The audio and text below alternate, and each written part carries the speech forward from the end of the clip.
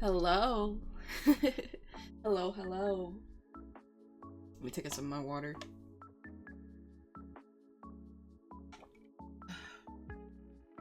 My throat is a bit scratchy today, so if I start coughing, I'll try to mute. But I apologize if you hear me coughing. I need to go to a doctor. I've been having issues with waking up coughing in the middle of the night, or acid, the acid reflux thing in your throat.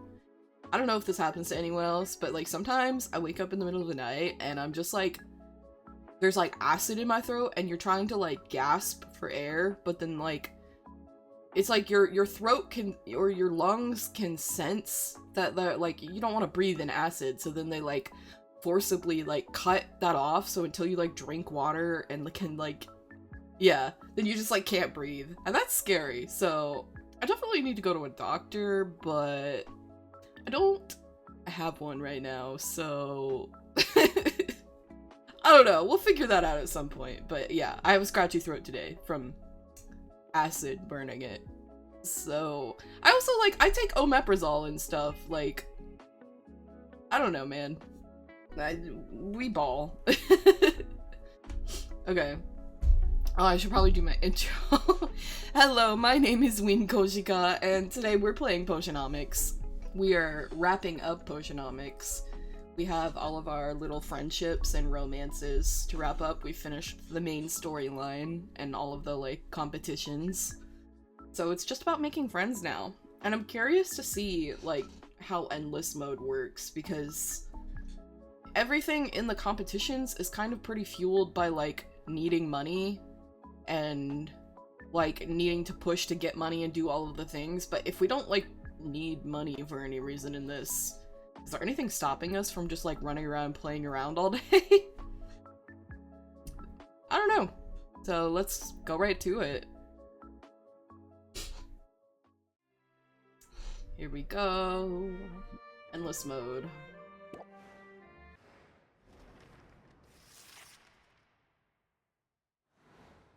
We've got our uncle chilling over there. All our pretty cauldrons. Ooh, I wonder if we could get a bunch of money and just send out expeditions to get more cosmetic stuff for our that would be fun. Just get a bunch of cosmetic stuff for our shop. Okay. Let's see, what have we got? We have some money to play with right now, but I just wanna... What potions do we have? We could theoretically send someone somewhere. We have some health potions. We don't have any tolerance potions though, so we'd probably have to send Corsac because he has the highest tolerance. Or make some tolerance potions. We should probably just make some tolerance potions. Just make a bunch and then send a bunch of people out. Hello! Welcome to stream. Hi, how are you today? Oh, I'm well. Morning. It's 10 AM here, so I just got my day started. I wake up kind of late. What about you? How are you?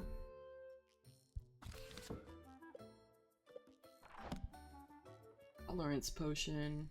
Oh, I forgot to tweet. Not tweet. I forgot to post somewhere. I should do that really quick. Just chilling. That's good. That's good to hear. It's good to have a relaxing Saturday. Oopsies. Let me send this here really quick. I am getting into the hang of posting to all the places, so sometimes I forget one. Okay. Did the thing. Ooh. Okay, tolerance. It's blues and purples.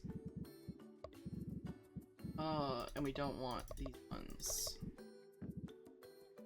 Oh, might as well start with both of the blue purples.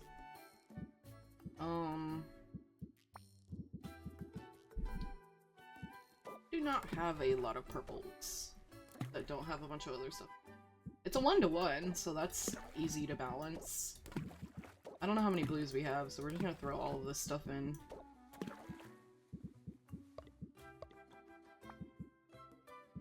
Oh, great. Wait, I didn't have it set to 66. Okay, that's almost even. We need 32. Oh! That's perfect. Cool. And it makes 6 of them, so that's, yeah, that's all we need.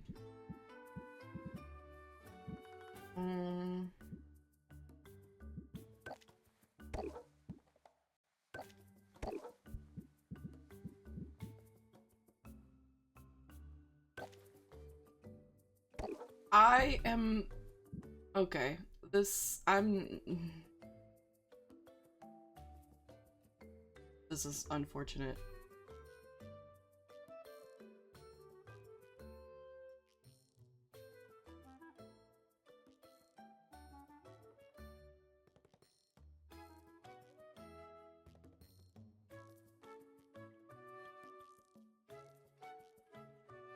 Please do not promote in my chat. Yeah. I was gentle last time, but I'm going to be more strict about it.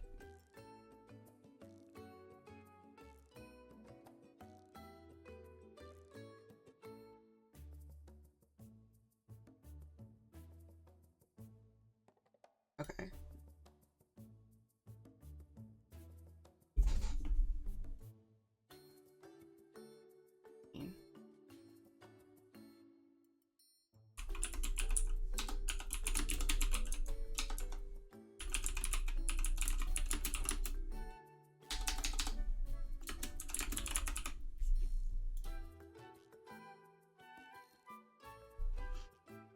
Okay, let's see. Let me...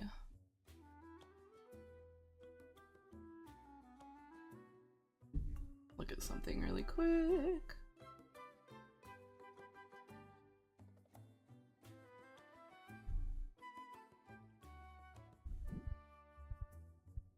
Let's brew! Got our tolerance potion. I forgot we have our little bud barrels. Oh, the one dragon cauldron. I need to get more of these cauldrons just so it all matches.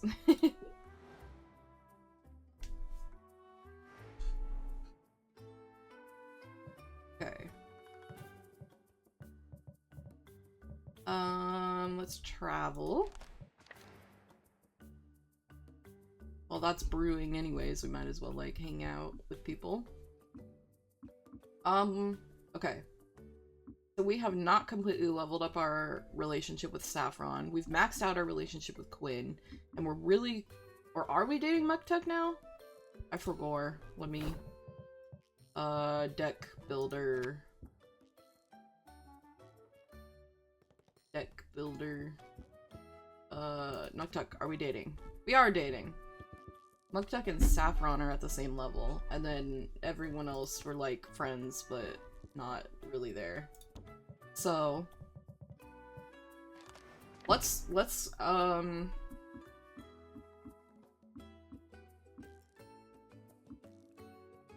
level up Saffron and Muktuk first, and then we can focus on our other friends. That way we can kind of get like full stories from people and not jumping around all over the place, you know? Saffron a gift. Saffron likes fruits, I think. Oh, nah, Saffron feels neutral about fruits. Ooh, let's plant a seed. We haven't done this yet. Takes like your whole day. Saffron is cradling something in her cupped hands. She opens them to reveal a single gleaming acorn. She and Sylvia embark on a winding walk through the forest before finally coming to a clearing. Freshly cut trunks and wheel tracks in the dirt mark the clearing as the work of woodcutters. Saffron kisses the oh god. What? Oh. I bumped my audio thing again. My bad.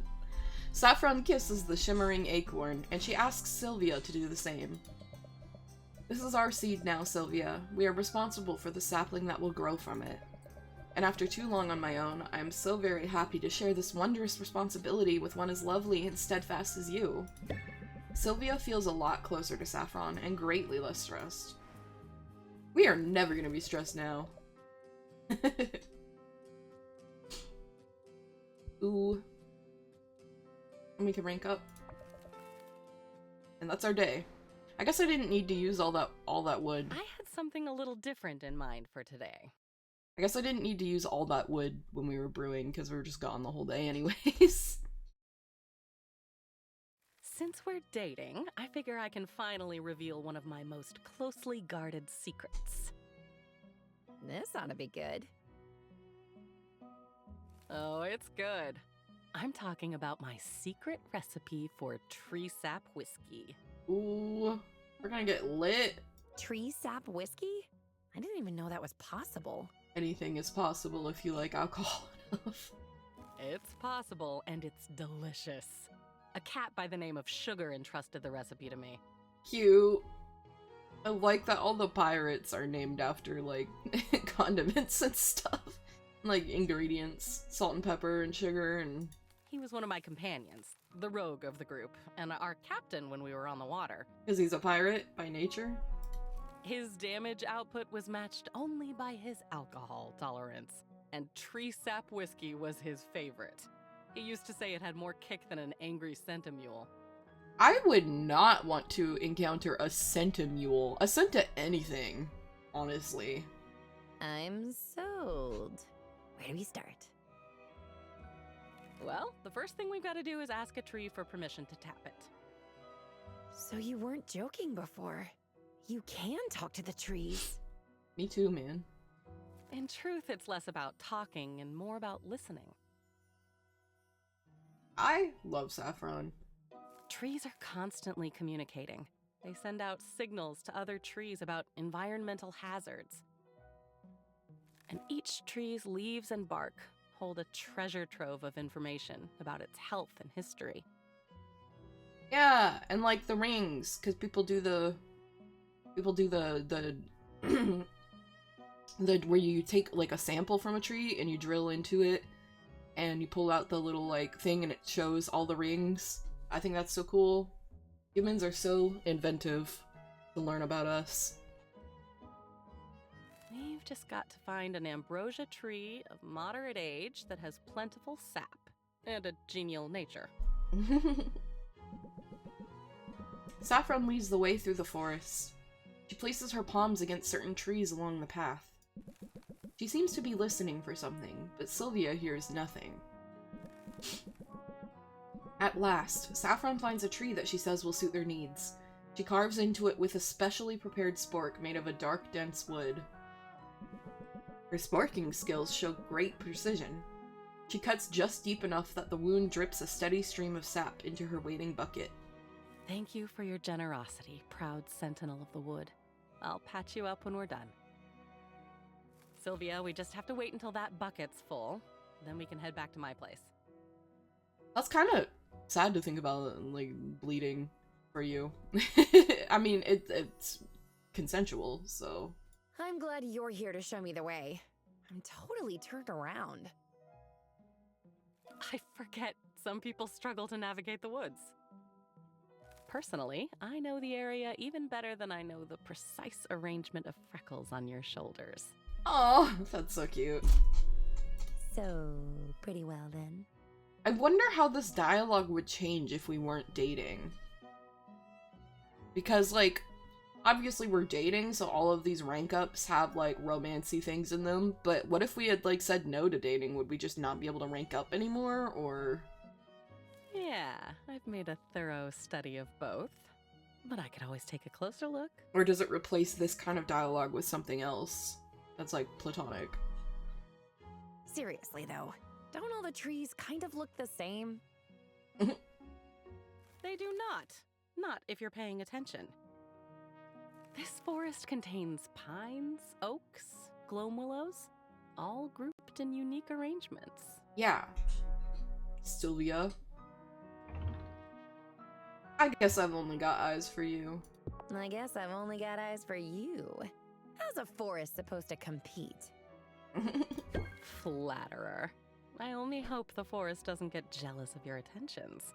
A place like this has teeth and a long memory. That's a good point. I felt like both of the options were good to reply with.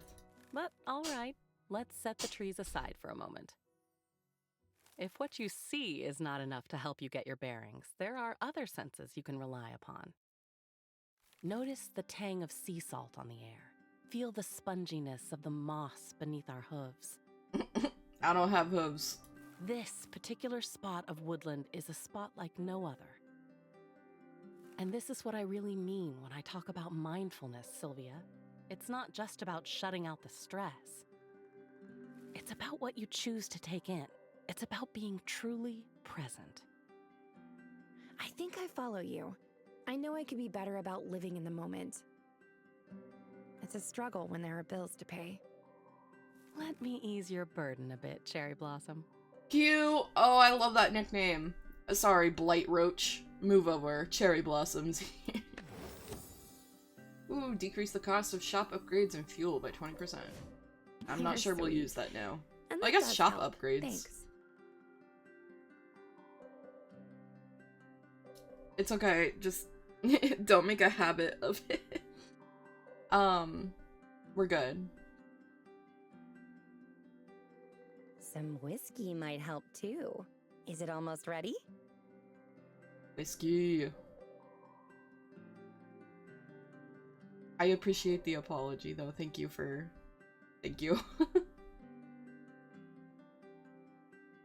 Oh, I'm afraid I may have given you the wrong impression. The whiskey's gonna take 1,000,000 years. This process takes several decades. But the anticipation is part of the pleasure. Take these next 30 years to prepare your senses. Oh no. And in the meantime, I've got some cheap moonshine stashed away in one of these tree hollows, I think. We still get alcohol today.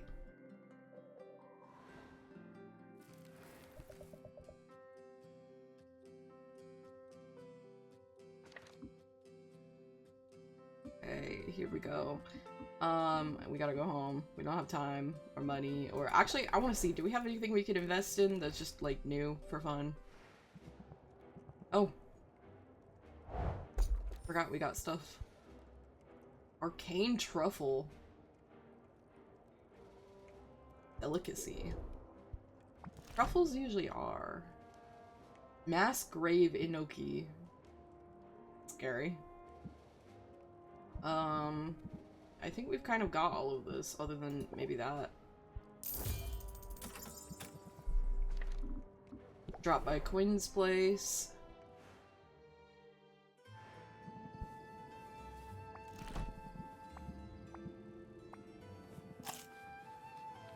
Thanks, buddy.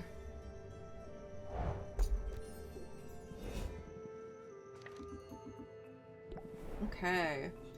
End our day. I wonder what it looks like. Oh, yeah, Oz, of course, wouldn't be sitting up there.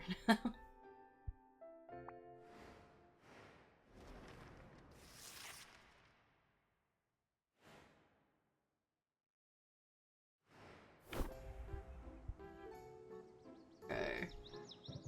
Our tolerance potions. Wait, didn't it just say increased value for tolerance potions? That's crazy. I'm not selling these.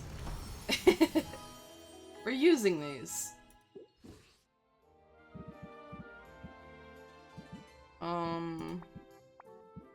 Okay. So we only have one mana potion, so that's only enough to send.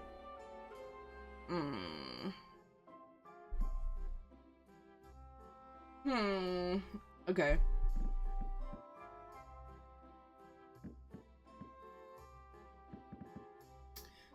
What if we got more, like, enhancers, you know?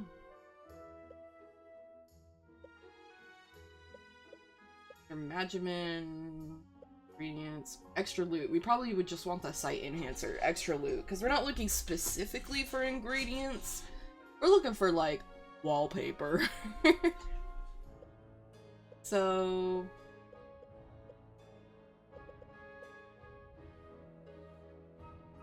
Sight enhancer.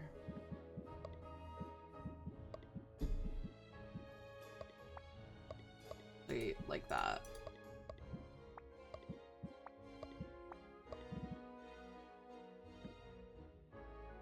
Let's go.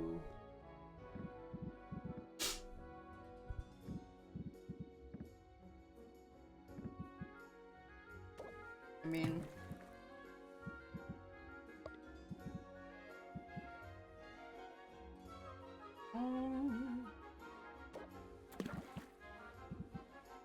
we should probably do that as well.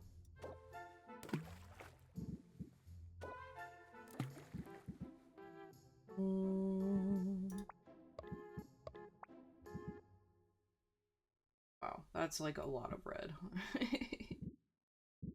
Guess I would need green yellows. Or just green.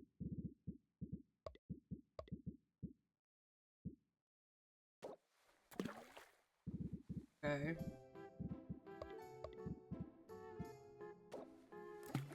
Green. And then I need a red 30.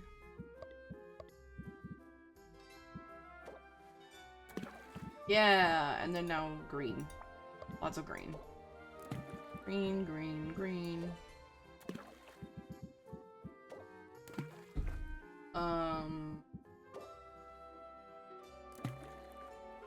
Yes. And I'm like 6 of them.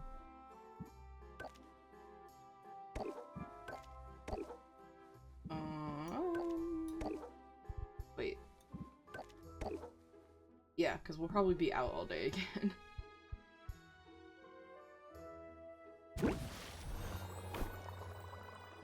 And then, is there anything else we can make that would also reduce time required? Retrieve more loot. Okay. Stamina. And then we need mana potions as well. Stamina, red, purple. Oh, I don't think we have any purples.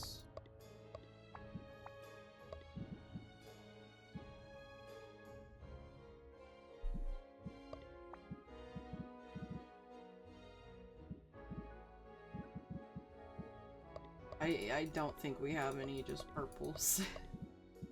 Yeah, we're out of purples. Okay, let's make our mana potion then. And then we'll make that next time. Oh, sneeze. Okay. Green, yellow.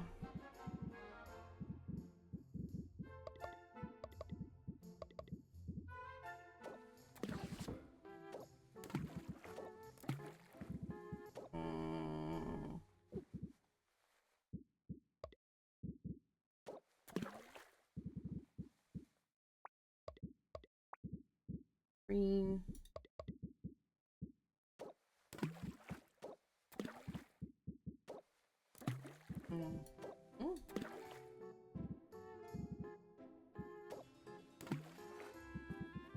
I just keep doing these and then throw in another like big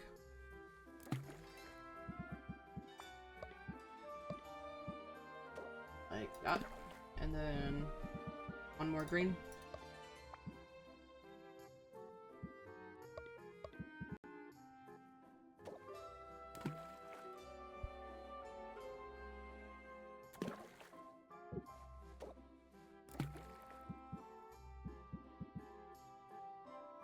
Okay. Yeah, that'll be perfect.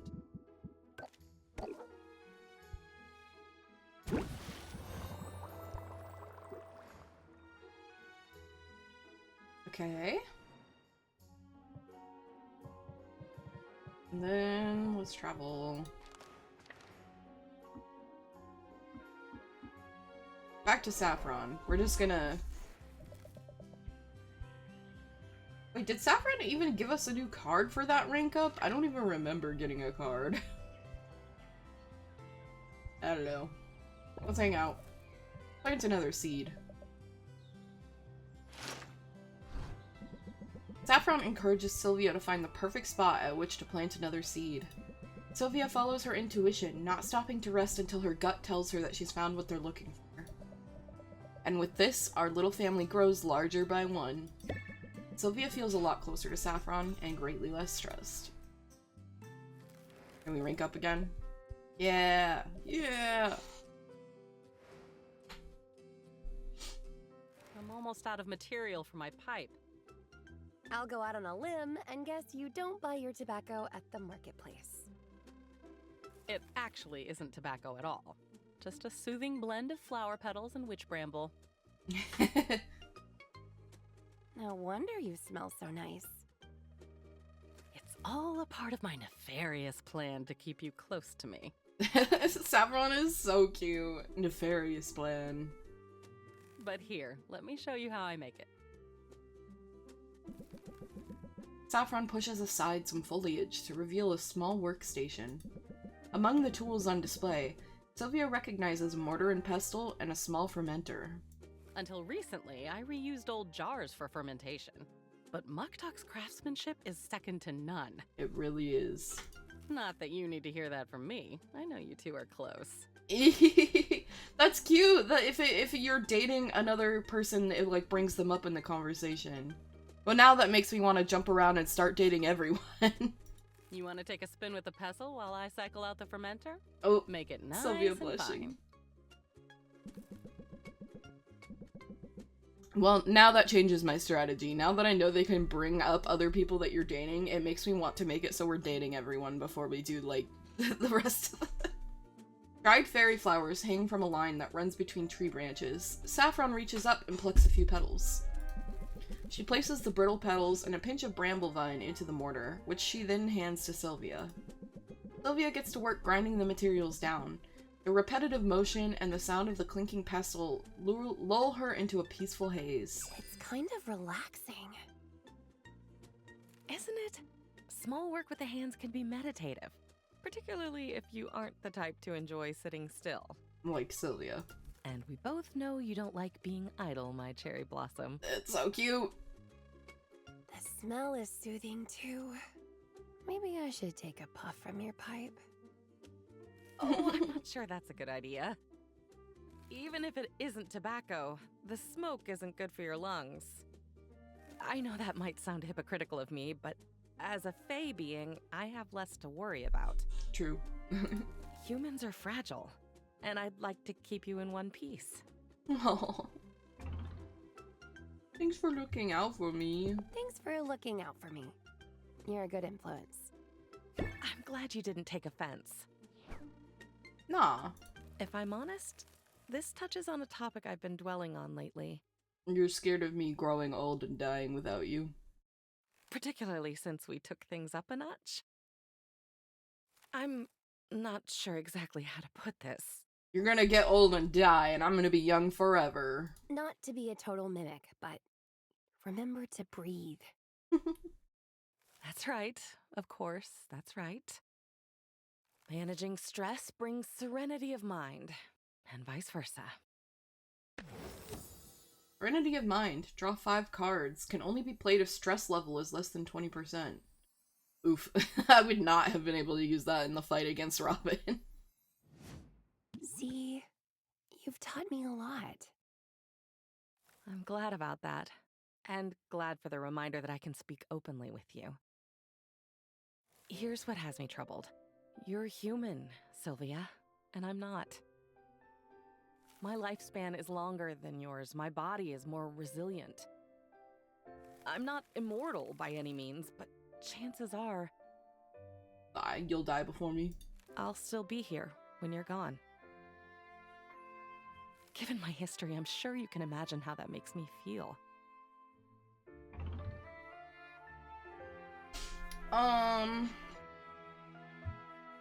Nothing is certain. The good stuff is worth some. I feel like this would be insensitive to say to her, but I'm not sure that this is any better.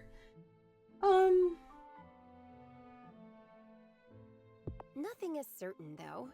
I mean, you could be mauled by a bear tomorrow. Or a slime could suffocate you in your sleep. Oh man, now I'm freaking out. I take your point. I'm dwelling on things that may not come to pass. And I wouldn't dream of suggesting that we shouldn't be dating. Cute. That's a relief. Hey, I'm not one for drama, you know that. I'm only trying to be honest about my fears. And if I'm overprotective at times, or if I ever seem like I'm trying to push you away, I hope you'll at least know where I'm coming from. Of course. You love us. You like us. Hee hee hee. Not a place of callousness, quite the opposite. I know you care about me. Good. Don't forget it. Oh. Please be patient with me, Sylvia. It's an adjustment for me. She's been alone for a long time in these woods. It might take me some time to get used to it. I want Saffron to understand that I'm not expecting her to move at anyone's pace but her own. Is this where we make a potion specifically for Saffron? Words don't seem sufficient. So how about a meaningful gesture? Oh yeah, a meaningful gesture like a potion. Fire tonic and ice tonic. Saffron needs reassurance that Sylvia is willing to let her set the pace of their relationship. Sacrificing a pair of resistance tonics ought to make the point nicely. Why? Stop and smell the potions. Why would a fire tonic and ice tonic specifically make Saffron feel better? That's funny. I mean, the one for Quinn made sense, but the fire and ice that's just funny to me. That's so silly. Okay, and I'm assuming that's how we get our final rank with Saffron.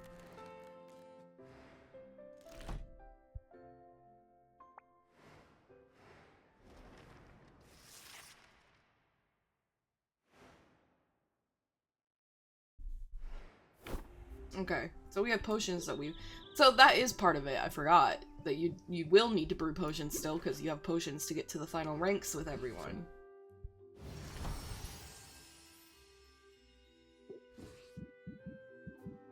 Got our sight enhancers, our mana potions. Okay, superior, and then, okay, yeah. So we need ingredients.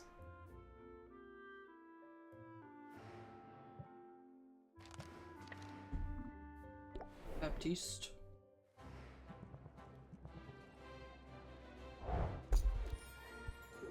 Thank you. Platinum slime. I don't remember if we've had all of these.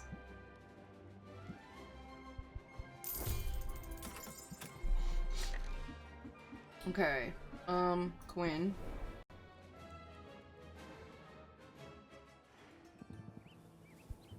Oh, you can rank up past the max?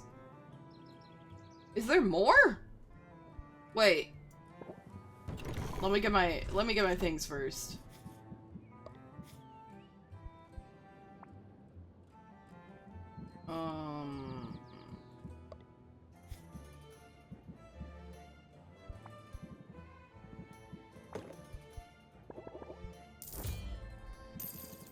Needed purple red.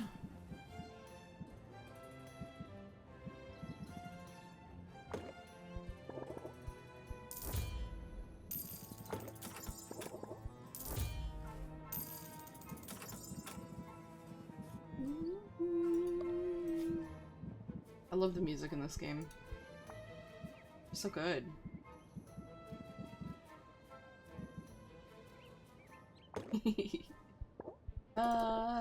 Five of those.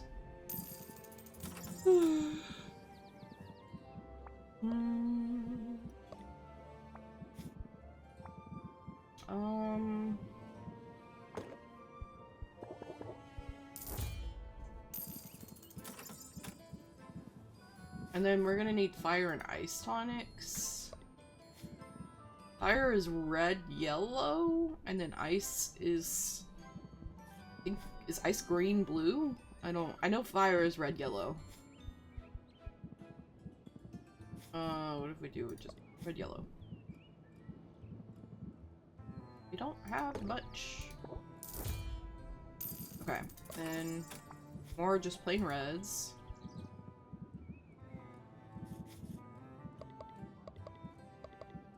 That'll make it easier.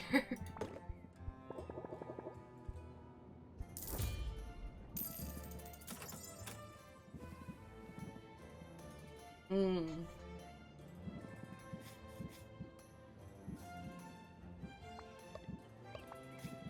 Wait. Right, we've got big yellows. We got, I think, enough yellows. Really the... Okay. We need more greens, because we've used, like, all of our greens.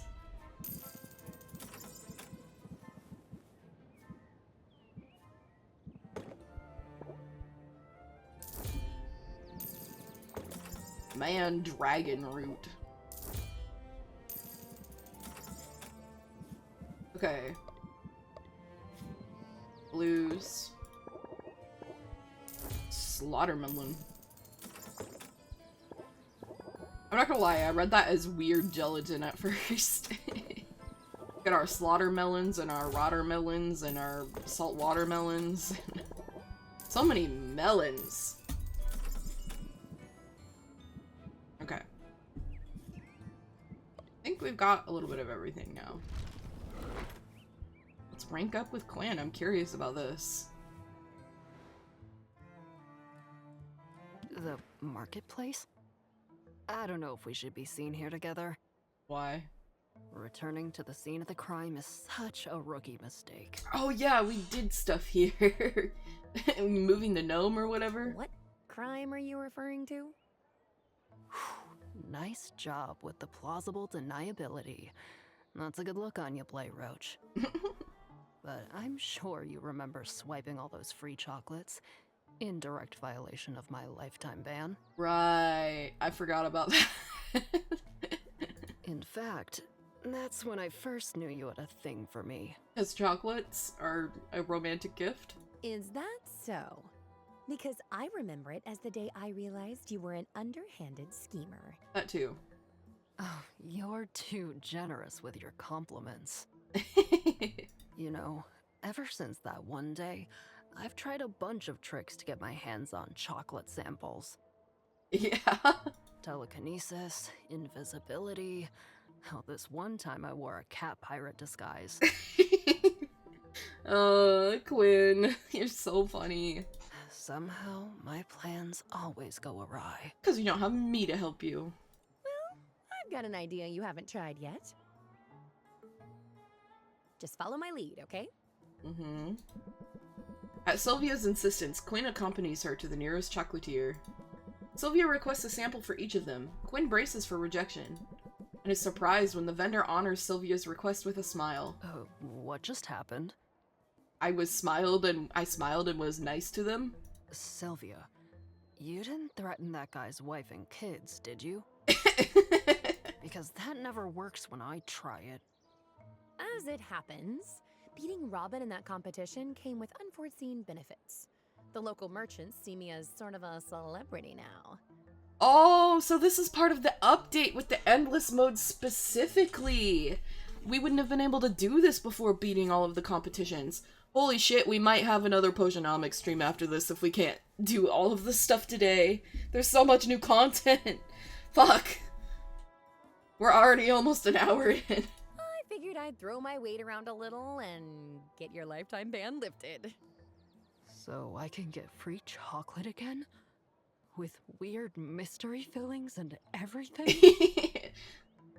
I would do anything for love. That's right. And if anybody gives you any trouble, you just send them my way. Mm-hmm. I'm not afraid to talk to their manager. I'll do it. I'll do it. Thanks, Sylvia. This is cool of you. Wait, hold on. I think I'm getting one of my visions, but this one's different. Yeah. This one's the future. Chocolate? What? Really?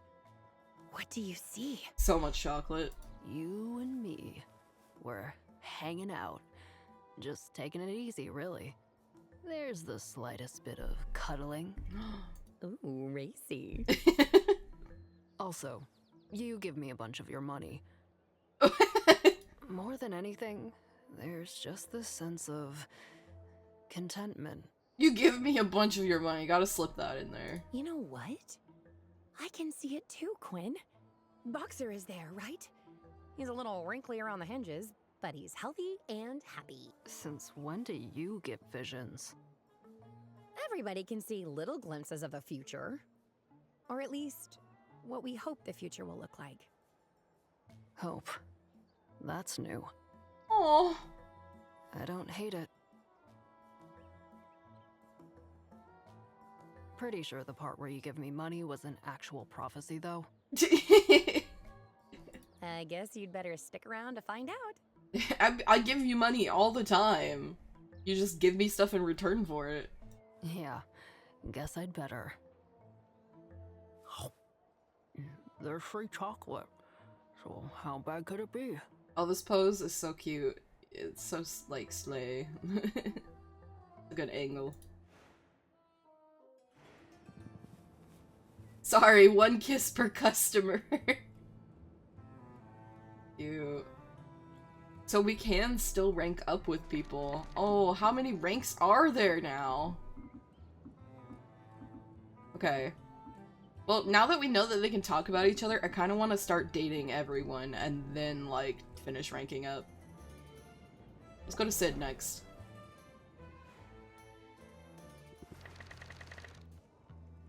Oh, we can already rank up with Sid. Say, Sylvia, how's your pitch?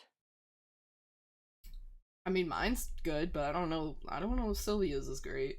And before you ask, I don't mean how far can you throw a slime ball. I mean musically. Do you have a good ear? I don't know. Nobody's ever asked me that before. Well, let's try it out. Twinkle, twinkle, little potion. Why? Your maker makes me feel emotion. Oh, cute. Are you flirting? What key was that in? I could not even tell you that. I do not have perfect pitch. I have relative pitch, so if you tell me, like, what something is, and then say a different note, I could tell you what it is in relation to that, or, like, what the note is if I know the first one. I do not have perfect pitch, though. The key to my heart! The key to my heart. I'm seriously charmed right now. You're cheesy is what you are. Oh. So cute. That's alright. I like cheesy. But I'm guessing you don't have much of a musical background. Not only that, but I've had a lot of potions explode in my face. What are you trying to say here? Not only am I not good at music, but I'm not good at the thing that my job's based on. My ears were ringing most of the way through college. Oh, I see. Tinnitus. College? You know, I missed out on that whole thing. I regret it sometimes. Aw. Tell me more. Did your career keep you from going to college? You guessed it. I got discovered young when some covers I put online caught a record exec's attention, which was obviously a dream come true. But it also means, as far back as I can remember, I've never had a normal life. That's rough. Like, you always hear about, like, celebrities who were, like, child actors or child whatever, like, Sabrina Carpenter is a great example, because, like, she's doing her own thing as an adult now, but because she was, like, a Disney star, there are all these expectations towards her, and people being like, you would do that at your show, at your concert that kids come to? You were on Disney. And it's like, okay, she's not on Disney anymore, and if you chose to bring your kids to that concert, that's on you. That's not on the artist performing. That's crazy. Whatever normal life means. Just like situations like that, or like Billie Eilish's situation being famous so young and people like both like sexualizing her and like slut shaming her, or like whatever she decides to do because she was so young when she became famous, that people like feel this kind of ownership over like celebrities, I feel like, and that's weird. Oh, hi Adrenaline Dragon, welcome. We're in the free mode of Potionomics now, wrapping up all of our friendships and relationships and everything. We're gonna date everyone. How are you today? Good point. I guess there are as many different ways to live as there are people. Still, sometimes I feel a little bit like an alien. Like I'm the only one who doesn't know the secret handshake. Oh, just usual work day. I hope it goes smoothly. I hope that your day is low stress and high reward, if there's any reward to be had. And that you can relax soon. Money and fame open a lot of doors. When it happens young, you don't always notice the doors that are closing. Oof. But enough of all that. My only real worry at the moment is simple. The acoustics in this place are driving me up the wall. I was hoping you could help me with a sound check. It'd help me figure out if I need to compensate. That sounds easy enough. All right, Sylvia. I knew I could count on you. Nice. Is this why you needed to know of Sylvia? Oh, am I? Okay, thank you. I was wondering, because it didn't pop up with the link, so I didn't, but that's how I post it everywhere else. Okay, I see. I need the whole... Thank you so much. I see. Yeah. I guess it's just like a formatting thing on different platforms, because I post it like that on... That's, like, actually, I keep, like, a thing in my notes. I keep a thing in my notes for, like, so I just, like, do a copy and paste on Twitter and Blue Sky and stuff, and so I just used the same thing, but I will edit that. Thank you so much for letting me know, I appreciate it. I will, for future streams, I will change the link. Thank you.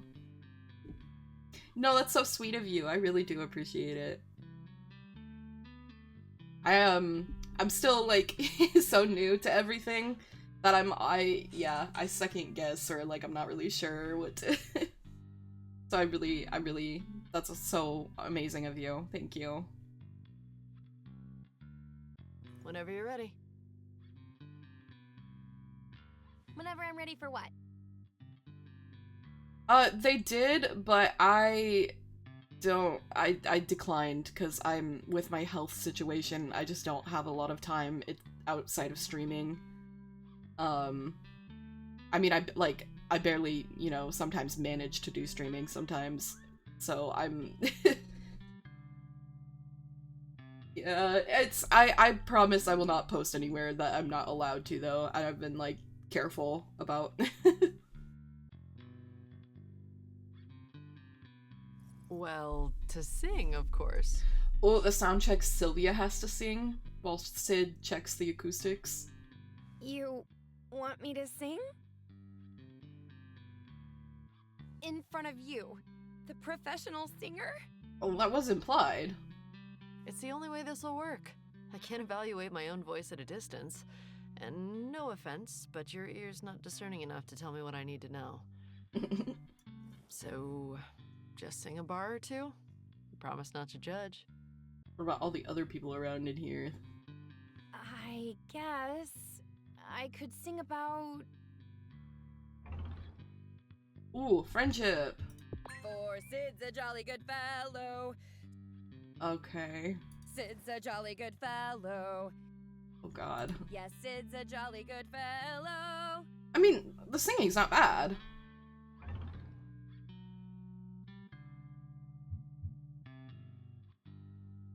Unless you are friend or foe. Friend? It's fiend. Sid's not jolly if you're a friend. Ooh, nice flourish at the end there.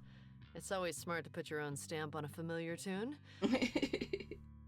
And of course, I'm a sucker for a good rhyme. Anyway, that's everything I needed. I'll make some adjustments. I wonder how Baptiste would feel about some dampening wards. So it's too echoey in here. Sound is too wet. Are you performing soon? Actually, I'm not. I traded shifts with a juggler. The heroes are gonna eat him alive, probably. What kind of entertainment is juggling for, like, background? but I decided that I need to devote some time to songwriting. Ooh. You're the one who inspired me to do it, actually. You remember our conversation in the market? This is cute, and that's like that image in the credits where Sid like new single. That's exciting! What's the song about? I figured I'd start with a hero ballad. I think I've got a unique enough angle. You're a ballad about yourself? But who should the hero be? I'll let you pick. An underdog. An underdog. Give the people someone they can't help but root for. And tug on those heartstrings, right? I think you're onto something. Thanks for the input. And thanks for helping me out today. You've more than earned this. A coupon! Well, that's perfect, because we're gonna send people on I guess my adventures. singing wasn't so bad after all. If you've got an itch to perform, I know a juggler who could use an opening act. Either way, I hope you'll drop in again soon. The guild hall's a fun place. And it's even better when you're around. Cute.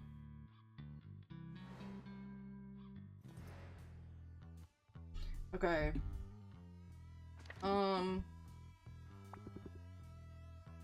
Can we...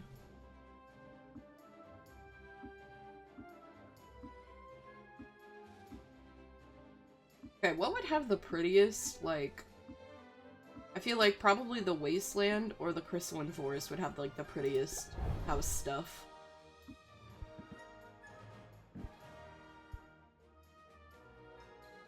Great or Silence Cure, we have a Superior, so that would work fine.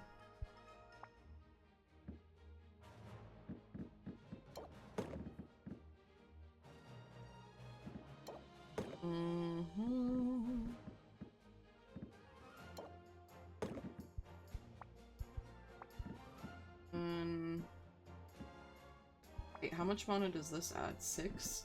We'll save that for if we want to go to, like, the really intense place.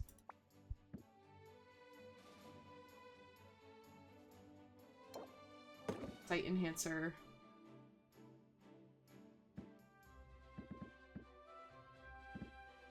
Oh yeah, and I guess we wanted that other before we do this.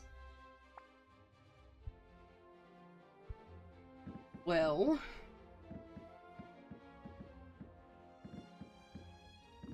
Not the Seeking Enhancer, we wanted the Stamina Potion. Get more.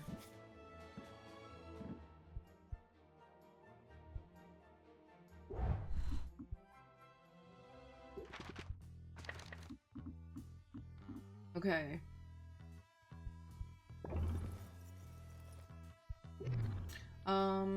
We've done a rank up with Sid. Let's do a rank up with...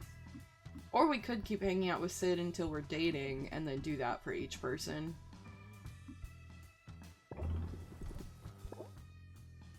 Read fan mail.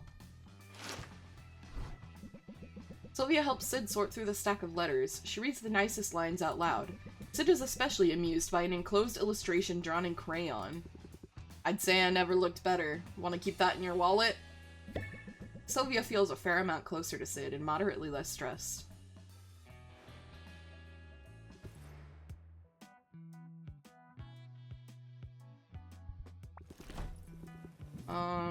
Would Sid like a shell? Oh, Sid does not like the salt shell. Sorry, buddy.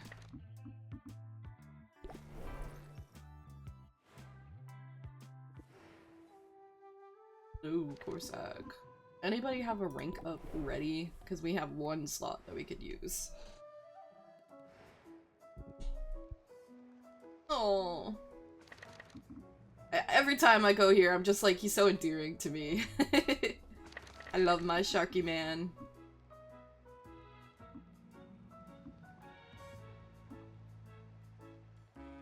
Okay. Let's see. Roxanne. Roxanne does have a rank up.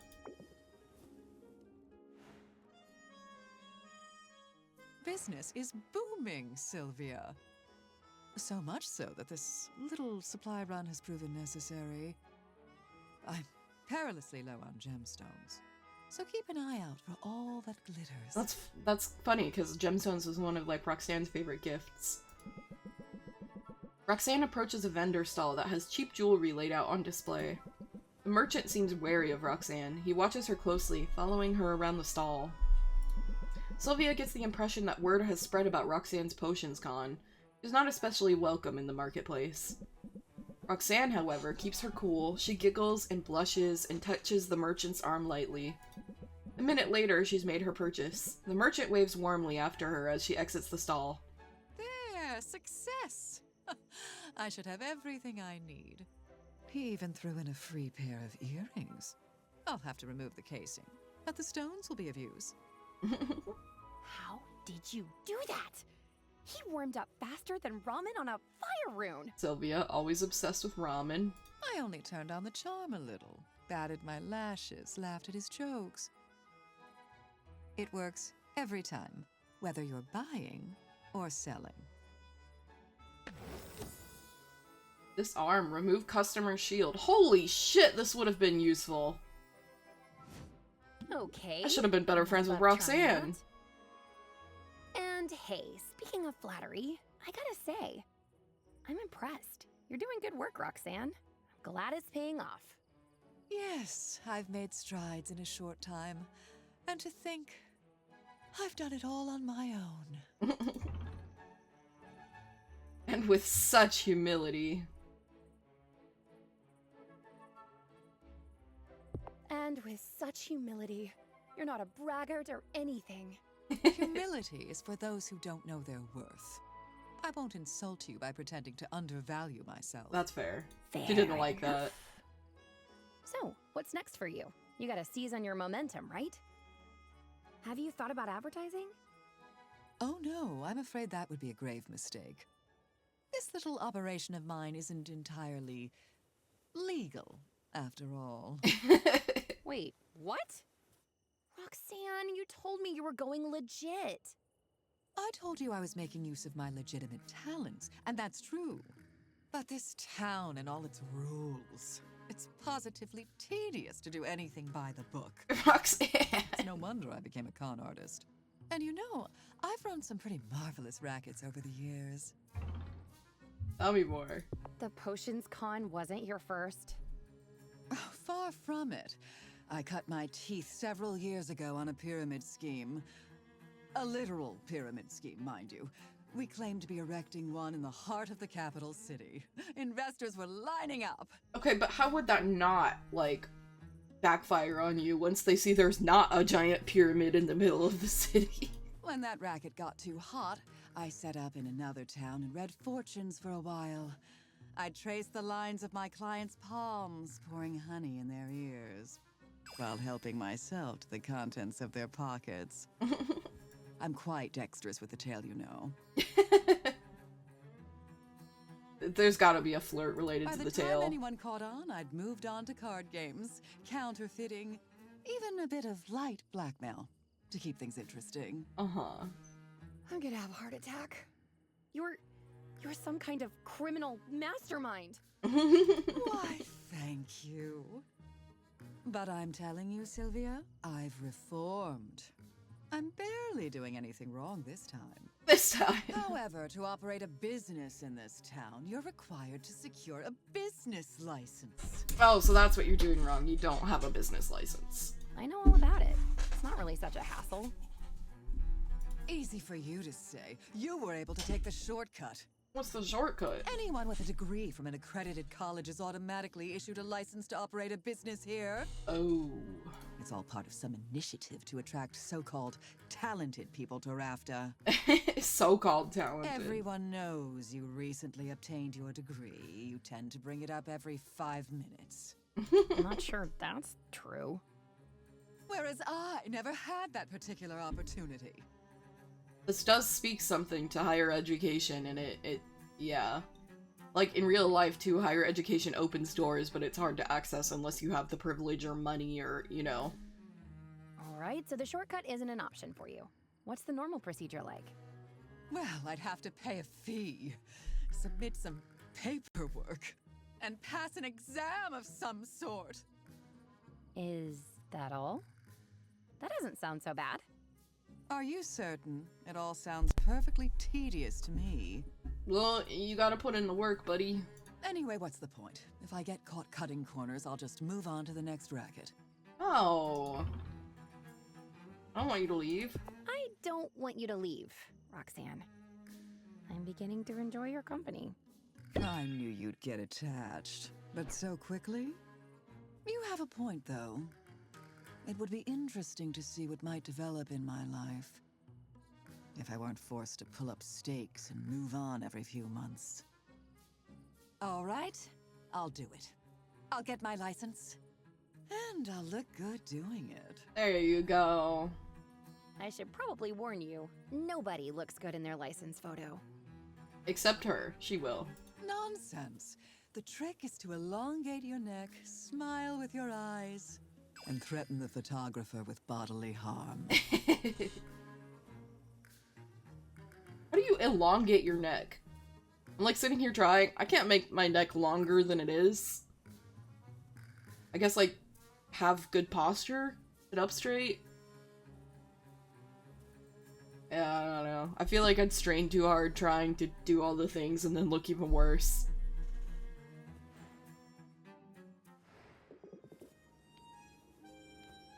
Ew. Okay. Time to go home. AKA upstairs. Because this is our basement.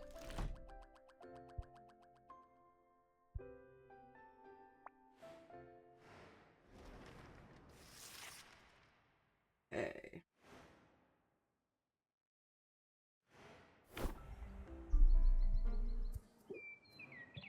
Let's make...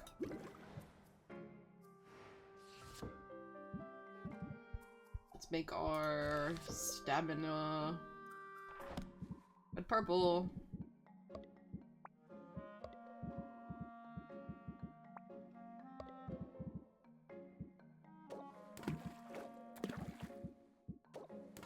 Yay.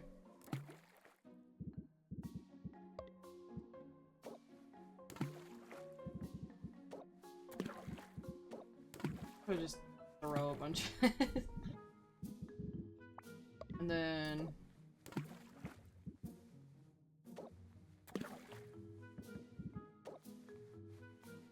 Okay, I should probably stick some just red in there.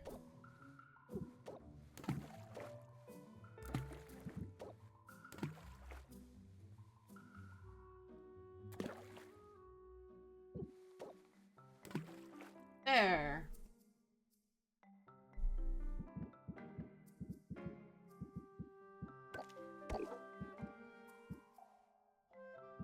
One, two, three, four, five. Yeah, that would work.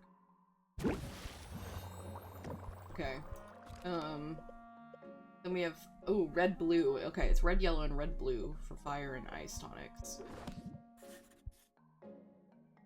Superior. Okay.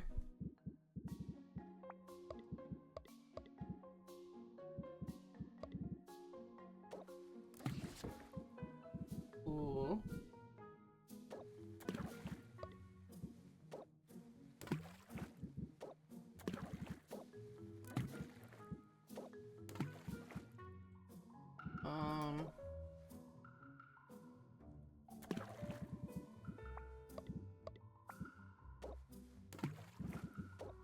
Wow.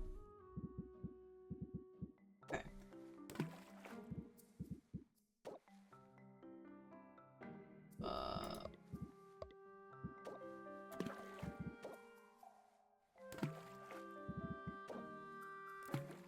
Okay, 22. If I...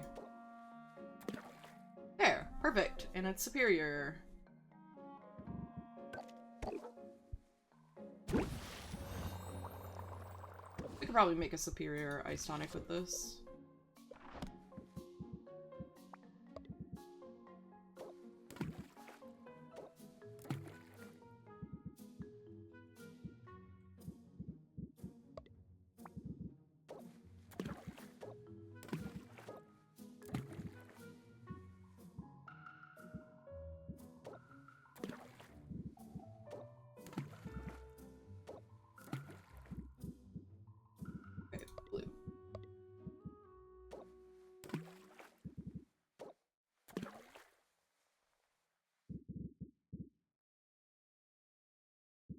We could not make a superior. We could make a Grant. I guess it would become superior, wouldn't it?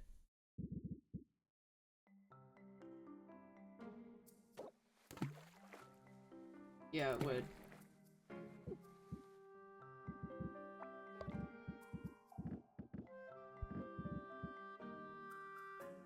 Okay, what if I got rid of this? And this, and just did, like, bigger.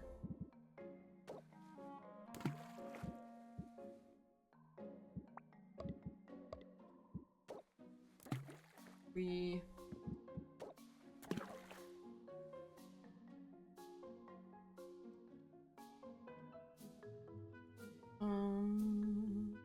Get rid of the 20... Nope, because I don't have anything bigger than that now.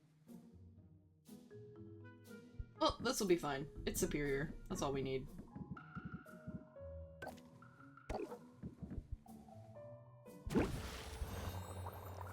Wait.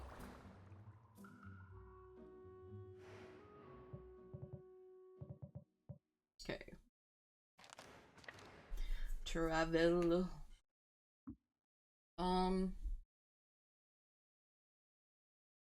I really want to hang out with Finn. Boss Finn, the life coach. Looking for me? I sure am, buddy. TCG collecting. Trading card game. Want to build a deck? Does he play Magic? Pokemon? Yu-Gi-Oh! Finn brings Sylvia to a local hobby shop that's just received a shipment of Rafto's hottest collectible trading card game, Itsy Bitsy Kaiju! Finn holds each card pack in his palm, one after another, as if trying to sense the slightest variation in weight. He finally resorts to sniffing the card packs. A sharp, crafty smile spreads across his face. Aha! Their fancy vacuum-sealed packaging can't fool me. This pack's got a rare holofoil chase variant, or my name's not Boss Finn. Sylvia feels a fair amount closer to Finn and moderately less stressed. I love that it's like Finn in his like competition circuit is like so intimidating and a big jerk, but then it like turns out he's just a giant nerd who likes card games and aquariums. Let's rank up. You hungry? Oh boy, ice cream! And you're treating? Least I can do, Teach. Since you've been so kind as to take me under your fin. I've been called a lot of names over the years. Most of them more or less deserved. So cute. But nobody ever had cause to call me a mooch. And nobody's ever called me late to ice cream. So, what'll you have? Me? I'm in the mood for one of the meat flavors. Meat ice cream. As soon as Sylvia's gaze finds the daily specials board, she knows her answer. Advertised there in full-color splendor is a mouth-watering construction of polychromatic ice cream scoops topped with towering spirals of whipped cream, gooey chocolate, and a glittering gold flakes. It's called Legendary Loot. Legendary. I must have it. The reality, however, doesn't quite live up to the fantasy. It looked better in the picture. Ooh, Miss Sylvia's dessert is certainly as colorful as the one in the advertisement, but the similarities end there. Instead of being shaped into distinct scoops, her ice cream is a runny mess. The whipped cream is a formless puddle, the chocolate clumpy, and the gold flakes non-existent. Hold on. That's supposed to be the thing from the picture? Don't know why you'd want such an abomination to begin with, but that ain't it. That ain't it. Hair is so cool. Look at that dark blue on the ombre. That's so cool. I mean, it's fine. It's going to taste great. And that's the whole point, really. Nuh-uh, don't do that. Don't make excuses for someone else's failings. Aw. He's upset on our behalf. And don't settle for less than you were promised either. You wanted the monstrosity from the photo, and that's what you'll get. Leave it to me. Aw, Finn's gonna take care of us. Sylvia watches as Finn returns to the counter and calmly requests a conversation with the manager. She braces herself, half expecting him to make a scene, but he keeps his hands to himself and his volume at a reasonable level. See, I just can't help but wonder if we've got a case of false advertising on our hands. As the manager, I'll bet you could personally craft a new one that looks a lot better, yeah? Really show your ice cream slingers how to earn their minimum wage. Unless you want me to come back there and do it myself. Hell yeah. The manager does not want that. By the end of the exchange, Finn is presented with a picture-perfect serving of legendary loot, which he bequeaths to Sylvia. Now this is more like it. Look at all the gold on this one. Yeah, seems they were out of the gold flakes, so the manager kindly dipped into his own salary. Careful as you eat it. Might still be some whole coins in there. Jackpot! Jackpot? I can't believe I've gone from a free dessert to a profitable one. Hey, what can I say? I'm a wheel greaser. In fact, I've been working my magic all over town. You'll find pretty much everybody is ready to cut you a deal. Decrease the cost of all vendor shops by 5%. That's crazy! Wow, seriously? That's going to be huge for my bottom line. Didn't I tell you, Teach? I knew I'd find some way to repay you. Finn is so cool. We want him on our side. We like being friends with Finn. And if I went above and beyond in this instance, well, maybe I'm getting a little sweet on you. Ah! Yes! Yes! Let's date the Shark Man! Maybe I am too. Or maybe it's just the sugar rush. Either way, I'm glad we did this. And I look forward to gobbling up more of your wisdom. You can gobble me. Soon as we're done gobbling up this ice cream. I gotta finish mine before the flies get to it. Oh yeah, meat flavor. I adore Finn. Finn is one of my favorites for sure. I am so glad we got this content expansion for him. Look at that, my guy here. He's so cute. He's so cute to me. Welcome. I say he's one of my favorites, but then I go to the next character and I'm like, oh, they're one of my favorites. They're all my favorites. Like Corsac, I adore Corsac too. Book club! Let me grab my copy. Corsac has invited Sylvia to the inaugural meeting of his book club. She is the only person he invited, which comes as news to her. If she'd known, she would have made more of an effort to do the reading. She assumed she'd be able to hang out in the background and enjoy free snacks. Corsac's copy of the book is well worn. He explains it's the tale of an aging hero of destiny, but it's also somehow a parable about the illusion of choice in a market-based political structure. Sylvia finds it hard to follow. Don't feel bad. We can eat some bar snacks and you can read it later. Sylvia feels a fair amount closer to Corsac and moderately less stressed. Hello! Welcome! It's going well. We're hanging with our boy Corsac right now. We're doing, the endless mode of Potionomics to wrap up all of our friendships and stuff. This is planned to be the last stream of Potionomics, but, I found out there's a lot more in this endless mode that, like, added content, with the update, so there might be more than one stream's worth. We'll see. How are you? How's your day going? Oh.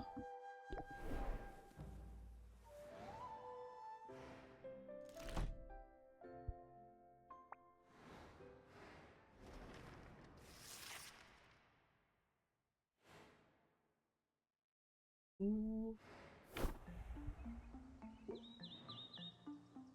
Kind of a nothing day. I was planning on continuing my VN to finish it. Like, reading or writing? Like, are you creating a visual novel, or were you, like, reading one that you were enjoying? Reading. That makes sense. I never know, though. There's a lot of creative people that pop by that I'm like, wow, you do that? Okay. Bruce, what VN are you reading, if I can ask?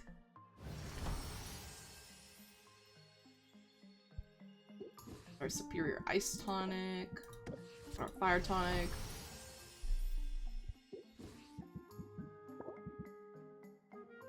Kara no Shouju. Oh, I see.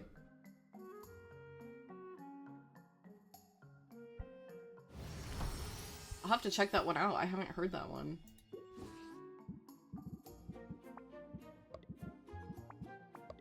Oh.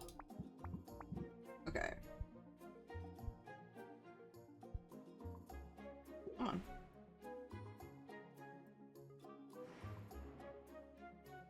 The gruesome murder mystery. I wouldn't expect that from the name, Kara no Shoujo. That's interesting. Okay, now that really makes me want to read it.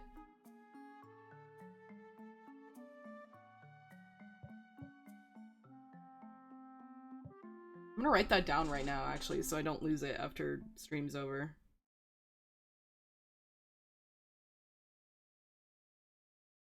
Cartagro first? Okay, I'll write both of those down. I'll look into, like, whatever and read it in the order that...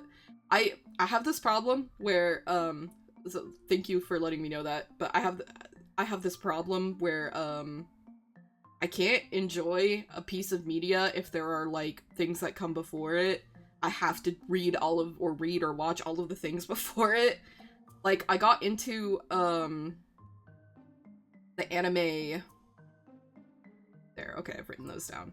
I got into the anime, it's like Lord El Minoi, whatever. It's like part of the Fate series. I didn't know it was a spin-off from the Fate series.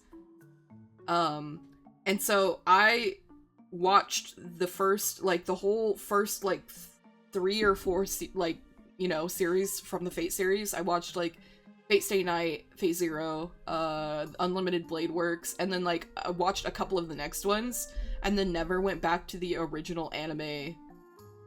Never went back to the original anime that I started it all for in the first place, so I've still not finished the Lord El Malloy. It's the spin-off about the guy who had the who was part of the Fate thing, but wasn't supposed to be. Like, he took someone else's hero, and then the other guy died, so then he had to, like, take his identity or whatever. It's like the spin-off about that guy, but I never went back to it. 40% of the characters in Kara no Shoujo are from Cartagro. That tracks! Yeah, I will definitely read the first one before. But I do that with everything, where even if it's, like, semi-unrelated, I can't stand, like, not understanding the jokes or, like, the lore, so I have to, like, do all of the source content. It was the same with, like, I started watching, like, Legacy, one Vampire Diaries spinoff, but I didn't know it was a Vampire Diaries spinoff, and I don't like Vampire Diaries. But I literally watched all of Vampire Diaries in the originals just so I could watch the Legacy spinoff and understand where these characters come from. It wasn't worth it, but I did it. I still don't like Vampire Diaries after having seen the whole thing. Fate is interesting because all of the anime adaptations are incomplete. Yeah, I noticed that too, because I looked into, like, the lore of the visual novels and versus the animes versus there's, like, there's, like, stuff that's just in, like, the Fate series is so confusing to me. But I went with the animes so I could at least get some of the something, like, you know, what's going on, and as much as I could, and then never finished it because I was like, there's so many of them. Like, holy shit, there's so many. And then, like, the first 3 anime series being, like, the different paths of the visual novel, like, the different romance, with, like, Saber versus, the purple-haired one versus the dark-haired one, yeah. VN is the original, everything else is a spin-off. Yeah, I knew that, but then I never got into the visual novel because I just wanted to do it for the anime, and then it got so confusing that I kind of gave up. I might go back to it at some point because I really did like that spin-off anime. I liked the, like, vibes of it. And I loved, like, when I watched the Fate series, the original Fate Stay Night, I was like, it was fine. I really liked Fate Zero. I loved the, like, prequel kind of aspect to it, of like finding out what happened in like the generation before, like the previous game. And then Unlimited Blade Works was confusing to me. I mean, it was also interesting because like getting that other third aspect of the story, at that point you're like so involved with it. But it was definitely confusing as well. It picks up after a bit. Yeah, I'll have to look into it. I have to admit, I don't keep up with visual novels as much as I do with like other forms of media, like comics or shows or whatever, just because of the... I think it's just the formatting. Like, if it was as a straight-up comic where I could read it at my pace and like go faster, then Ilya's the most important character in Fate and all of her screen time is cut. Is she really?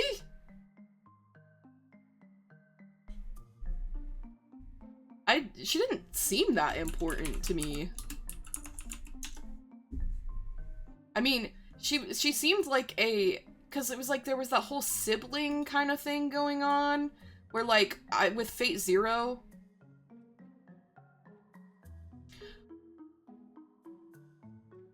Well, I mean, like, with comics I like scroll pretty quickly, and then with most visual novels that I've seen that have like voicing and stuff, it kind of like, you can click to get through the... whatever, but then it's... I don't know, I think it's just the experience. I'm not sure. Because I do enjoy some visual novels, but it's like hit or miss for me, I feel like. Because like some of them I feel like I'm sitting there... I don't know. Like, I feel bad skipping the voicing, but then I'm sitting there like waiting, and then I think it's just a personal thing, me being weird about it. But yeah, with Ilya, it's like, I got the whole like sibling dynamic thing in the original Fate of like her calling him like whatever, and then in Fate Zero, the whole thing with her mom, and, well, was she technically her mom? Well, whatever, and like, and the main character's dad. Yeah, but I definitely didn't, I felt like her story didn't, it felt weird the way it fit into everything else, if that makes sense. But I guess that's fair. If like a lot of her stuff was cut, then of course it would be more confusing. So I definitely... This is getting me my interest peaked back into the Fate series, which will be so much time. But I'll have to check out the visual novel when I have time. I think that's the other thing too, is I don't spend a lot of time at the computer when I'm not doing streaming stuff. So I don't know if there's like a mobile version, like probably not. A lot of that stuff is very like, you know, I spend a lot of time on mobile devices, which is what makes, I think, comics and shows and stuff more accessible to me, because of, you can watch them or read them anywhere. You have a Steam Deck? I do not have a Steam Deck. I have a Switch. It's, you know, I mean, not that they're at all the same device, but like, it was, you know, looking between the Steam Deck and the Switch, I was like, well, I can play Steam games on my computer, but I can't play Switch games on those, so I bought the Switch, and then have not bought the Steam Deck. I just was like looking at the similarly shaped devices of like portable, you know.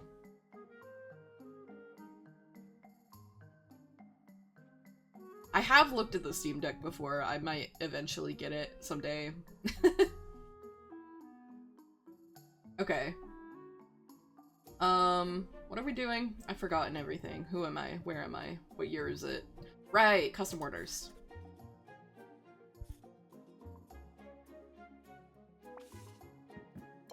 Saffron. Sorry, they taste really bad.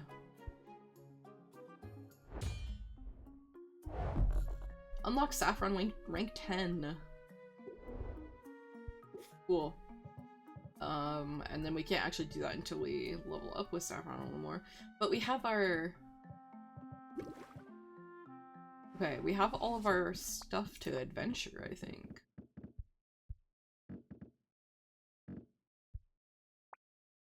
We have so much stuff.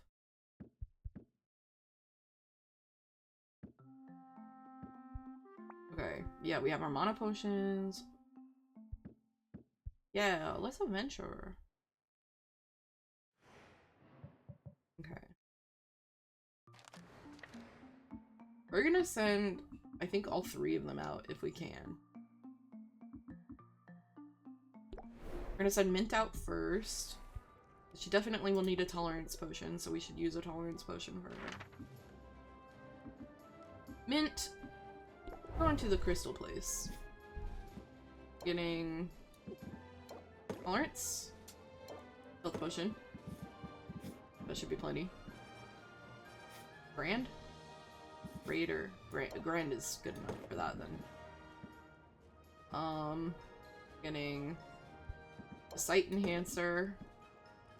A mana potion. A stamina potion. And I mean, we might as actually no. If we're getting ones with rare Imagimins, then we would want. I mean, we might as well. Who cares? Okay.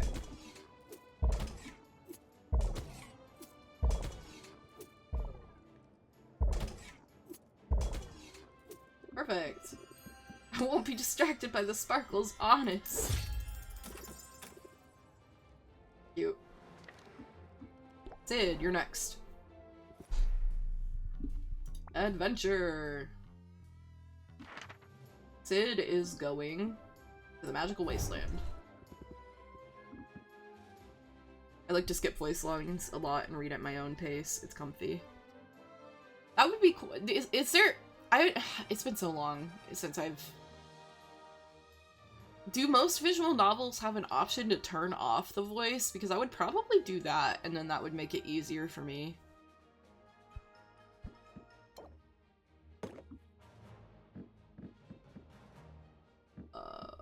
Petrification, masterwork. Yeah. Curse cure. You definitely need a tolerance potion now then, because you're gonna need mana, you're gonna need health. You're gonna need sight enhancer. Stamina. Let's test it. I don't know if that's enough health though.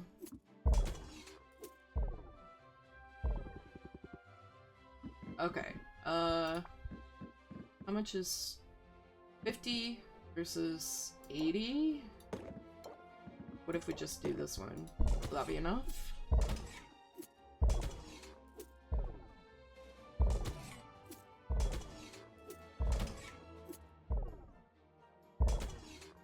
Oh wait, I guess I didn't think about, we could do this and then do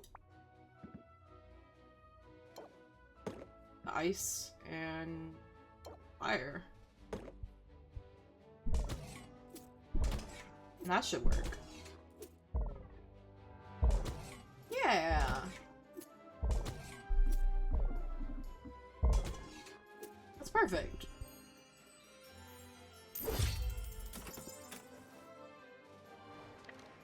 And then you're going out too. Oh, we should rank up first though.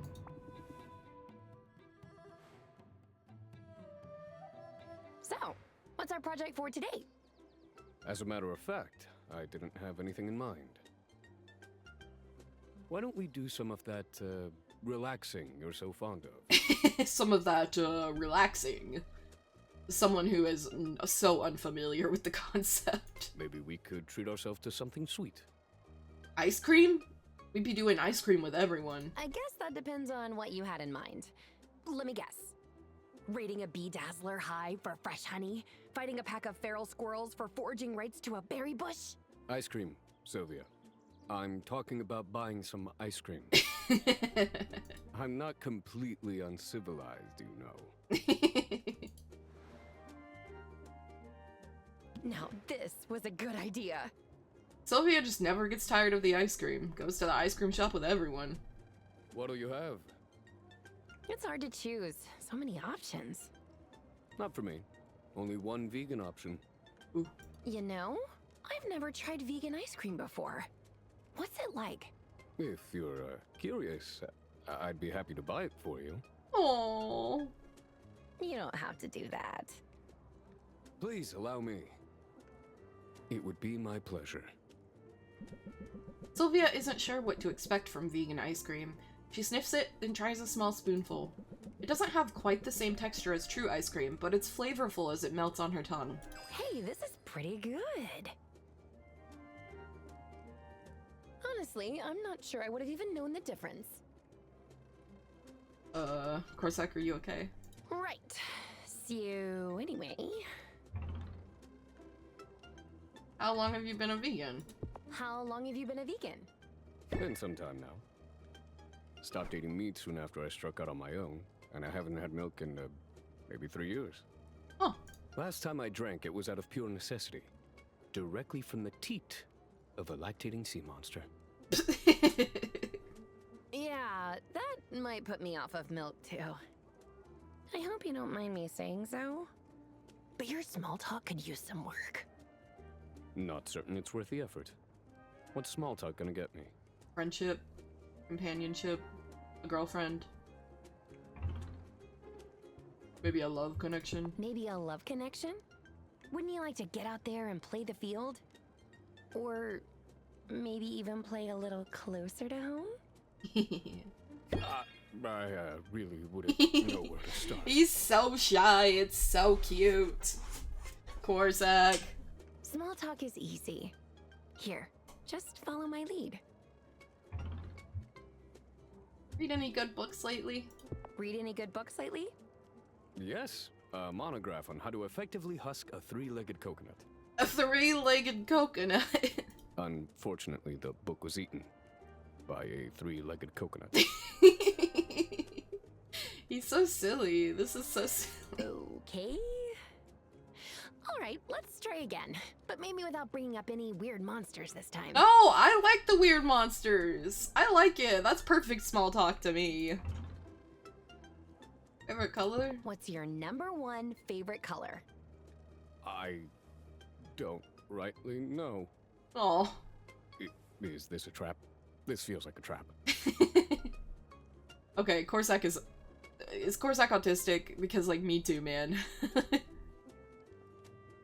Corsac, relax. There's literally no wrong answer here.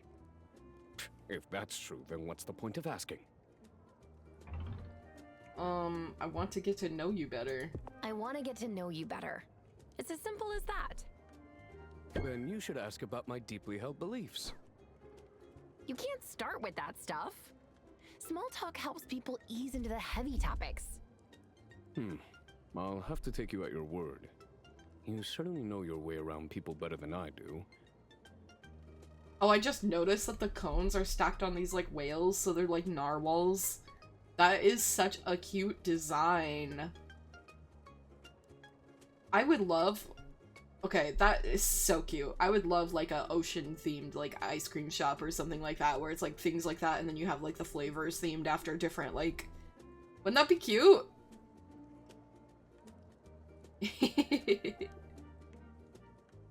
Although there's something to be said for insulating yourself from all the frenzied socializing and intrigue.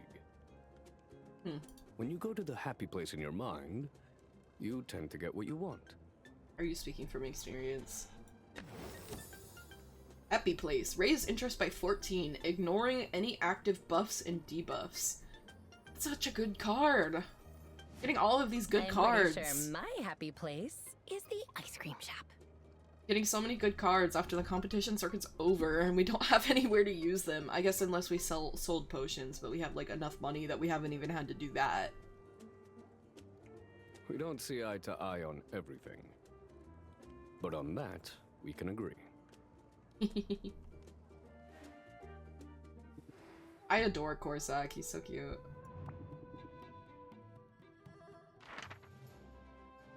Okay, Corsac is going to...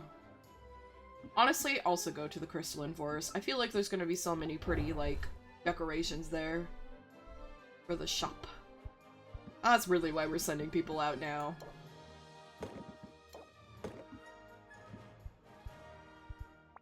Hmm. 12, 24... I don't think that's enough. I think we need a bigger one. This... Let's Let's test it. Oh wait. Also need silence cure.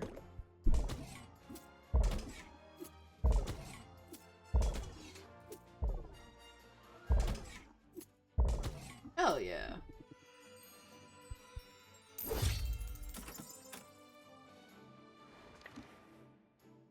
So cute. Okay, all of our heroes are gone. Who should we visit? Well, I guess we did just do those potions for Saffron.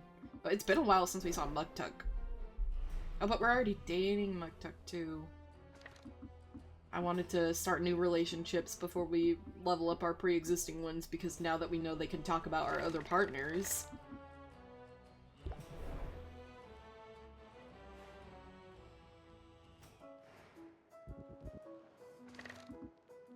We'll talk to Luna eventually. I don't know. Her personality is just, like, not super appealing to me. Well, now I feel bad that we've been ignoring her, so I should probably...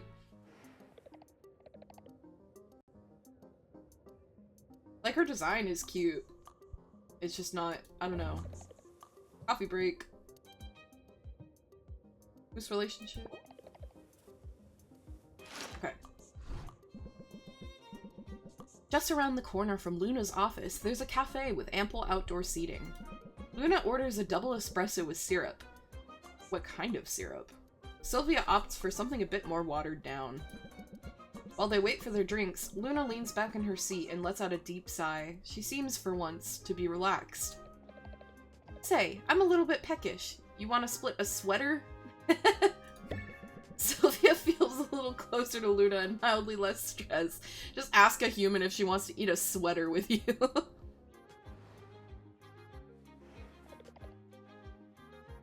Luna is cute. I love her design that she's like, it's interesting because her name is Luna, but her wings are like rosy maple moth wings, not lunar moth wings.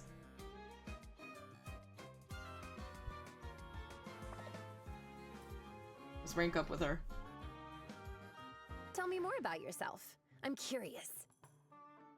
Oh, sure. I have a copy of my CV that you can take with you. It lists everything. Degrees, internships. That's not what I meant. It basically starts in kindergarten and keeps going. Uh-huh. That's good information to have. That's good information to have if we're going to be in business together. I know, right? You get it. But I'm also curious about you as a person. What's your story? Ooh, that's a tough one. I mean, where to begin? Well, are you new to town? Yeah, she is. She's got the, like, it's interesting because she's got, like, the white fuzzy, like a lunar moth, or like a, like, you know, any of those, like, silk moths. But her wings are rosy maple wings. But her name is Luna. Yeah, she's Moth Girl. Which is why, like, I want to like her. Her design is really cute. But she's got the, like, you know, the fast, super busy, like, workaholic kind of personality. And that kind of, I'm like, Oh, yes.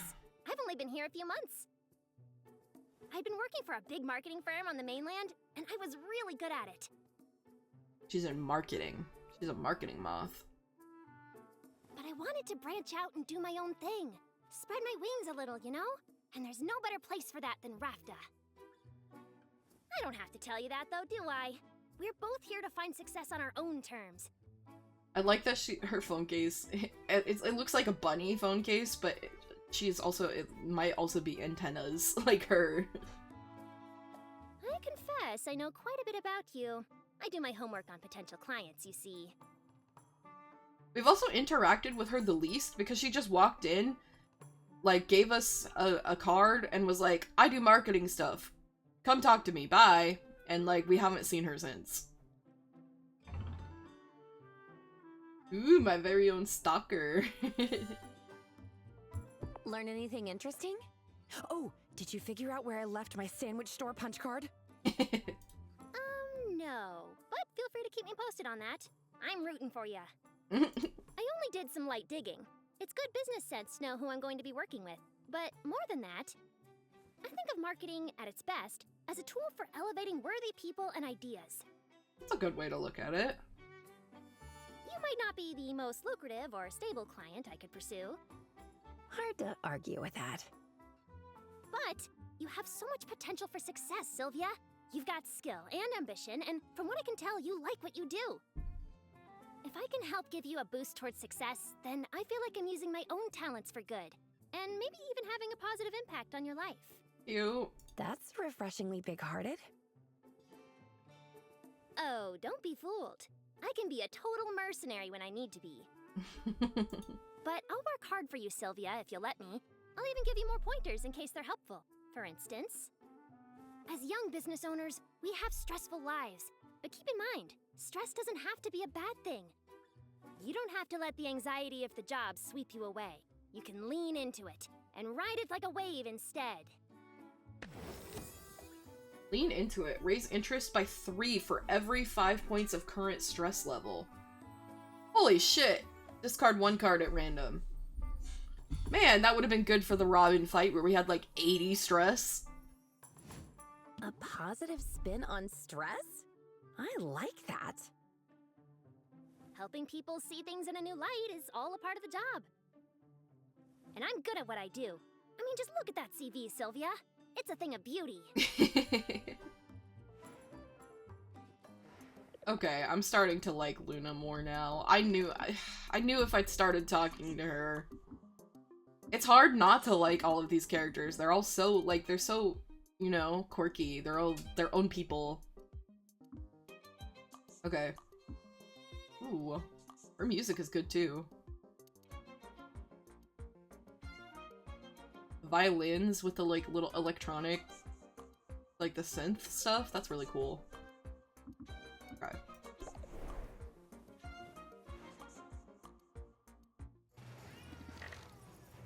Yo-ho, etc.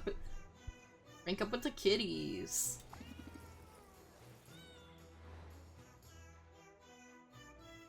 I knew you'd be back. And I know why you're sticking around, too. Because I like your company, and also I'm curious about how that ear works, where it's like... Is it hollow in there? That's... Are you okay, dude? I'm very good at reading all 6 human emotional states. Angry, sad, sleepy, hungry, dopey. I think those are just the dwarves from Snow White. And envious. That look of plaintive need says it all. You obviously want to be a blood brother. Do we have to cut our hands and then, like, rub them together? Is that what you're gonna make me do? Sign me up! Yeah, sign me up. I'll be a blood brother. I don't know what it means. That's what I like to hear. A paw? Wait, they're... Their little thing, that's the first time- this is the first, like, big interaction we've had with them. I don't understand what the paw means, but that's cute. But I'm afraid that's gonna be a hard pass from us. What? How come? We don't just let anybody into our crew. That's how you get fleas. Why'd you offer it? But we'll keep an eye on you. Maybe you've got what it takes. I don't know. I'll prove myself. I'll prove myself. Whatever it takes.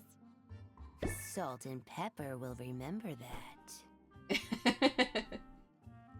Only if we write it down, though.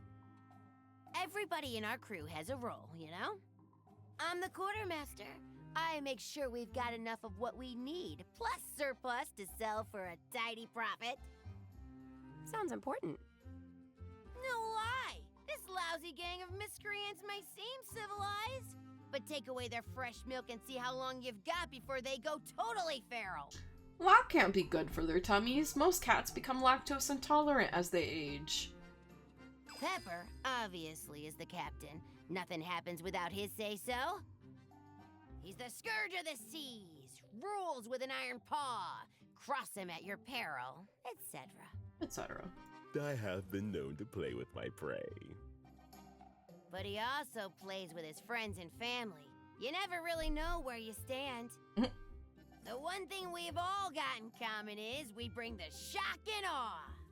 It's the only way to make sure you get what's yours in this crazy world. Good cop, bad cop. That's so cute.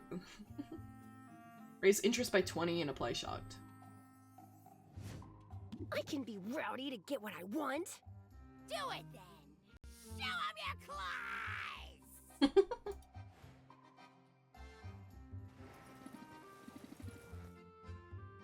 Cute. Oh, we can rank up again?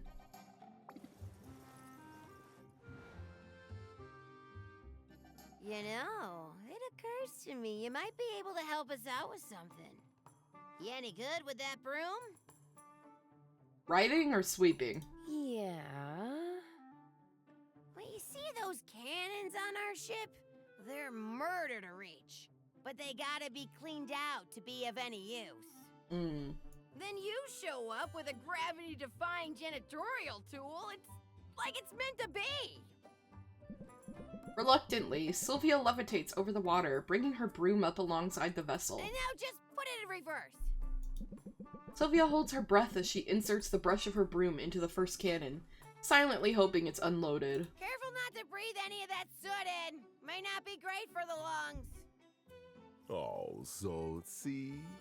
You do care. Cute. Yeah, I care about not getting sued. Humans are litigious. Now come on, Sylvia. There's lots more cannons to clean.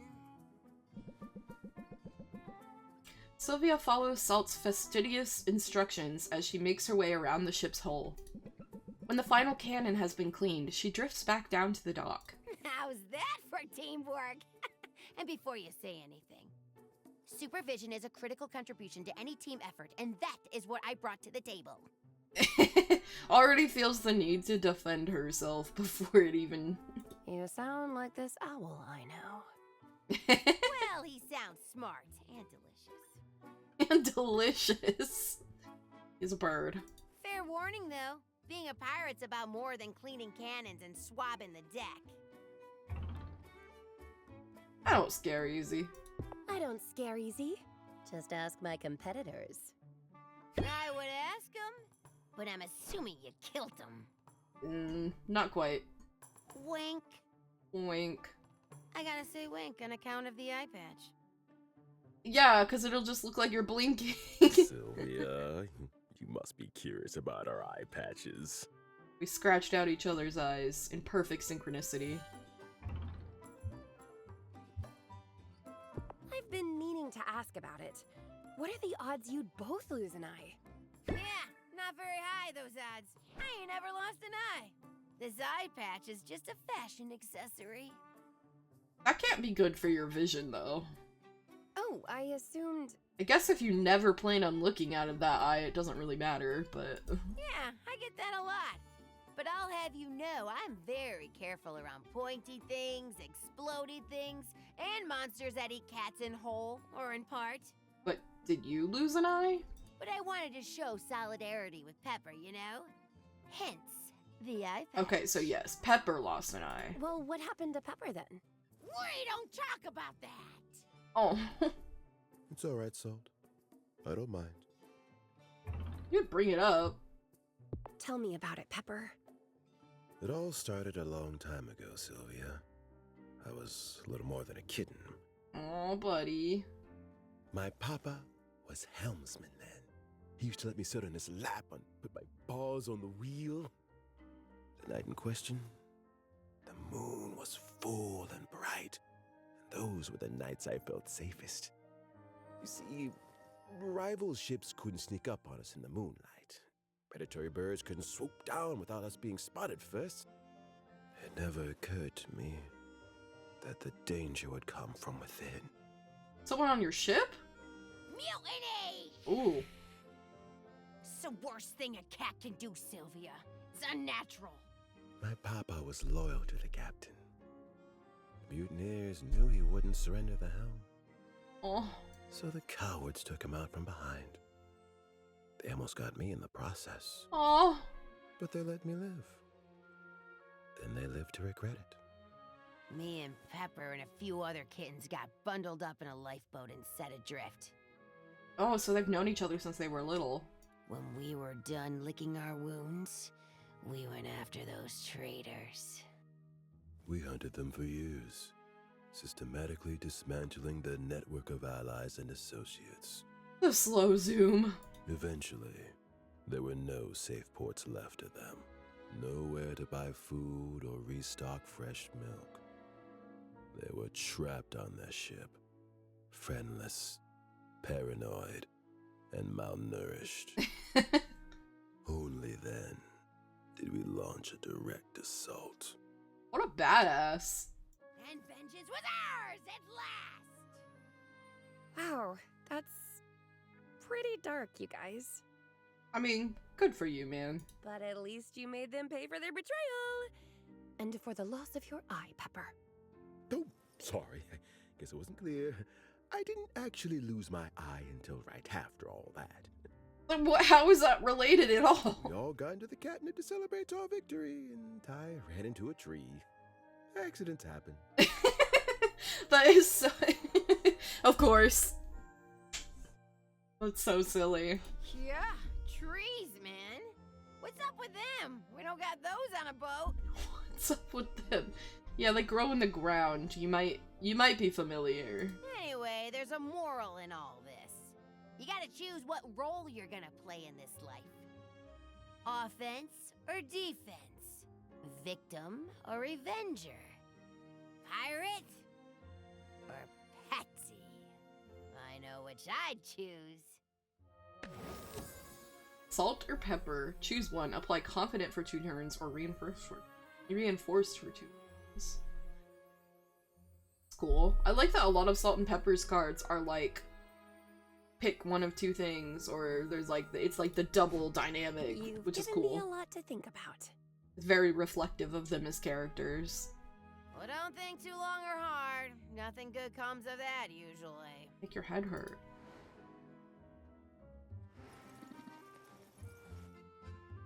Cute. Okay.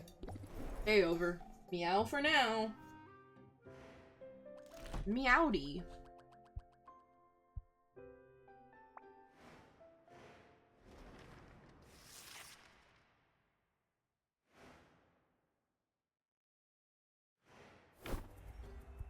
Okay. Ooh. Our adventurers should be home. Yes. Hey, Minty, what you got for me? So many sparkles. Oh, that's new. Dang, no pretty wall or floor. Okay, what about Sid?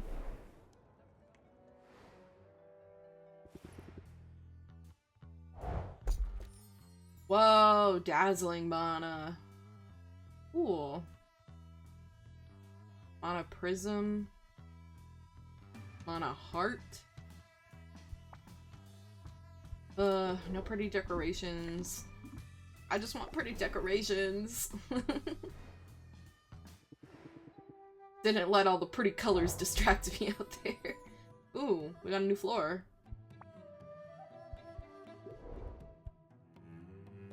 Okay. Let's go to Quinn and give Quinn all of the new mana stuff.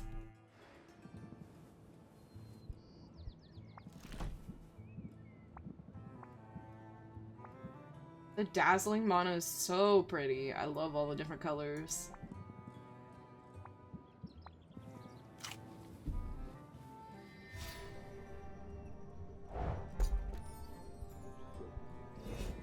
Thank you.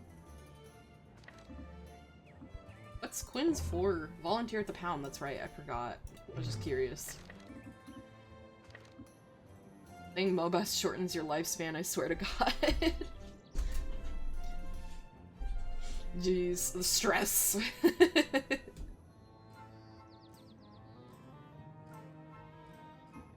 We haven't hung out with Baptiste in a while.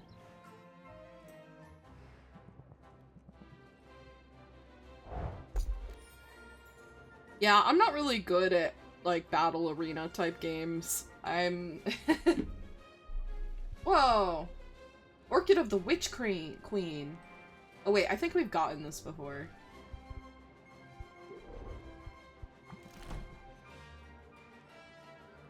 I think we've gotten all of these. Okay. It's been a while since we hung out with Baptiste. Hunting snipes. Rumors persist that a magical pest called a snipe is nesting in the training yard's shrubbery. Baptiste decides to search the grounds, but at Sylvia's urging, he doesn't exert himself this time. We'll track it down eventually. I have faith. Sylvia feels a little closer to Baptiste and mildly less stressed. Every game someone's malding in the first 5 minutes. Yeah, that tracks. I don't play a lot of games where there's like fighting elements where you either have teamwork or against other or whatever. There are so many toxic people. Like, I've wanted to get into Valorant or like, you know, like Valorant or Overwatch or, you know, some of those games because they look cool to play. But then there's so many toxic people that I'm like, I don't know, man. And it would be such a, like, a learning curve for me. I was like, I've been wanting to put Super Animal Royale on the schedule, and even that, I'm like, what if it's just a whole stream of me failing really badly at it? And that one's not even, like, an intense one, it's just cute little animals running around.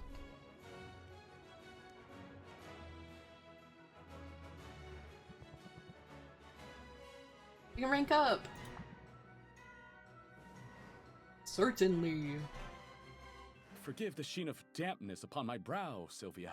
I play the Blizzard MOBA. Heroes of the Storm. That's cool. I haven't looked too much into I've heard the name, but I haven't looked too much into that one.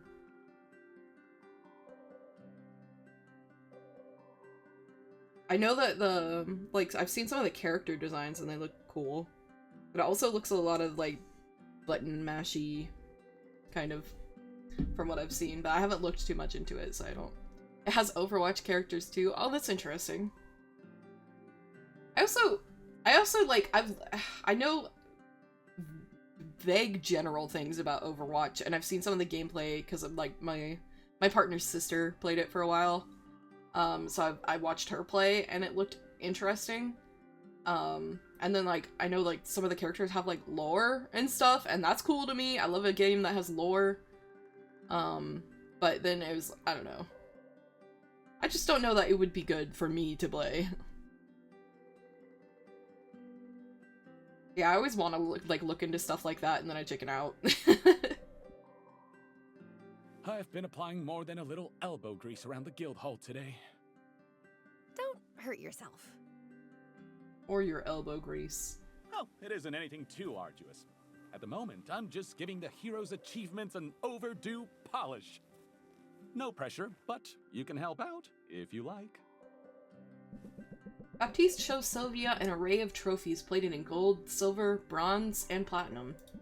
She takes a rag and works her way down the line, figuring she'll meet Baptiste at the midway point. As she polishes, she reads the various engravings. Slime Buster, kill 5 slimes. Slime Slayer, kill 50 slimes. Slime Bane, kill 500 slimes. These are just like game achievements. That one must take ages to earn. It's a useful motivational tool. Some of these heroes are real trophy chasers. Sylvia notices that Baptiste has polished only a single trophy in the time she's polished 3. Not that he's slacking.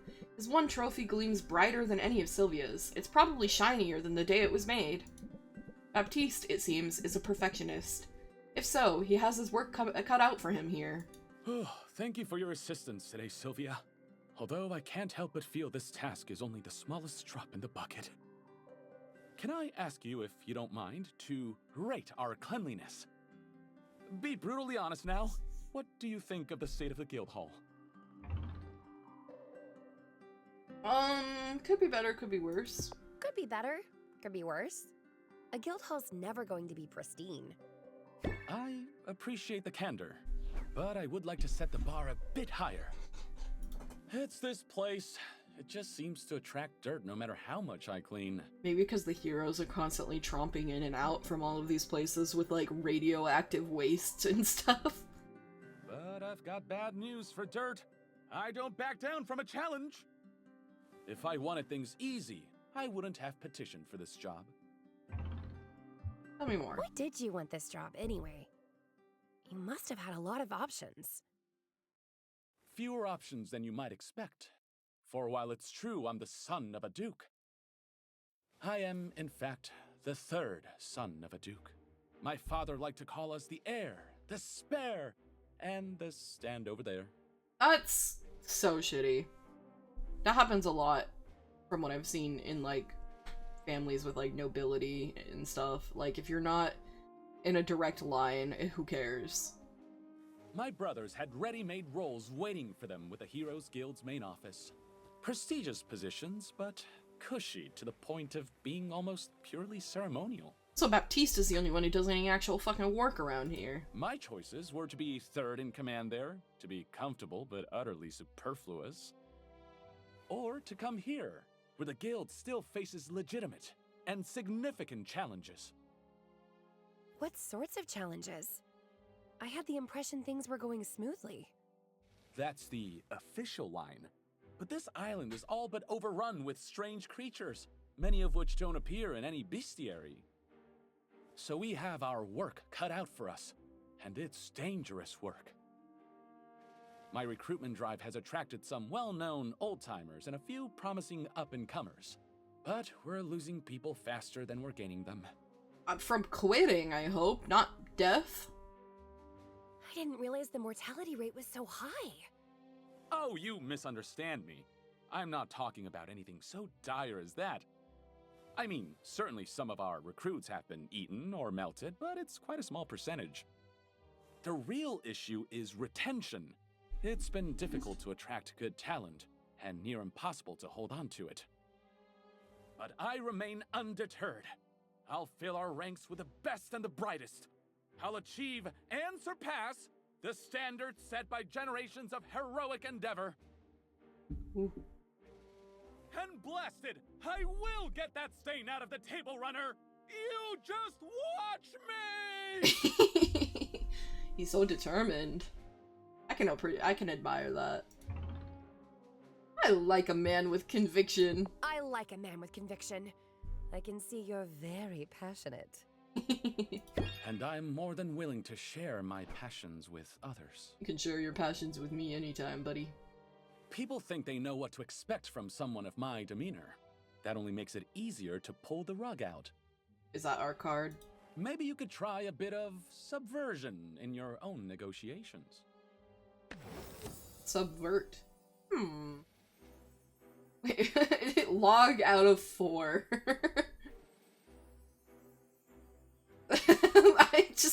That's so funny. Piece of wood out of 4. Raise interest by 4, remove 1 random customer buff. Flipping the script? Sounds fun. It can be.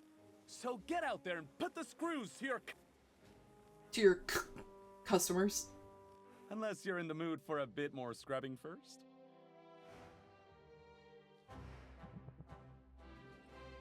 Cute. I want a present. What would Baptiste like? He likes clean things. Would you like an essence? Are you into essences? I scarcely deserve such a thoughtful gift. He loves essence! He likes those owlbear pheromones. I don't know why I thought he would like essence, but I'm glad I was right. I still haven't figured out what... no, Finn likes the gemstones. Who have I not... I haven't figured out what someone likes. Was it Sid?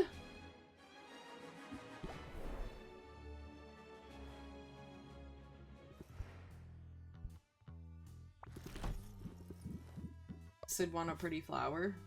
No, none of those are... Does Sid want a fruit? A fruit? A salt watermelon? Sid feels neutral about fruit. We're ranking up, though! Hey, thanks for having me over. I'm excited to do some cooking. It feels so wholesome. I'm having all sorts of domestic fantasies right now. It's ridiculous.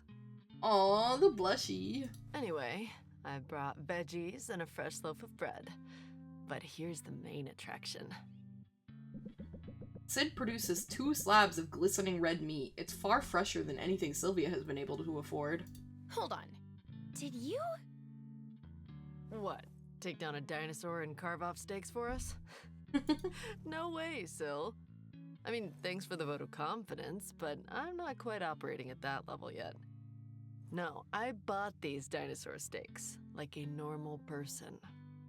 Now, where's your kitchen? It's not so much a kitchen as an open fire with a cauldron hanging over it. I can work with that. You got any salt? Sid sets the steaks to sizzling. Wow. Sid sets steaks sizzling. That's a tongue twister. Then peruses the books on Sylvia's shelves. It's a great space, but living in your shop, it must make it hard to strike a healthy work-life balance. I make time for friends. I make time for friends. We're hanging out now, right? So you're not just spending time with me for the haggle tips? I'm teasing you. I'm glad we're hanging out. I'm glad we're friends. But it's friends shaking, because you want to be more. And I'm glad you're striving for some kind of balance. Because take it from somebody who knows, burnout is real. You have to be able to step back from the rat race every now and then.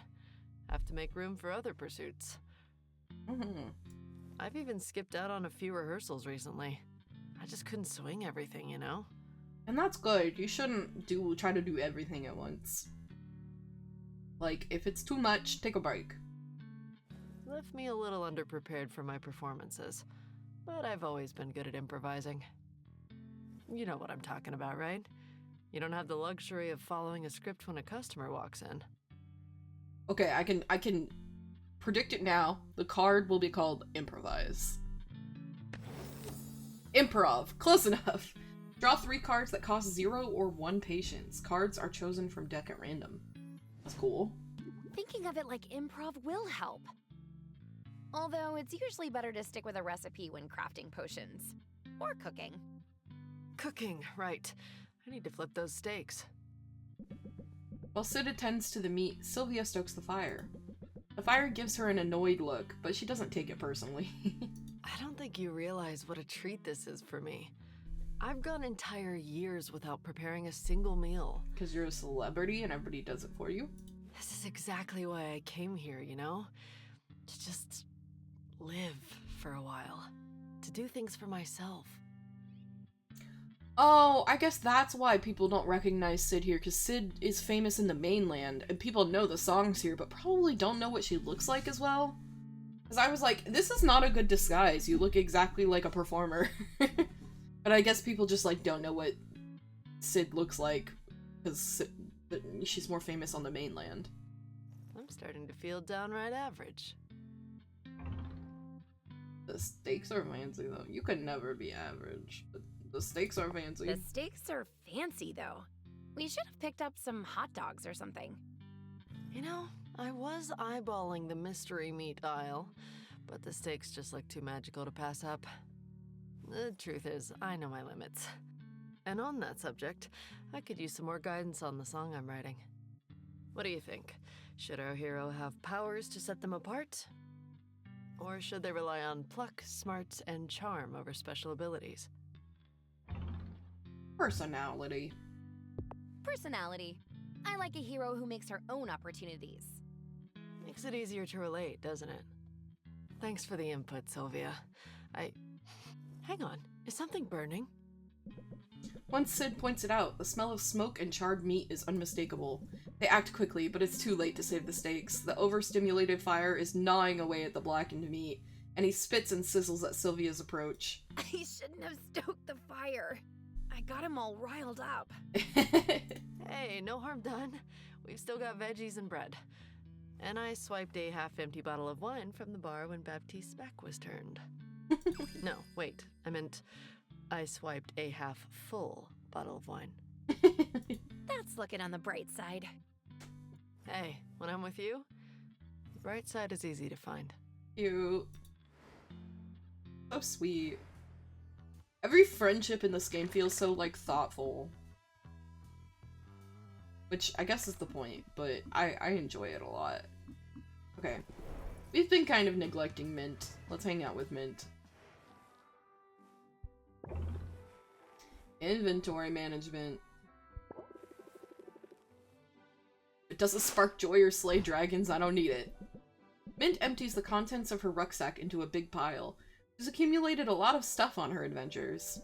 There are weapons, weeds, monster pelts, explosives, pages from old journals, an alarming number of keys, and one whole loaf of bread. Mint is initially embarrassed and overwhelmed by all the junk, but Sylvia cracks her knuckles and starts sorting, and Mint joins in. I really appreciate the help, Sylvia. Even chores are fun when you're around. But how did I end up with so many wheels of cheese anyways? Sylvia feels a fair amount closer to Mint and moderately less stressed.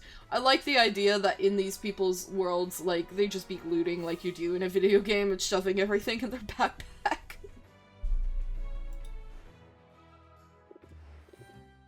Hi, Sylvia. What's new? Mint is so cute. Okay, we're out of time, so even if we do have a rank up, we can't.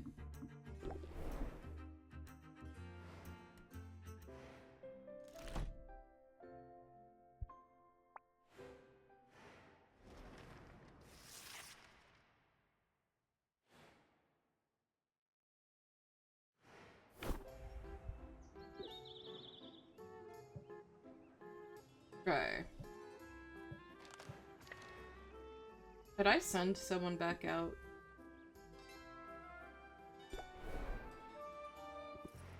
I don't think we're gonna hang out with Sid today because we just did yesterday.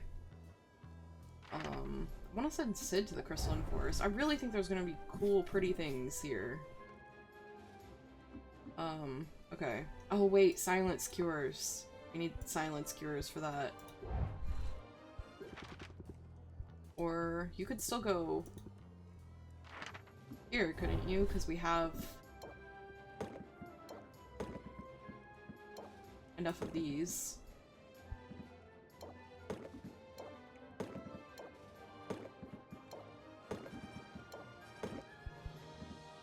Throwing all the things here. Okay. Wait. Wait. Forgot. About that.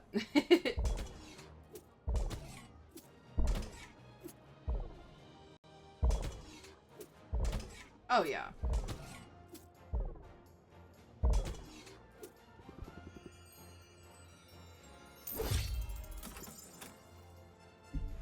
A lot of potions. Okay. Can we rank up with Mint? Not quite. Does Mint want an antler? Ooh, Mint likes bones.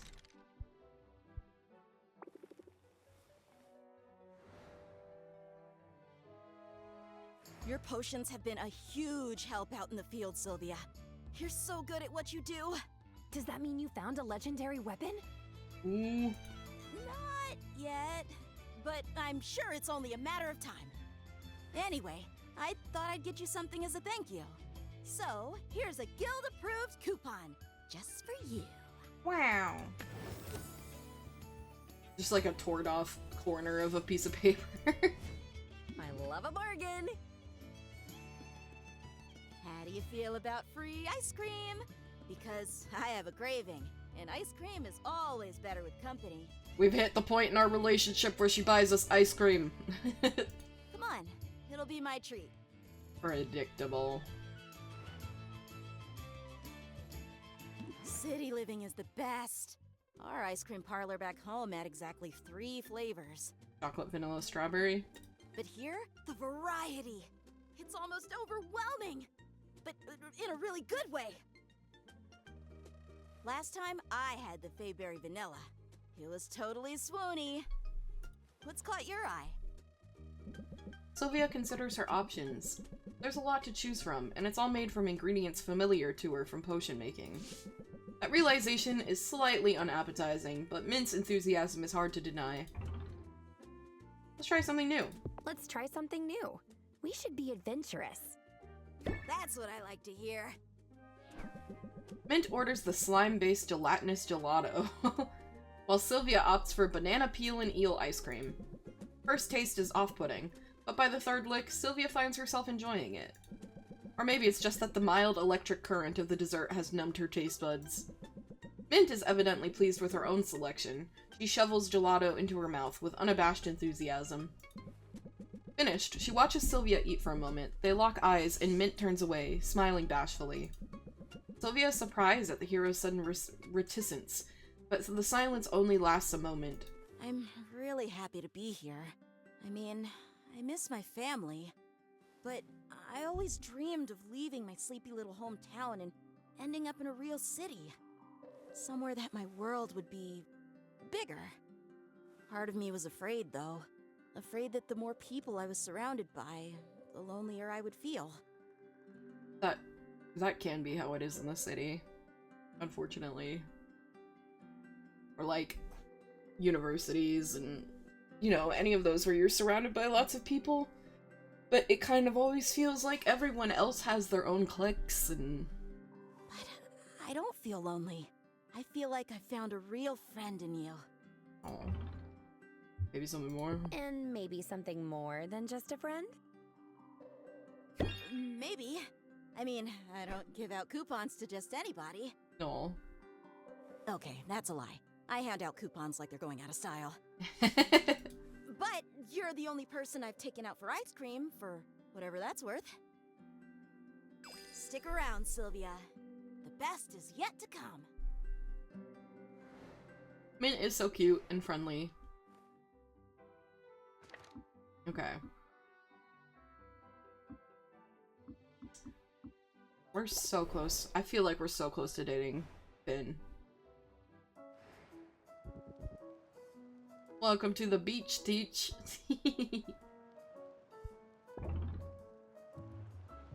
I want to give a gift first. We'd like gemstones.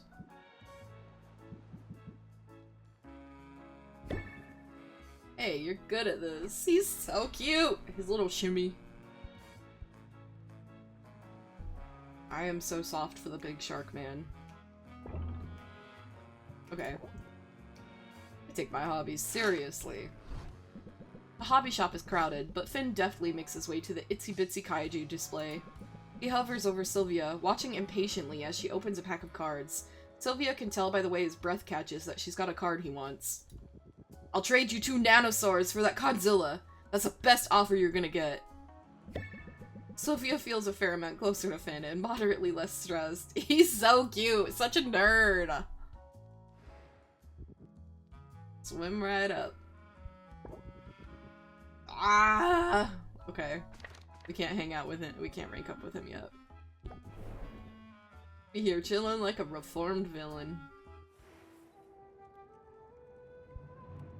Okay. What would you like? Want a mushroom? A mighty fine present, thank you. He likes mushrooms! Wow. I feel like I've been really lucky guessing the kind of gifts that they like. Come along? Are we gonna go into the woods? Yep. This is an improvement, isn't it? It's great to be in nature. It's great to be in nature. I spend too much time indoors. Yes. Yes. Oh, look there. Corsac springs to life, bounding towards some small object in their path. It looks to be a bit of mud, maybe, or... Wait, does Corsac use they, them? Is that... poop? Corsac excitedly pulls a thick notebook from his pocket. Okay, he, they? Is that... Or their path is in journal? He and Sylvia. Is that a poop journal? Yes. If you want to learn about the animals in a particular setting, their population density and migratory patterns, their diet and capacity to thrive, look no further than the excrement. While Sylvia contemplates his words, Corsac unceremoniously sticks a finger into the mound of excrement. No! Oh, it's still warm. This will make for a riveting journal entry. Corsac scribbles notes in his journal. Extensive notes. Sylvia wonders how he can possibly have so much to say about it. Eventually, once he thoroughly cataloged his observations, Corsac closes the journal and stows it away. That was thrilling. Oh, what a find. Special interest is poop. Your enthusiasm is charming. Your enthusiasm is charming. I like this side of you. I'm often enthused when I'm out here. That pose. This island is an endless source of fascination. Hard to believe we owe it all to the reckless experiments of a single self-interested witch. Tell me more. You're talking about Maven, right? None other. I remember as a child hearing the rumors about her. People said she'd taken a desolate island and infused it with life. Strange life. I always found the idea offensive. Nature is a sacred and well-balanced mechanism. It's not to be reshaped by our whims. And yet, now that I'm here, I cannot deny the beauty in what she set in motion. What started as an exercise in vanity and unbounded ego has grown into a sacred little mechanism of its own. I still want to know, does he have long hair? Does he have a bun tucked in there? Is that what that is? One that deserves more respect than we give it. Wow. That is by far the most emphatically I've ever heard you speak. It's the island. You're passionate about it. I thought that was obvious. And I thought you were hopelessly awkward. All this time I've been trying to get you to open up. And you were opened. But you have plenty to say when it's on a topic you care about. Yeah. Isn't that the way it should be? I agree. A world's full of enough noise. Don't need to go around making more of it just for the sake of exercising our tongues. Yeah. It was like something... Intelligent people speak when they have something to say, foolish people because they must say something. I think sometimes it's fun just to yap for the sake of, like, connecting and talking and you know, being excited about... I guess that's... yeah. I don't know. I think it's fun to talk, just to talk with each other, but it's also... I guess you're not talking... If you're doing that, you're still not talking about nothing. We should speak when there's something to say. And when there isn't, we should channel the mighty mollusk whose strength comes from silence and serenity. I guess I just wouldn't want people to feel like things that they have to say aren't important enough to be worth saying, you know? Like, I think there's a balance. I don't want people to feel like they can't speak because it's not important enough. I want people to be able to talk when, you know, about whatever, if it's something that means something to them. So, like, be more like a snail? Really? Really? Really. Is this a new stance? Serenity of the Mollusk. 2 shield per turn. Persist until another stance card is played. It is a stance. Because you got the Ferocity of the Squirrel and the Serenity of the Mollusk. If you say so. Well, And he since says so. you did say so, I guess it's something you really believe in. I'll try it. Glad to hear it. Sure, no biggie. No, I mean it. Not everybody would be so open to my ideas, my opinions. And few people would go out of their way to make me feel heard. But you've done that for me. Aww. I want you to know I appreciate it. So, and I wouldn't make this offer to just anybody. Coupon? But if you ever want to borrow this journal, you know, to record your own observations, You'd lend me your poop journal? well, just say the word. That's very sweet of you. Thanks. But believe it or not, I think you found the one topic about which I really don't have anything to say. It's a sweet gesture. Okay. Did we give everything to Quinn that we... Platinum slime.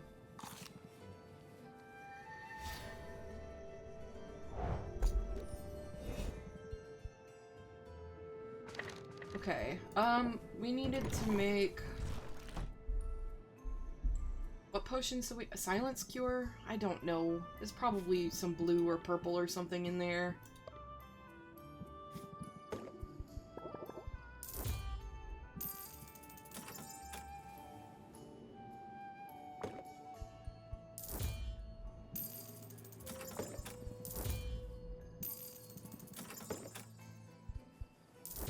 We're just gonna get all the mana.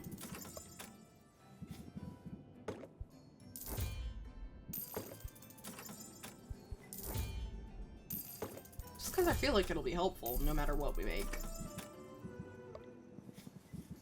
Okay. Purple. Not mana.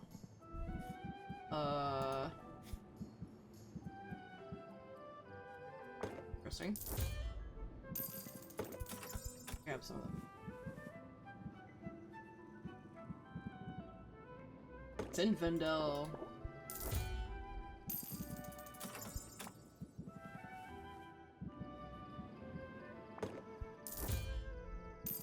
Oh, I should probably get more greens. We've used a lot of greens.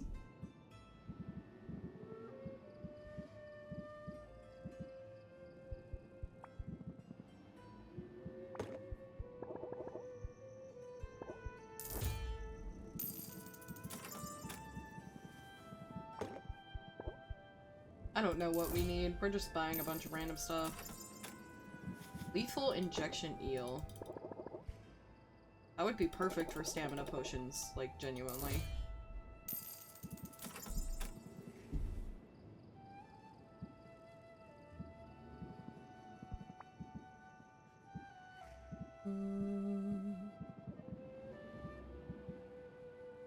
Got a lot of geode citrus.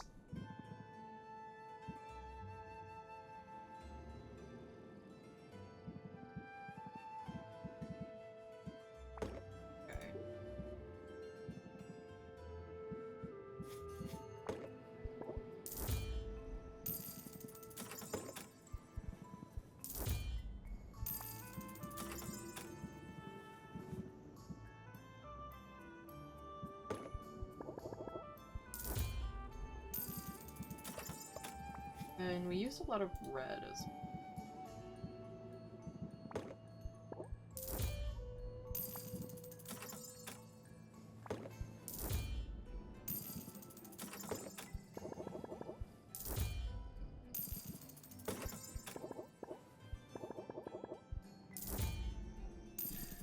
Okay.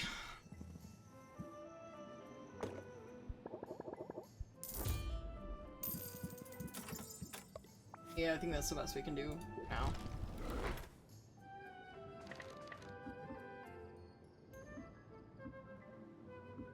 Okay.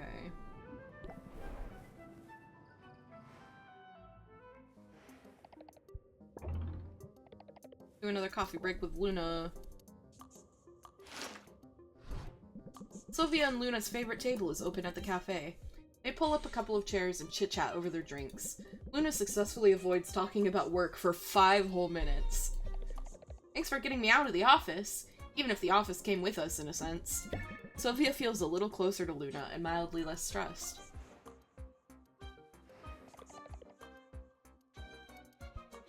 Give her a little gift. What would she like? Probably not bugs. Might make her feel some kind of existential. A flower.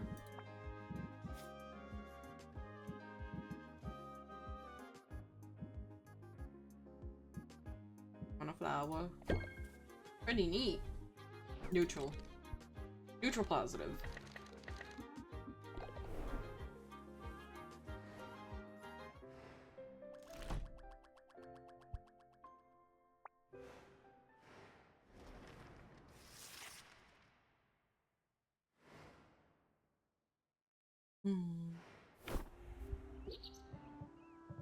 Save really quick.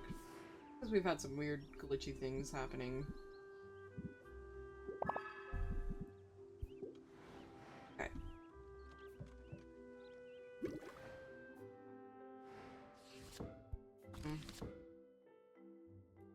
We needed a... We need... Oh, silence cure. Green, yellow, purple.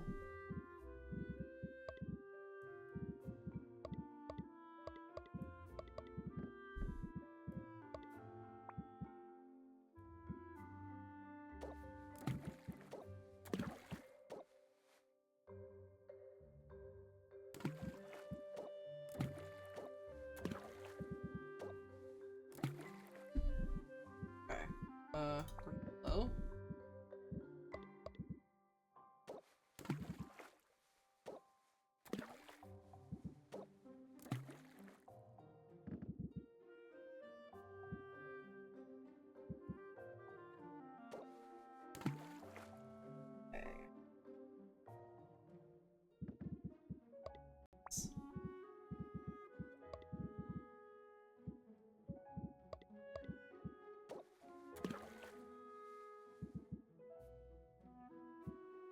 Cool.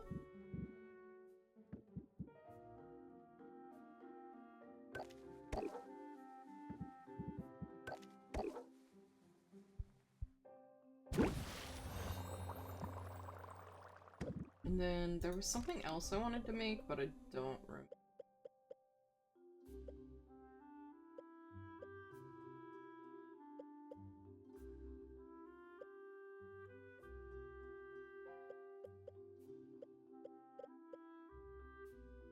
That's weird. Why does this one randomly turn pink for the grand, and then it's like, I guess I don't know what the other ones look like.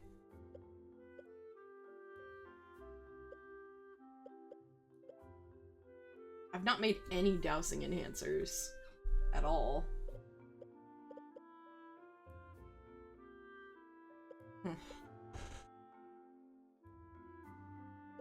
Okay. I think before I brew anything else, I need to see how the adventures went and stuff. And figure out what I want to do.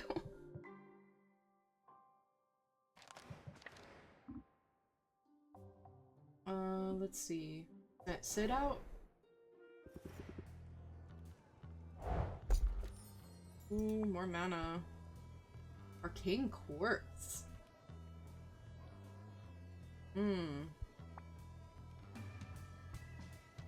Lots of dazzling mana.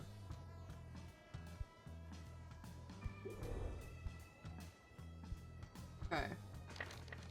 Let's hang out. Thanks for doing that for us. Want a fruit? You liked fruit, right? No, you felt neutral about fruit. You like flowers? Kinda dig it.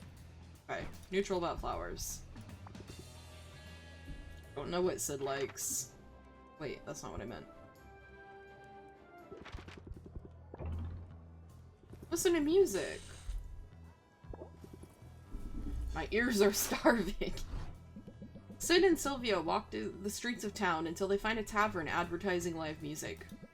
Inside, a bard performs on stage. He's singing a song Sylvia has heard 100 times, and his rendition is not especially impressive.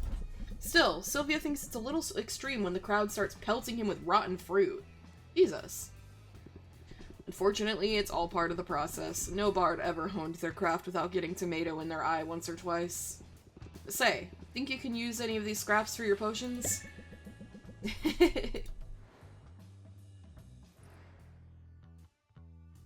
Crank up.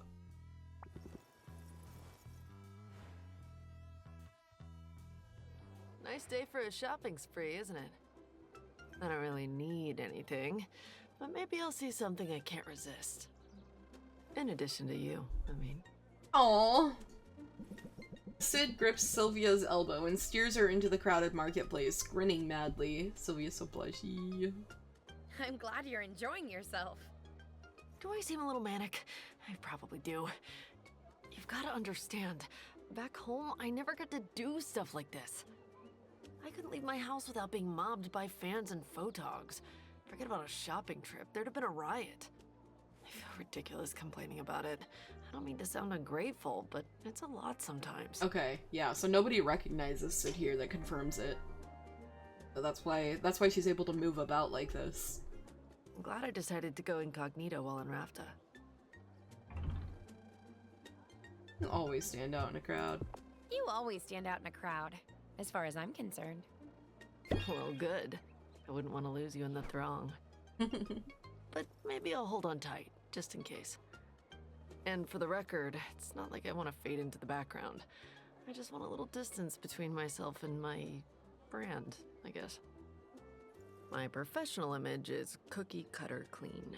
But out here, well, My stylist isn't around to tell me what not to wear.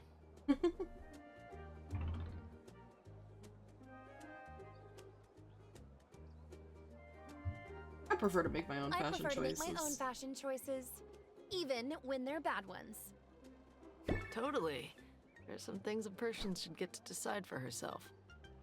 Back home, it wasn't just my clothes or hair that were out of my control. Before this little sabbatical, my record label had final say over what I ate, where I went, who I spent time with. Oof. That's rough. I'm telling you, Sylvia, they micromanaged my whole life, all in an effort to maximize my appeal to the widest possible audience. That sucks. You shouldn't have to live your life like that, though. It's nice to get a break from all that, to explore my own style.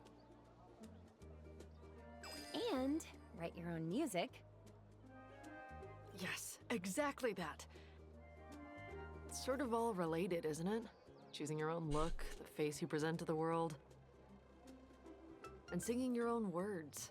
Words you believe. Mm-hmm. It's all self-expression. Find your rhythm, and people will hear what you're really trying to say. Correct rhythm. All cards played cost 1 patience less next term. That's cool. That's a tip I can tap my foot to. Just hope you don't get 0 patience cards the next turn, so it's like wasted. I hope you'll be swaying along to my original composition soon. So the writing's going well? Yeah, I've gotten to the part in the story where our hero needs to lean on someone else. Ooh. I could introduce an animal helper, or have our hero enlist the aid of a great magician. Oh, animal Which trope helper do you for like best? sure. Animal helper. Animal helper. Because adding an animal makes every story better. I had you pegged as an animal lover all along. You want it, you got it. As for me, I think I want footwear. Did you see? There's a whole booth over there just for shoes. I saw a pair of boots with some pretty severe spikes. I think they might suit you. But you should be the judge of that. You've got me figured out pretty well, haven't you? Come on, let's both try on a pair. Cute. Okay.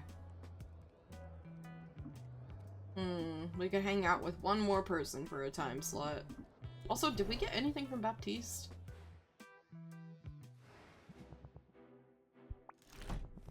Oh, no, that's right.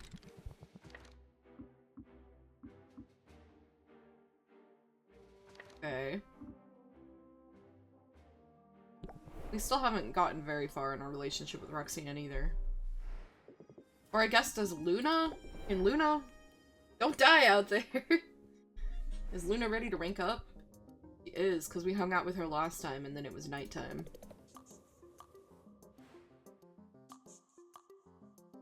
Is it okay if I multitask while we chat? It's just some mindless clerical work. In fact, if you want to chip in, 6 hands are always better than 4. Luna opens a desk drawer and removes a stack of heavy stock paper and several pairs of scissors. Each paper is a sheet of 8 uncut business cards.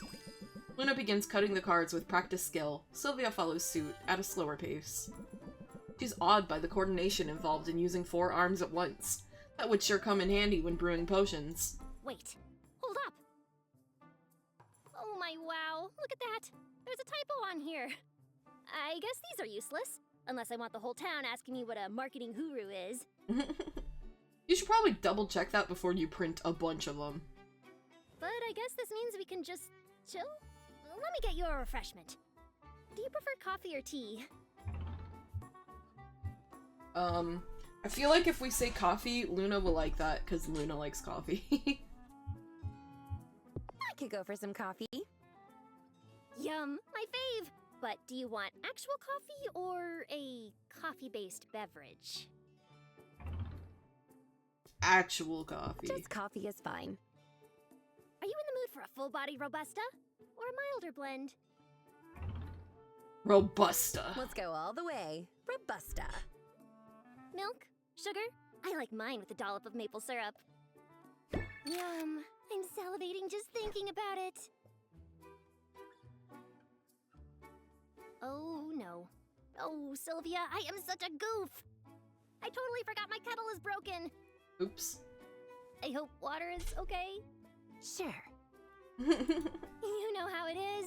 Running a business all by yourself. It uses every single part of your brain. Often all at once. Save some room for thoughts of me. Save some room for thoughts of me in that busy noggin of yours. I'd hate to be forgotten. Forget you? Forget that! I've got a whole section of cortex roped off for you. Oh, that's cute. I'm a planner by nature. With as much as we have going on in our lives, planning ahead is critical. But even the best laid plans can be like a bright light that beckons you toward disaster. We have no choice but to be flexible at times. Winging it can be a little stressful, sure, but sometimes it's the best move available. Wing it. Raise interest by 12, but increase stress by 5. Oof. I can think on my toes when I need to. I'm not sure I would ever use that card that intentionally raises stress. And you know what helps with that? Sugar! Would you like something sweet? I have macarons, macaroons, little gummy things, sour little gummy things, some chocolate-covered gelatinous cubes.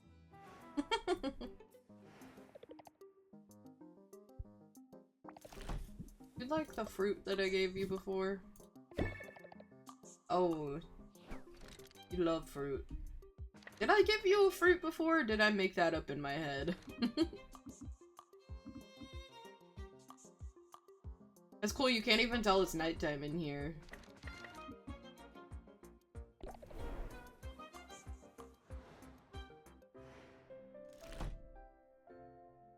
Every day. Losing money or making none. That's cool, it's like alternated. That's funny. I didn't even realize that. We have a pattern.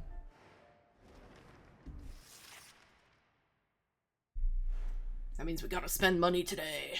I'm just kidding. Okay.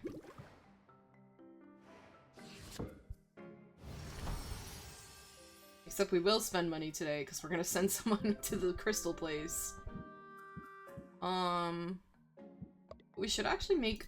Since we're gonna send lots of people to the crystal, because I think it'll have cool stuff. Or like pretty... Because we don't have any other crystalline... The crystalline floor we got, unfortunately, is just red, and I really like this one.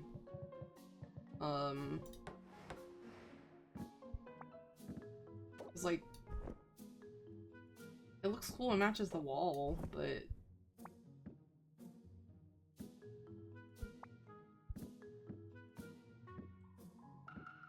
I want like a cooler wall color to go with the floor, because I like the floor.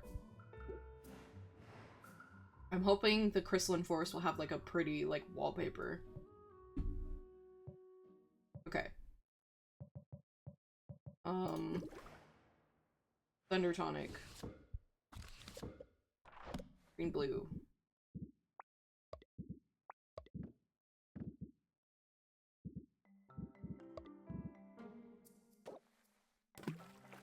Little snowflake spore.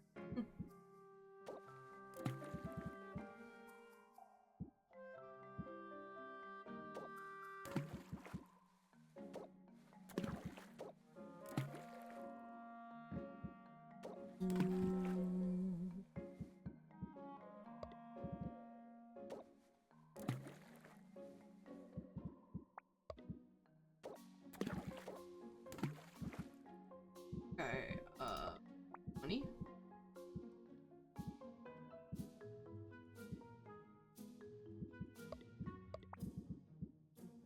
You have a do, and then I can do a 40 here.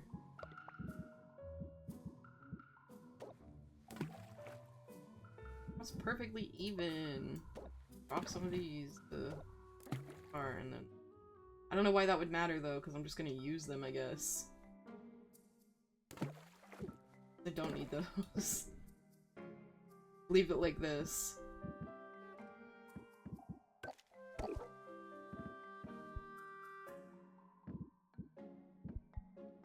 And then we're gonna go out all day. And then tomorrow we'll send people to that crystal forest. Okay.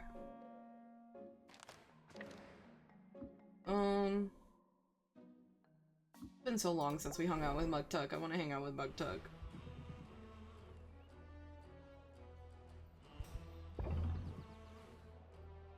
Ooh, art therapy. Oh, he's so sweet. Mugtuck produces a box full of art supplies. There are brushes, paints, charcoal, colored bits of wax. It's a lot of stuff for two people, which makes sense when Sylvia turns around and realizes a crowd has gathered. The sled has been completely surrounded by children. They jostle and jump in their efforts to press closer.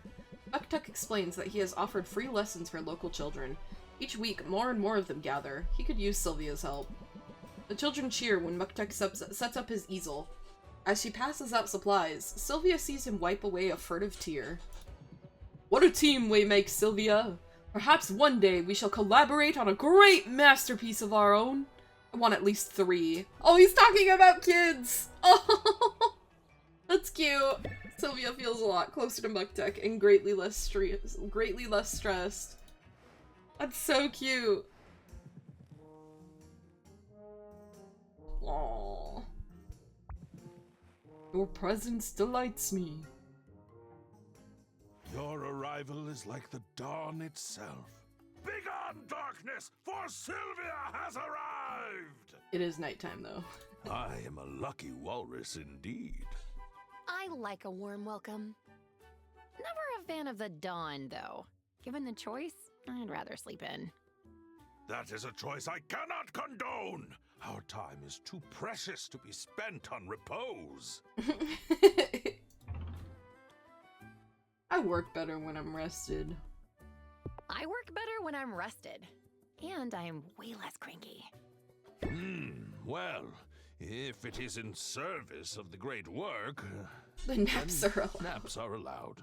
He's so cute. As are romantic excursions. Aww. Oh yeah? Is that in the handbook somewhere? It is, I am certain. For art comes from lived experience, and so live we must. Experience we shall.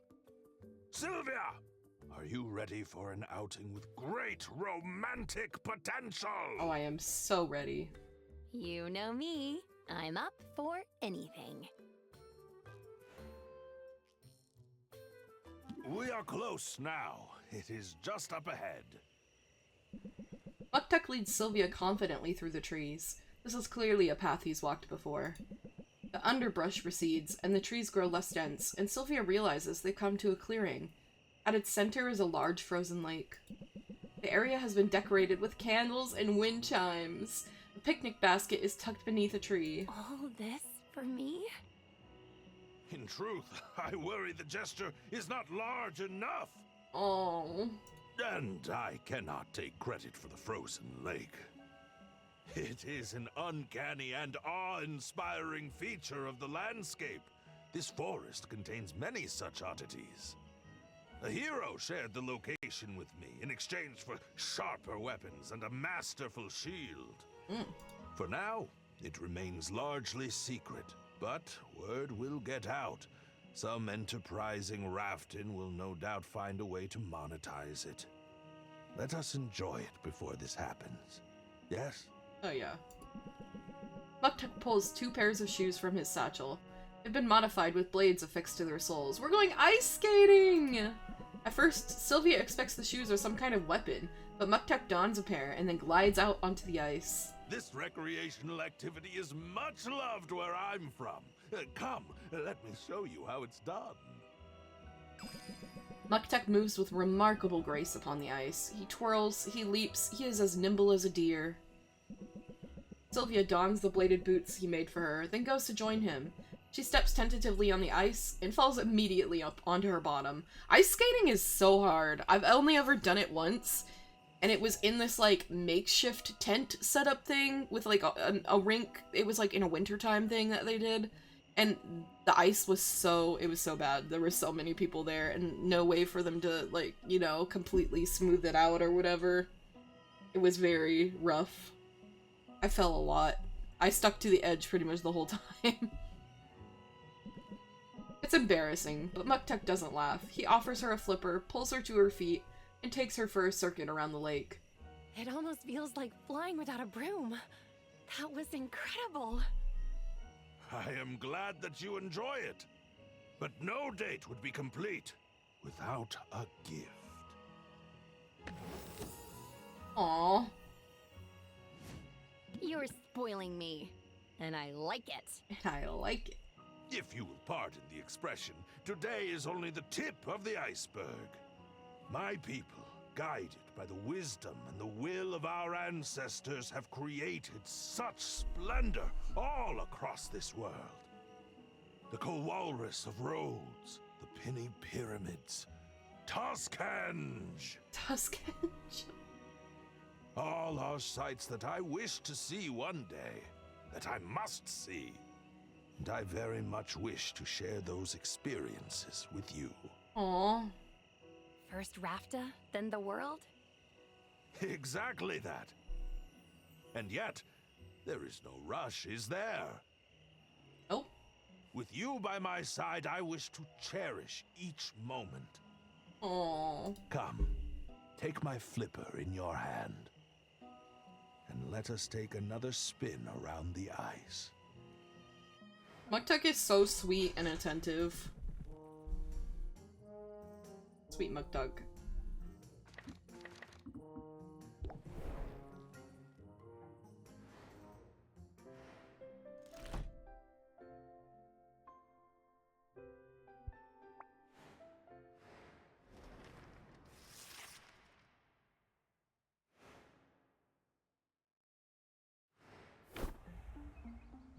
Okay. Let's see our potion. Yay.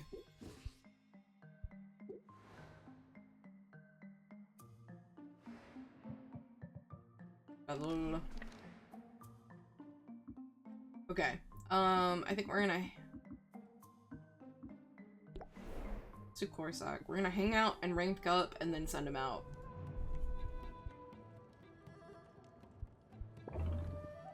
Fishing. What's his version of fishing? Corsac has invited Sylvia to go fishing. He arrives at the pond with bait and tackle, ready to catch her supper. He takes one look at her equipment and clucks his tongue. Yeah, of course he wouldn't be talking like that. Rather than making use of a fishing rod, Corsac wades into the water and emits a series of high-pitched whistles and chirps. Sylvia's astonishment, as soon as he's finished, a fish leaps into Corsac's waiting arms. It's a big one! Come give him a tickle before I put him back. Sylvia feels a good deal closer to Corsac. Give him a his version of fishing is we hug a fish and tickle it, and then put it back in the water. He's too cute. Hello, Sylvia.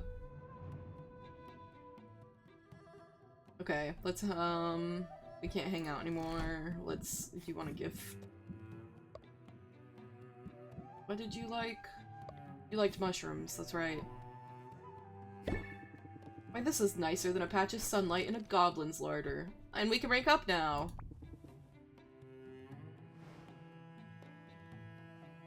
I'm glad you dropped in on me today, Sylvia. Well, thank you, Corsac. That's downright warm. Trying to take your advice to heart. Exchanging pleasantries and the like. Aww. It's not all that different from how I conduct myself when I'm in a new biome. The more initiative you show, the easier it is to pivot if things don't go your way. Ooh, are you giving us our card right away? Oh yeah. Pivot.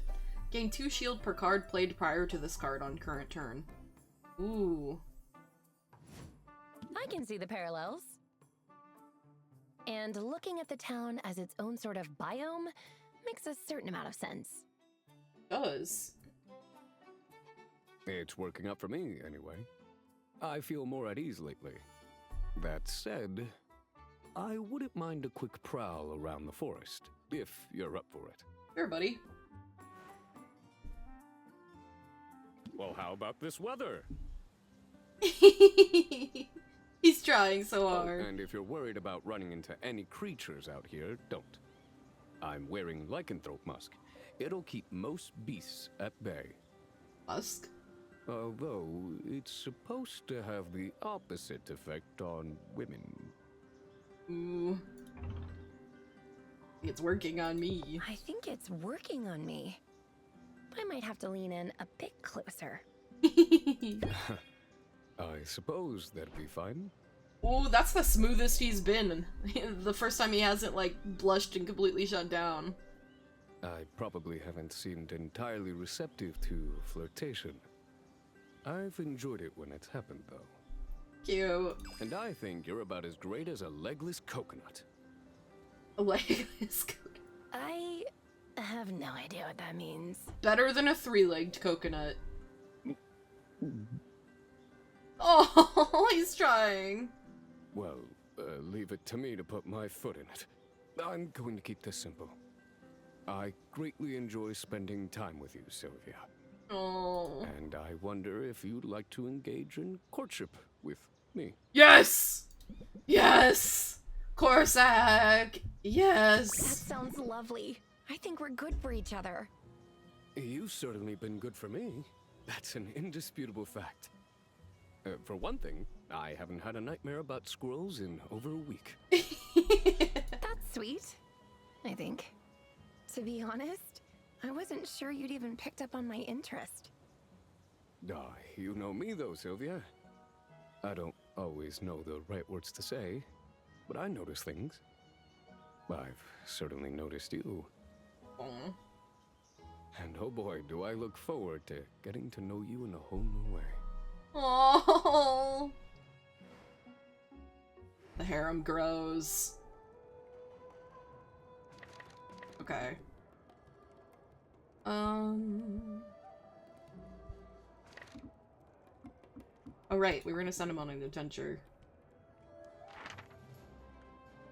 The crystals.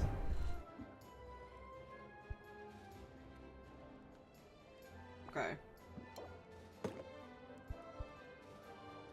You definitely have enough health to get through those. Not enough mana, though.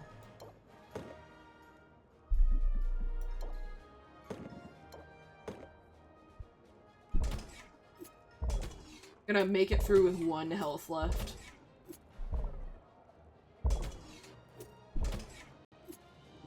Nice. Give me something pretty.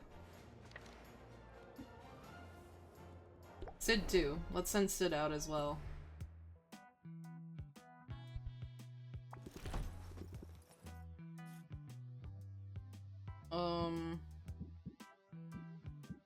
What did Sid like again? Bones? No, Mint liked bones. Do you like bones? Sid is neutral about everything.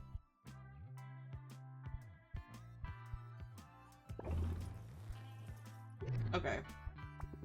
We're just gonna send Sid out. Also to the Crystalline Forest.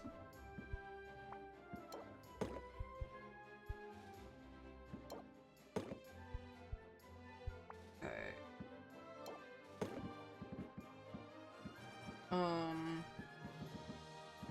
You... Oh, Sid will not make it all the way through without a health potion.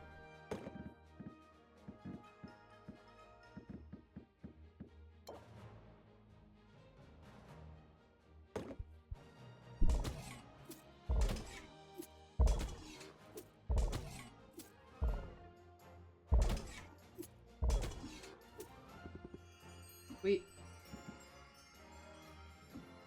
Okay. I guess you don't need the Thunder Tonic if you have health potions for all of that, because we shouldn't use the Thunder Tonic if that's the case. We could use it elsewhere. Okay.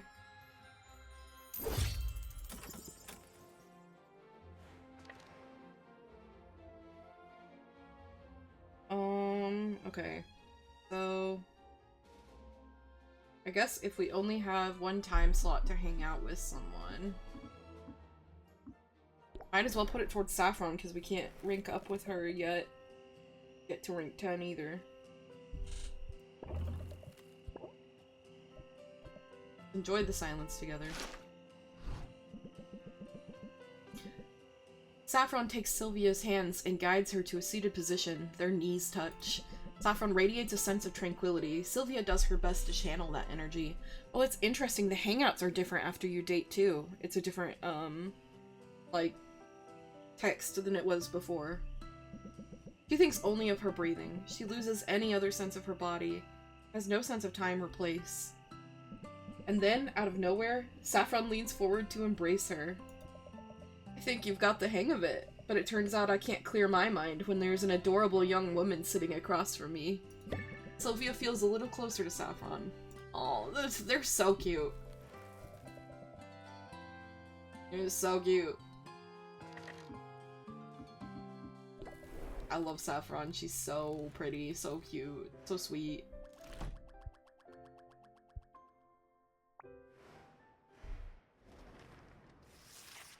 Wow, we've already done a whole 10-day period. I guess 3 hours is about average for a 10-day period with the other 3 to 4 hours.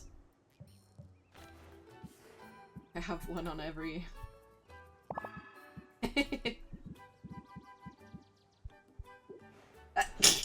Oh, excuse me. Yeah, there's a lot in this. I think that we might have to do another stream of this, actually. Partner. Sweetheart. 11. Rank 8. 9. Significant other.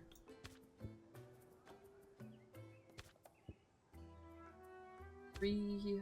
3. 3. 4. 7. Ooh, we're so close to dating. This picture is so cool.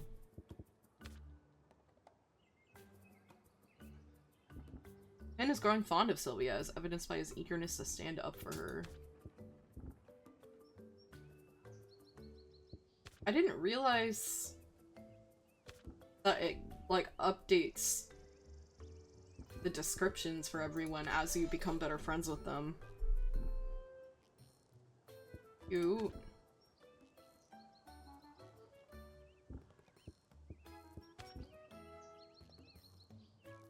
Okay. There's still so much to do with these friendships. I think we will put this on the schedule next week. Okay. Let's... I want to make health potions. We're gonna need those.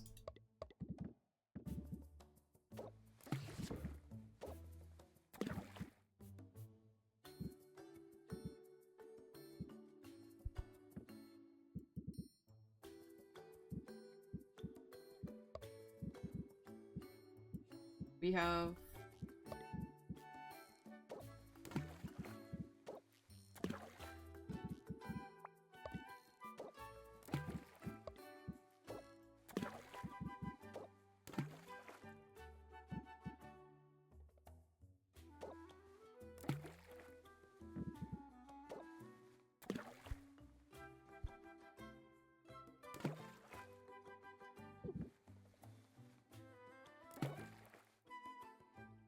Yeah, I guess that doesn't matter. We just... Oh, I got... But if we want to make more, we need more ingredients.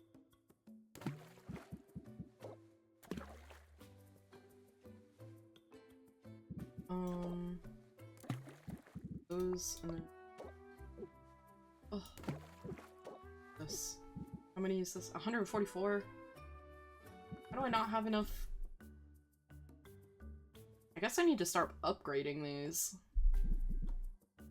I think it was arcane quartz I needed to upgrade. I think we have that.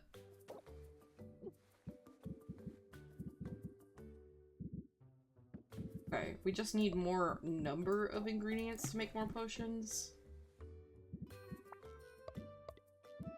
I could just throw some of these in.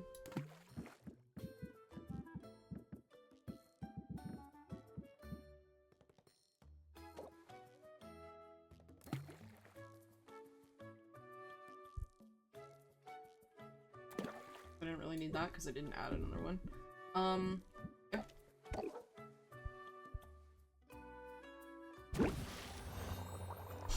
And then mana as well.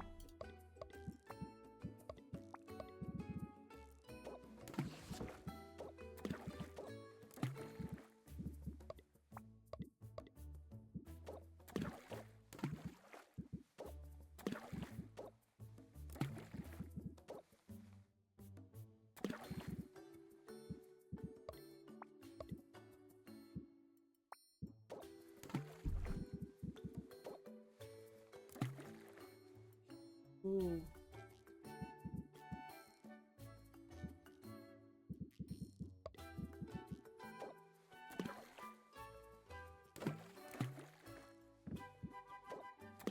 Masterwork, and there's 6 of them.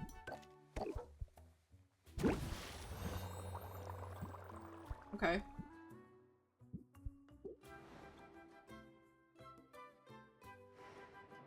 Ugh, okay. I think we should try to build another cauldron and then upgrade it.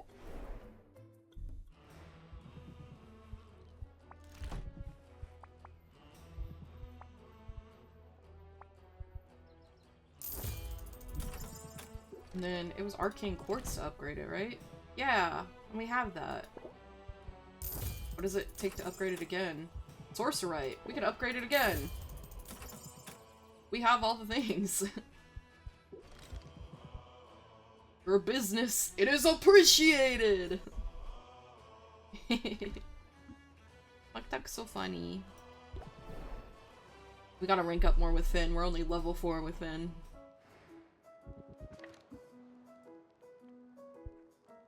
Okay. You also like bones? Seen worse. Neutral. We can rank up! Yeah, we should talk. I don't want to sound confrontational or anything. You've been helping me out, Teach, and I appreciate you. I appreciate your company all around, if I'm honest. Aww. All that aside, I can't help wondering why you're holding out on me. What am I holding out? I have no idea what you're talking about. Talking about your secret weapon. The true key to your success. Are you talking about Roxanne? Because I don't... Top-notch customer service, quality craftsmanship. Quality craftsmanship? I've been putting in the work after all. How can that be your secret weapon? You mention it every chance you get. That's true. But no.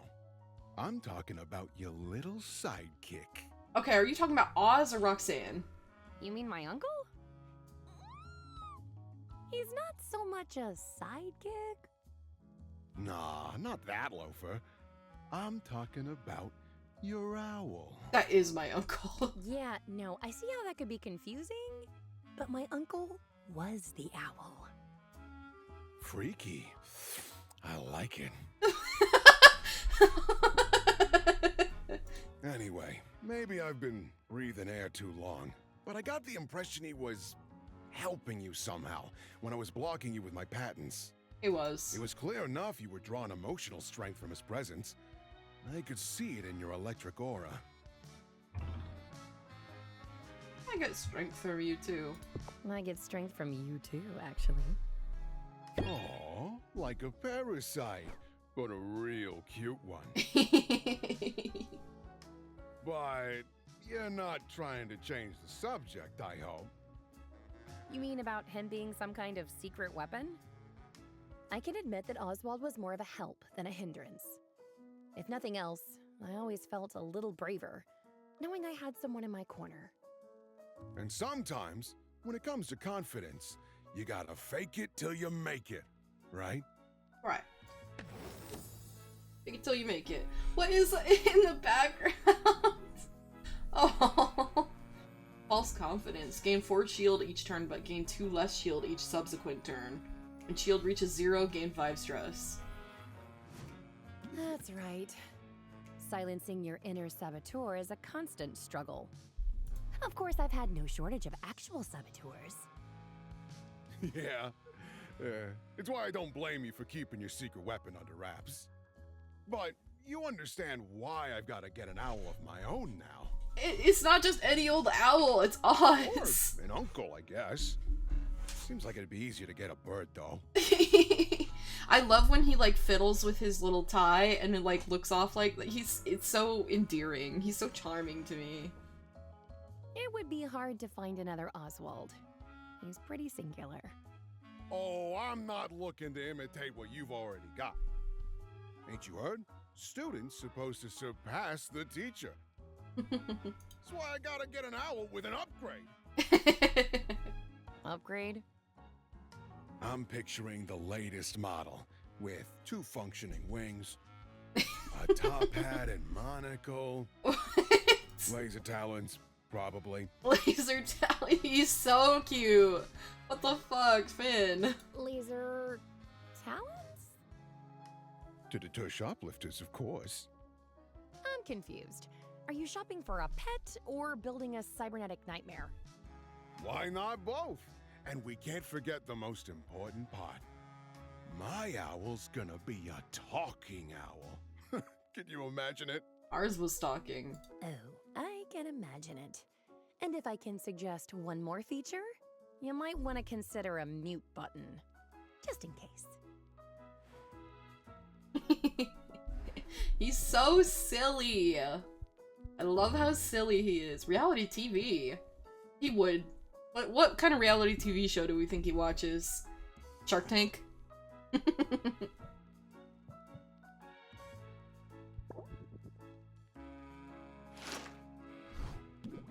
Sylvia joins Finn for a bit of TV. He selects a program about merfolk behaving badly. Despite being unscripted, the show gives Sylvia the distinct impression of being forced. Finn, however, eats it up. He alternates between shouting encouragement at the screen and covering his eyes as if scandalized. It's gotta be real. No writer could make this stuff up.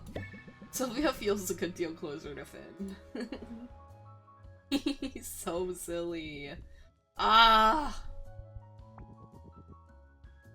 Let's hit the town and see if it hits back. Hey, look at this!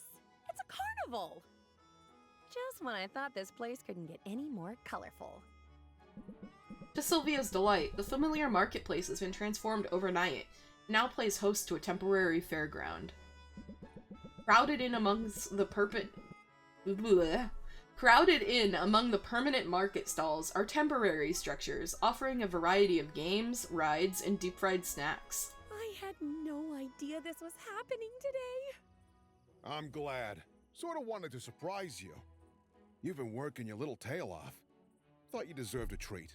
Oh, how sweet. How sweet. Who knew you were sweet? Sweet on you, anyway. What should we do first? I know. Let's play a game. I want to win a big stuffed animal. Oh, bad news, Sylvia. Uh-oh. Those games of chance, they're all rigged. You'll never get a stuffed animal if you play by the rules. What? But I really wanted that giant stuffed hectopus. Hectopus? Like a 6-legged? Like hextopus? Hectopus? What is the hect if it's not hex? What's a hectagon? Is a hectagon like a shape, or is it just hex, like a 6-legged? Is it like an octopus, but it only has 6 legs? Well, there is one way. Doing my favorite thing. He's so cute. He's thinking so hard. You could cheat. So be it. So be it. Anything for a stuffed toy. Ha! Guess we've all got our price. Gloat later. Plot now. How do we cheat exactly? I'm new to this. Lucky for you, I'm an excellent teacher. Watch and learn. Finn approaches the stall in question. The game it offers is a simple one that involves throwing ping pong balls into fish bowls. The man running the stall offers a ping pong ball to Finn. Finn ignores it, leaning in close and speaking low.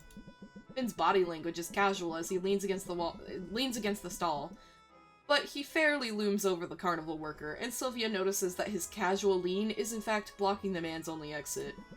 Finn is smiling as he returns to her, stuffed toy in hand. Didn't even have to play. Mission accomplished. If you're cheating is threatening the guy. But how? What did you say to him? Just offered to keep an eye on his stall for him. Make sure nobody tried anything untoward while I was around to help. That's less cheating and more protection racket. You say anemone, I say anomony. Do you say anomony? Is that something that you say? Point is, you see something you like, you gotta just sink your teeth in. Sink your teeth. Entrapped. Increase price of potion by 5% each turn.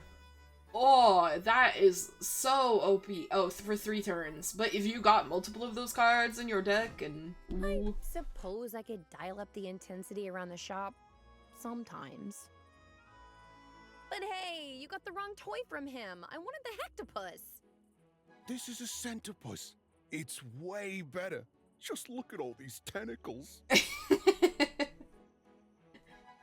I'd rather not. It's like a cosmic horror in velveteen. Listen, it's simple math. If 7 is good, 100 is better. Okay, Hect is not 7. That would be Sept, a septopus. A hectopus would definitely be 6. And Centa would be 10, right? Or is that 100? And my date deserves better than a second-rate toy. Oh, no, Centa is 100. 100 legs? That's crazy. I see where you're coming from. And I know better than to look a gift toy in the tentacle. Thanks, Finn. I appreciate this. Don't worry about it. Like I said, you deserve it. Now, what's next? Fried food? Roller coaster? They set up a whole roller coaster in the middle of the marketplace for this carnival. How about both? Fried food on a roller coaster? That doesn't seem like a good idea. You're gonna throw up. Sure. Maybe not in that order, though. We get sick on that new toy of yours, and I'm out of tricks for replacing it. Because I go anywhere near that stall again, and that guy's liable to pack up this whole carnival and leave town in a hurry.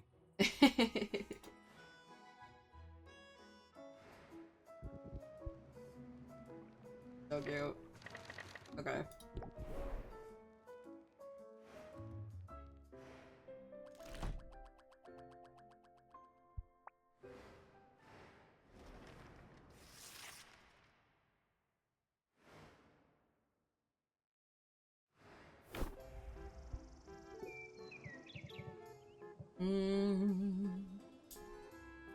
Our brews are done.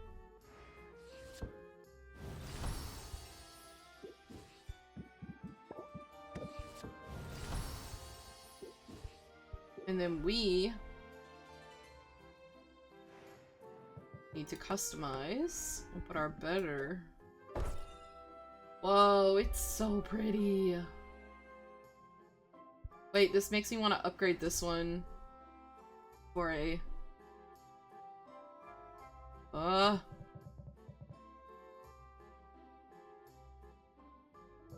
You know what I'm gonna do, actually? It's gonna stick a whatever in that spot, and then I'm gonna upgrade these two as well.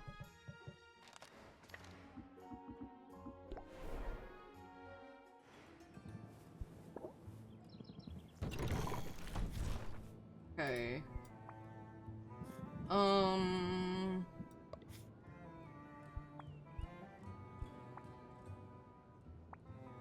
I need 2 of these. Perfect. And then 2 of the arcane quartz.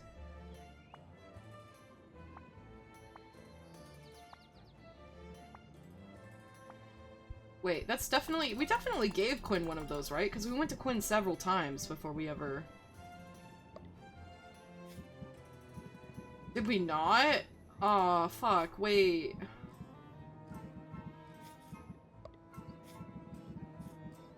Did we not do the thing? We don't have more quartz, do we?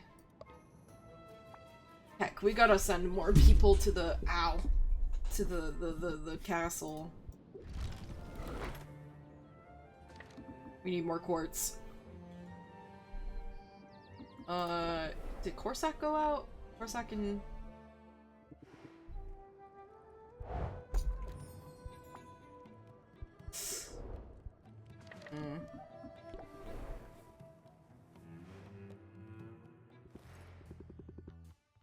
Sort of like being inside of Disco Ball. Dang it. Still no. Okay.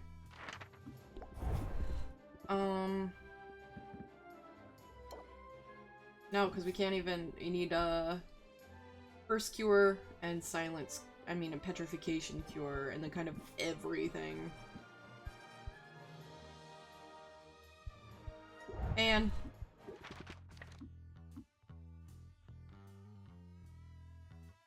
Okay. When we get Arcane... What would be the chances, right? Nope.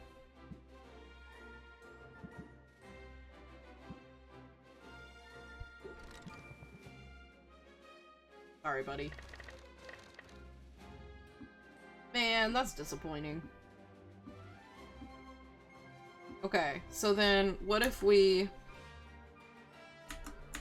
I can't hit the escape menu in here? No. Okay, I was like, what if we just restart our day so that we don't spend this time slot, since we won't get the stuff that we need anyways.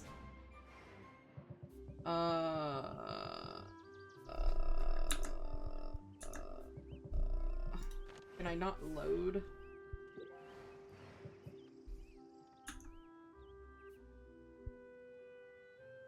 What if I title menu and then restart the day so we didn't use the time slot? I guess it doesn't really matter.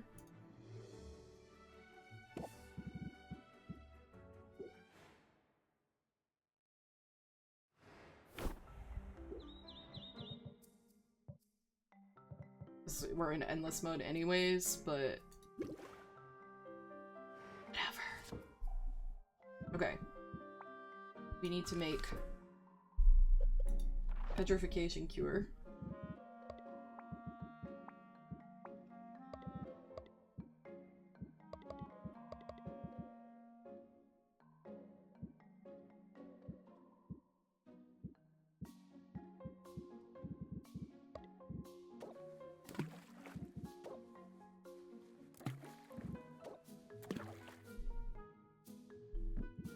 So then we need red, yellow.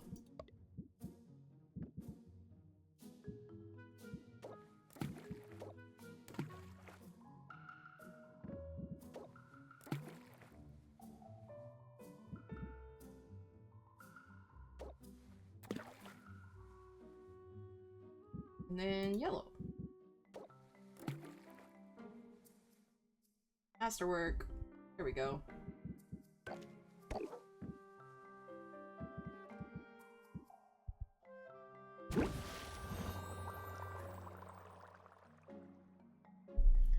And then first cure. Marine yellow purple.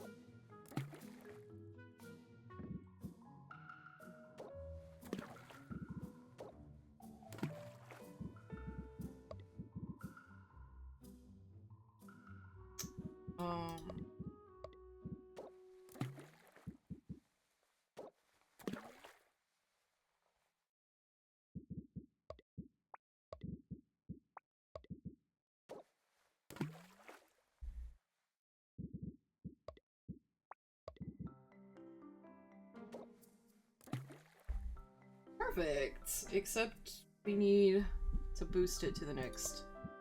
I forgot. Perfect is not as important as...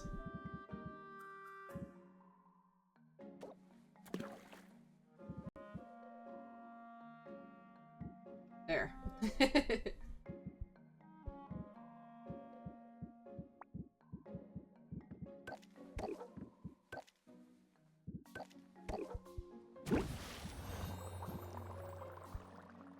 Okay.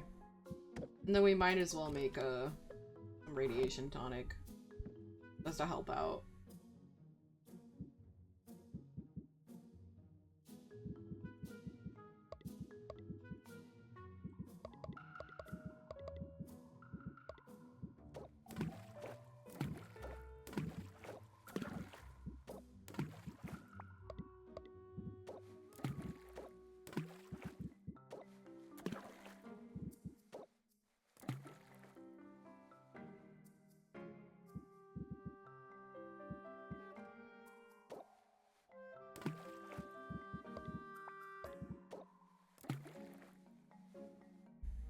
Cool.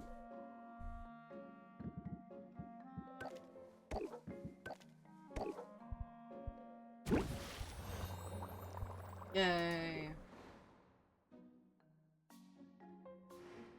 They'll be ready by tomorrow. So now we travel.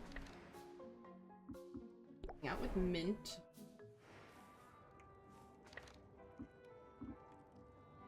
These two are still out? Wait, I restarted at the whole... Wait. I fucked up. I undid some progress. Oopsie. We didn't hang out with Finn then! Dang it!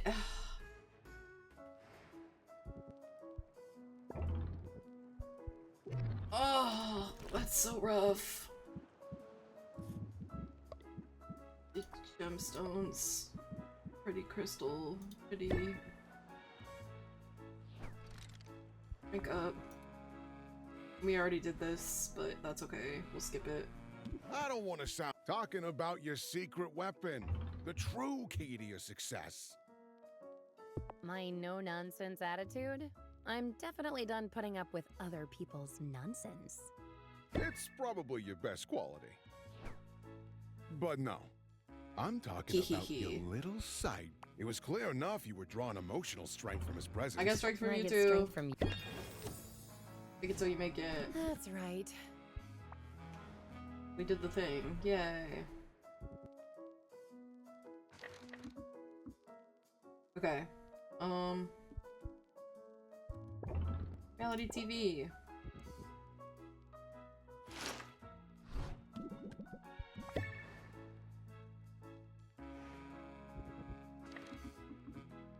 Now these two are back.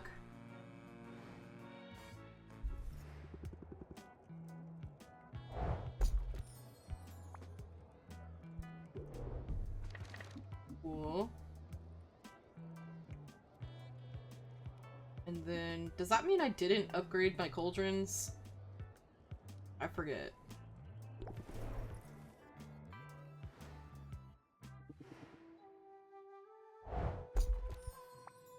Thank you.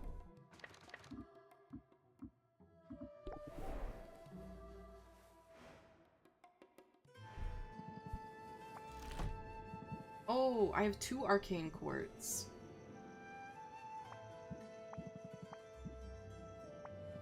Did I use both of them then? Or, I mean, it's fixed now. So I guess that's the other benefit of going back in time, is I didn't use up the arcane quartz.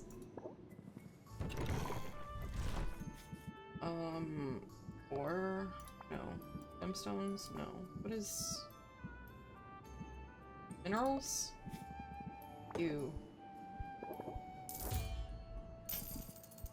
Cool. I have 9? Oh, I didn't need to buy more than... Oops.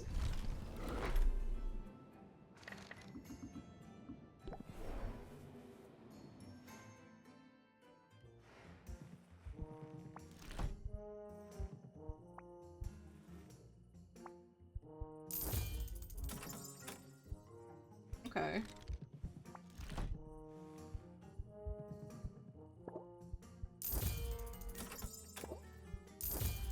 Yay.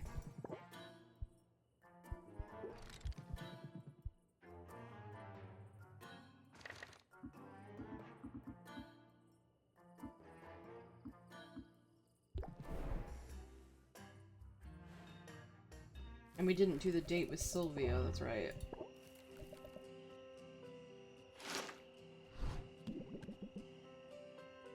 Saffron and Sylvia settle into the grass. They breathe in tandem. Sylvia loses all track of time. Her senses expand beyond all reckoning. Her mind touches the void. Then Saffron grips her shoulder gently, bringing her back to reality. You've come a long way, but I'll always be here to guide you back home. You...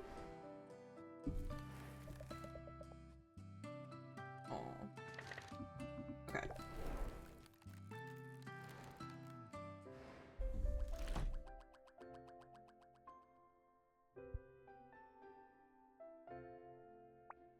Wait, are we still dating Corsac, or did we accidentally undo that as well?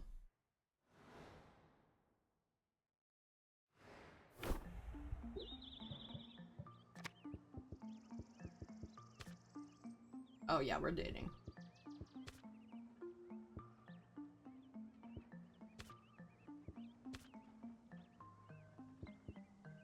Okay.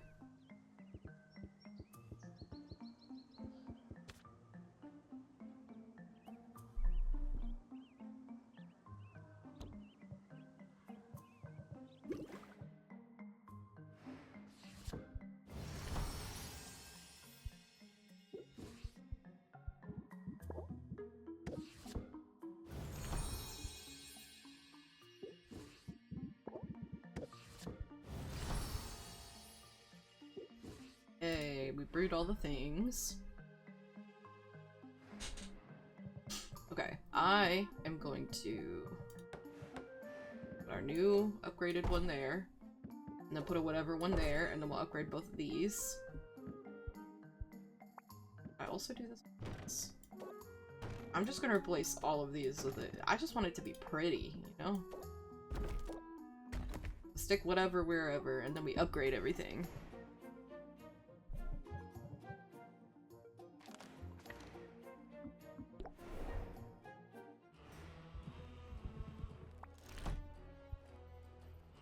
What do we need to upgrade these?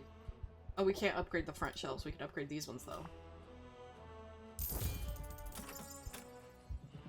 Ooh, and a Sinfandel.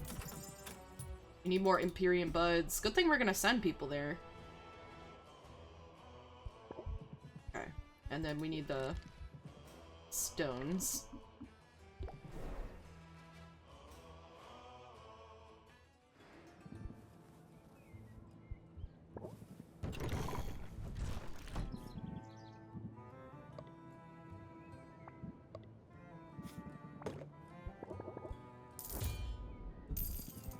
Go. Duck, duck.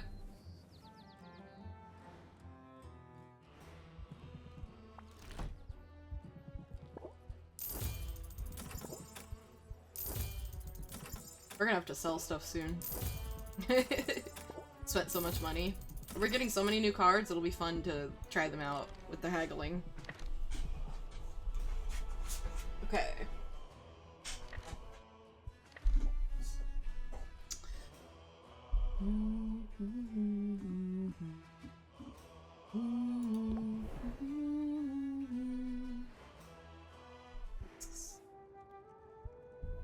Hang out with you. Outdoor concert? Cool. Hope you like acapella. When she agrees to attend a choral performance as Corsac's date, Sylvia assumes they'll be visiting an indoor venue. Instead, Corsac leads her into the forest. Corsac finds a fallen log to use as a love seat. He sits beside her, even daring to put an arm around her. Cute! While Sylvia waits, he tests the wind. He sniffs the air. He cocks his head, straining to listen to the sounds of the forest. When he determines the conditions are correct, he produces a single shrill whistle. It sets off a flurry of activity. Scores of birds erupt into song, their natural calls and chirrups overlapping in a symphonic surge. Though the birds remain largely out of sight, their music continues, spurred on by the occasional melodic interjection from Corsac. Wanted to get you something special, and experiences like this are better than any bauble. That is so cute. That would be like once in a life kind of experience. All of the like nature of the birds and everything around you, like singing. That would be so cool. Could smell you coming, in a good way.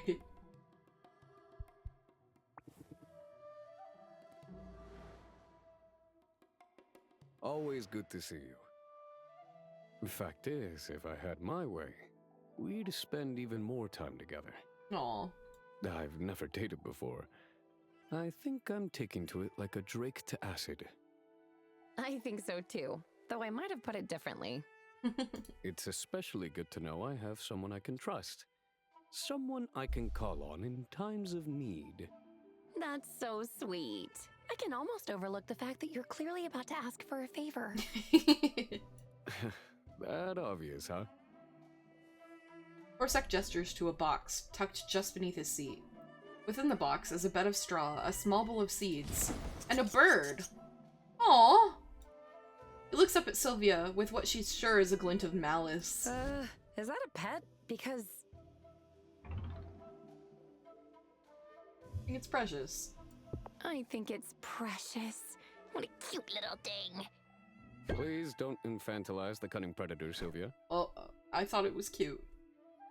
This is a spew jay, so named for its projectile spit. I'll consider myself warned. People hunt these birds because their stiff feathers make excellent fletching, and hunters tend to kill their quarry. It's easier that way. Easier for the hunters, I mean. It's sort of a bummer for the birds. Huge bummer. You found a better way? I have, although it requires an extra set of hands. One of us needs to massage the bird while the other very carefully removes the appropriate feathers. I hate to impose, but I thought it could be sort of romantic, maybe. Give a bird a massage. I'm sure this isn't what they mean by couples massage, but I'm game. I'm glad. I didn't really have anyone else I could ask. Don't take this the wrong way. I'm not trying to weasel out of this or anything. But haven't you made any friends in the guild? You've been here a while now. Funny you should mention it. They hate me. Was a time not too long ago when I'd have said I didn't have much in common with anyone here. Nor any need to seek common ground. I feel like you'd really like Saffron. I aimed to keep my head down and do my job. And I did it just fine on my own. And now? Now, I suppose, I've developed an interest in socializing. Aw. Character development. That's your influence. You've reminded me there are benefits to running in a pack. Benefits like someone to massage the murder bird? That, sure. But there are intangible benefits too. If you were the only friend I ever had, I would consider myself lucky. Aw. But lately, I find myself thinking about the companionship of my peers. I watch the ease with which they gather, like rot flies congregating on a carcass, and I envy it. He's lonely. Hard to know where to start, though. I'm sure I haven't come across as approachable here. Mint could be friends with anyone. I bet you'd be friends with Mint. And Saffron is also very nature-y. Well, I wouldn't compare anyone to a rot fly. Not by way of starting a conversation, anyway. But otherwise, the first step to making friends is to just be open to it. So in that sense, you've already made progress. Maybe you're right. Maybe I'll soon be surrounded by new friends, like a unicorn in heat. I don't think you should refer to yourself as an anything in heat when trying to make new friends. In the meantime, we should take care of this spew jay before it calls reinforcements. You know what they say. Birds of a feather eviscerate together. What exactly have I signed on for? Don't worry, Coconut. I've got your back. Cute. And your hazard pay. Ooh, decrease the cost of adventures by 50%. I'm glad we ranked up before sending him out. Hey, I'll take it. Had a feeling. Now, how thick are those gloves of yours? Because you should expect quite a bit of pecking. Fantastic. Aw, that we look nice today. Okay. We're going to the magical wasteland.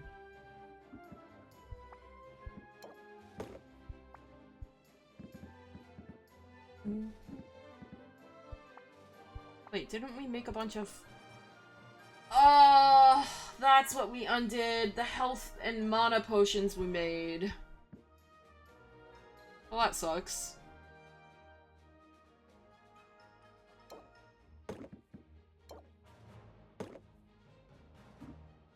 Can we make up for it with this?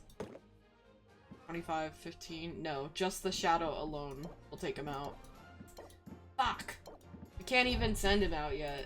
Oh.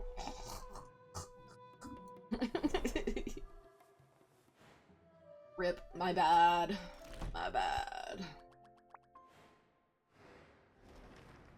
Man! That's rough. It's hard to... Okay.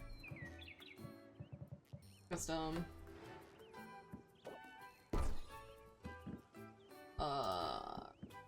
These can't actually be upgraded. I didn't need to. And then this one has been upgraded. And then our cauldron down here. Have our barrels been upgraded? Can it be upgraded? I don't know. I'm not gonna worry about it. They're pretty.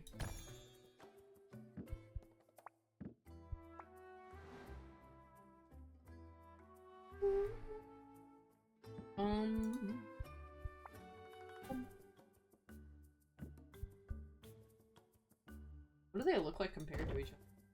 Oh, this one's way prettier.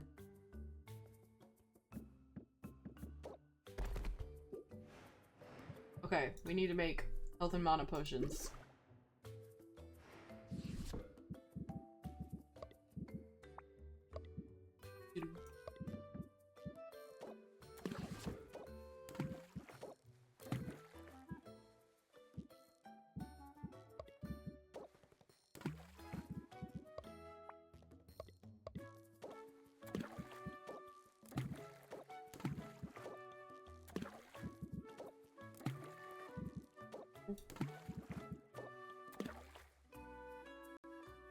Cool. There. Now it'll make 6.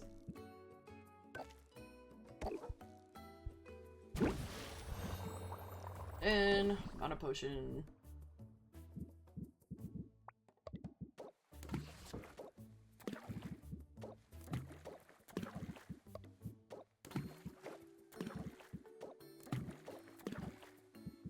Oh, God.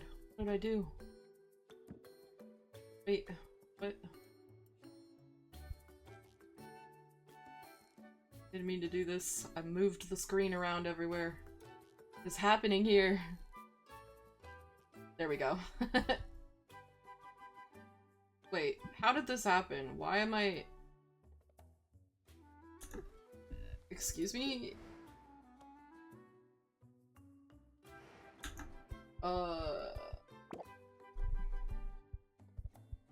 Full screen. Wait, that might not have... No, that fucked everything up. Dude.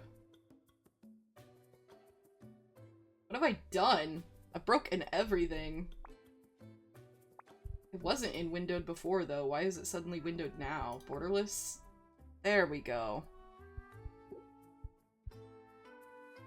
I don't know why it did that. Okay. Back to the brewing.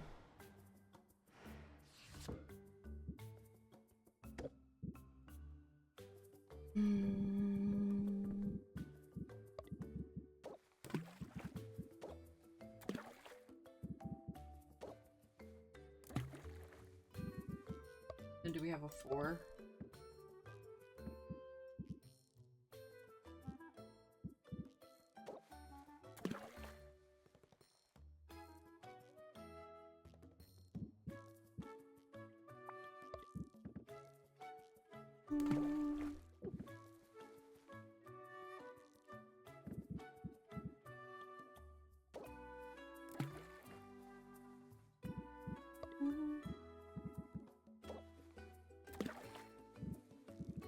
There we go.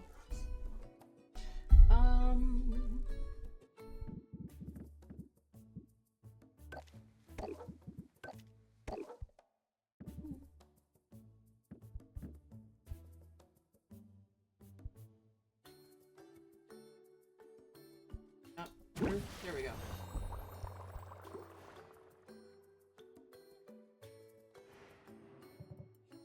Okay.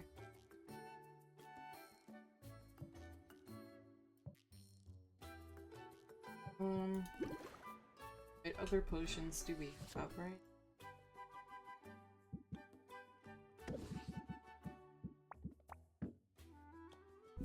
We have one more sight enhancer. Do more stamina.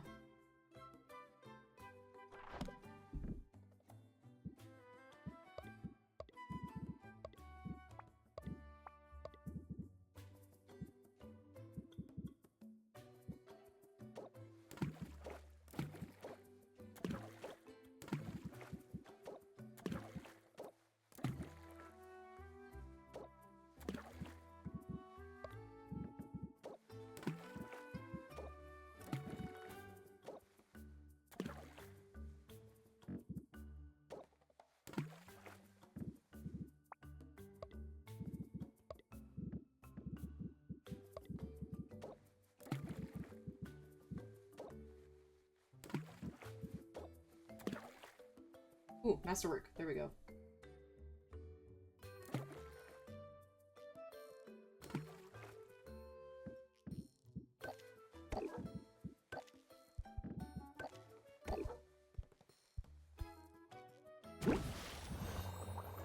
Sweet.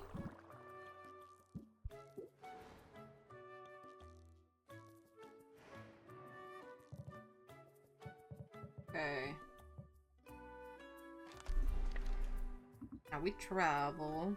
We're so close to dating, Finn.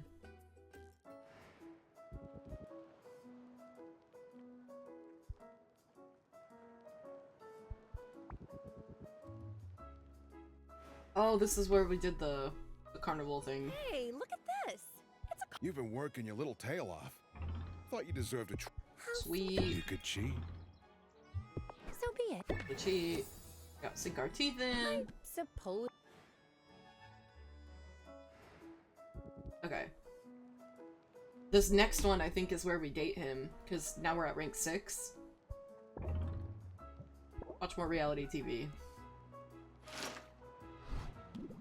Finn is eager to binge new episodes of a favorite show, which he's been saving to watch with Sylvia. Oh, that's how you know he likes us. He's been saving his shows to watch with us.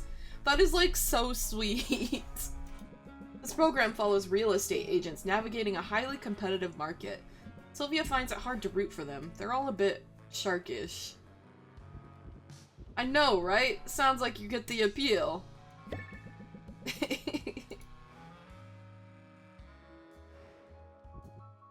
Swim right up. We'll get you your pretty gems.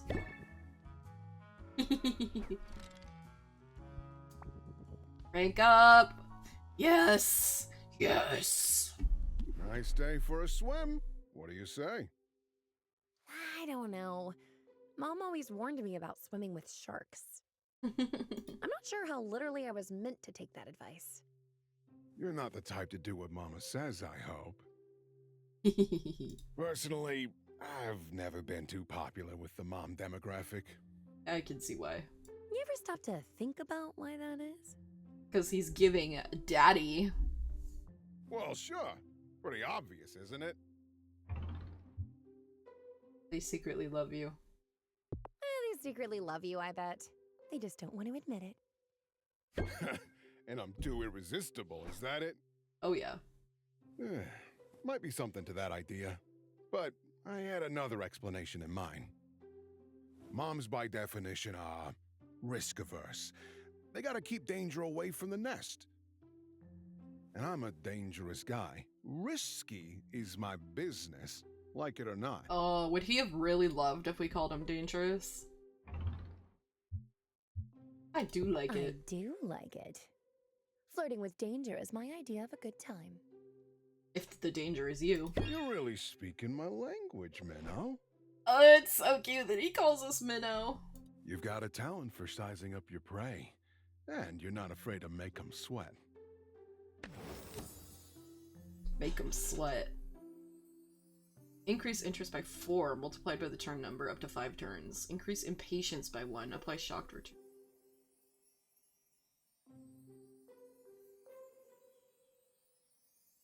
Ooh, that's cool. Sylvia the Apex Predator. That's me. You do have some sharp teeth of your own, don't you? I'll admit I didn't see him at first. Thought you were gonna be easy prey. But in the end, you took a bite out of me. Think maybe you like the taste. Leastwise, I'm hopeful that's the case. Because I know a good thing when I see it. I've rarely seen anything better than you and me. Aww. So, wanna make it official? Yes! You got the right idea. You've got the right idea. We'll be unstoppable together. Wow, that's, that feels nice.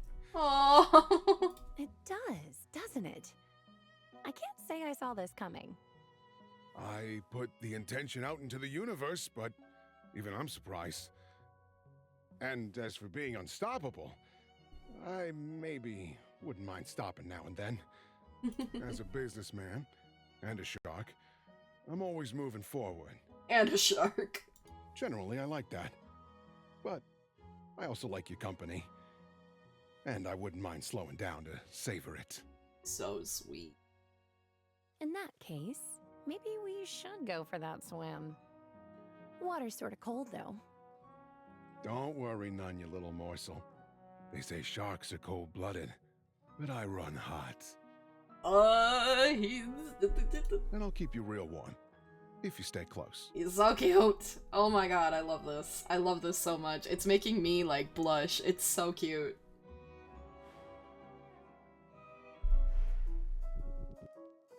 Water's fine, and so are you. Oh, he is so endearing.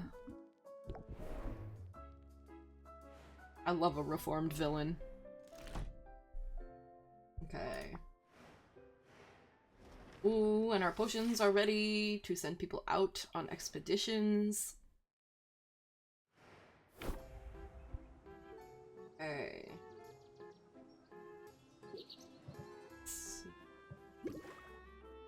Get our brew, got our health, and then our mana.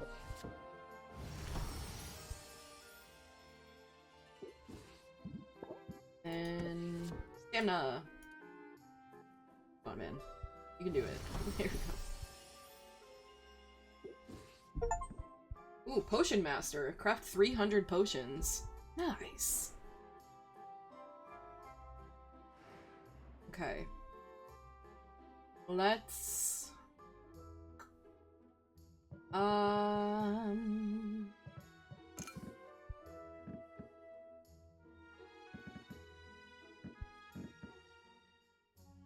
I think we gotta sell some things. Oh wait, but we need to arrange our deck before we can sell stuff. We'll do this after we've allocated some of our resources. Okay. So now we're dating lots of people. We need Roxanne, Sid, Mint, Baptiste, and Luna still. I think we're the next closest with Sid?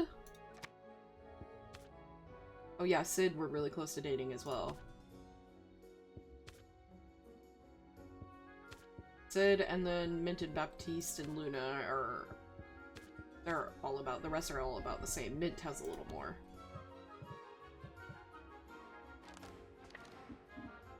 See if we can rank up with Sid.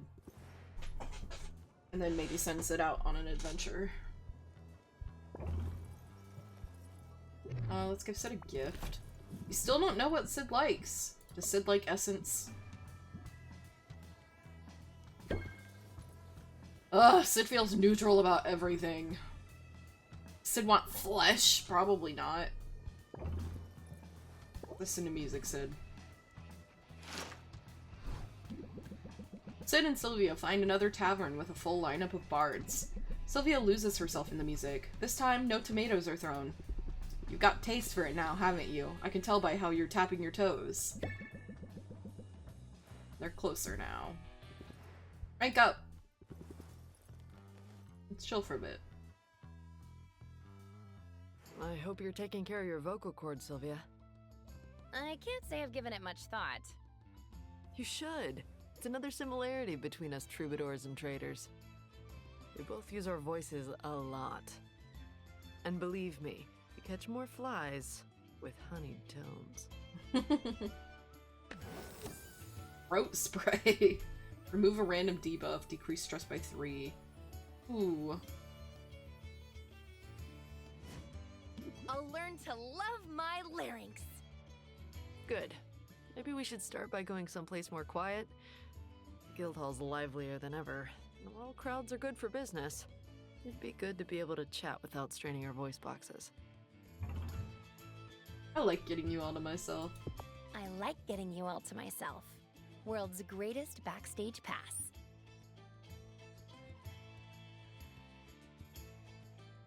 God damn it. It's like I need to sneeze, but it... It went away. I hate when that happens. The only thing worse than sneezing is when you're about to sneeze and then it doesn't happen. You don't need a pass, Sylvia. You're a lifetime VIP. Aw. Come on, let's get out of here. Now this is a view. Isn't it just? I've been coming up here to write, whenever I can sneak away for a few minutes. And the song. It's going good, Sylvia. Really good. Yay, that's so good. I'm probably expecting too much, but I sort of feel like it could be important, if that makes sense. Storytelling is powerful. Storytelling set to music. It makes people feel things. And that's some potent magic. At least, it is when you get it right. Speaking of which, this story needs conflict. Which type should it be? Internal conflict. Internal conflict. The best heroes are those who have to overcome their flaws. And in the end, we're all our own worst enemies, right? Sounds smart to me. I'll see what I can come up with. And, well, I hope you know how much I appreciate your willingness to be part of my process like this. It means a lot. Yeah. Hey, I'm happy to help out. You really mean that, don't you? Yes, always, of course. You want to know the secret to being a good songwriter? It takes more than having a sense for lyrics or rhythm. You've got to notice things. You've got to see people.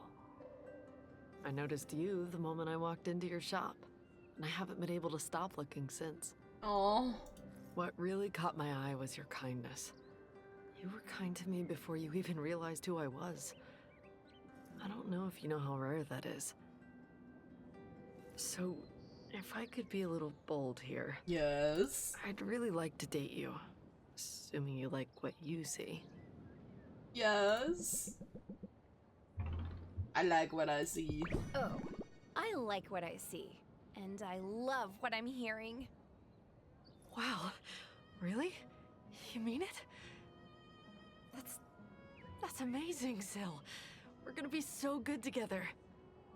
I tend to agree. We're both forces to be reckoned with. And even if we're from two different worlds, it feels like we're coming from the same place. Truer words, Syl. You inspire me. You make me want to sing. Aw. I hope you like sappy music. There's just so much sappy music coming your way. Aww. Do you mean right this minute? Because I'm sort of in the mood to be serenaded. Oh, are you? Well, good news.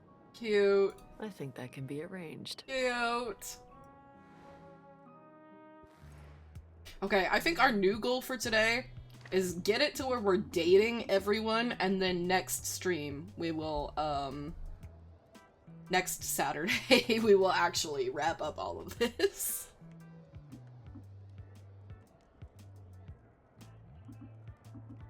Okay. Let's see.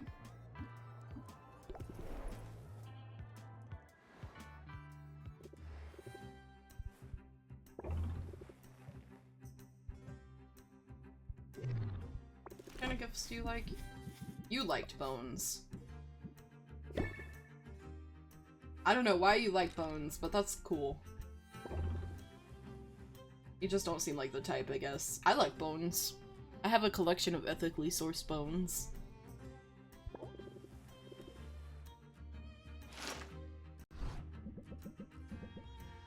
Mint and Sylvia return to the forest, wooden swords in hand. Sylvia is less tentative now, and she shreds nearly as many shrubs as Mint does. I can see your swing is getting stronger. Nice! Sylvia feels a little closer to Mint and mildly less stressed. Okay.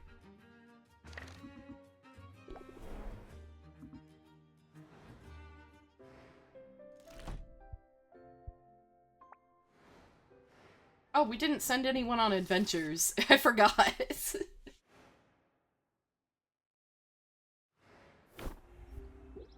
Oopsies. Let's travel.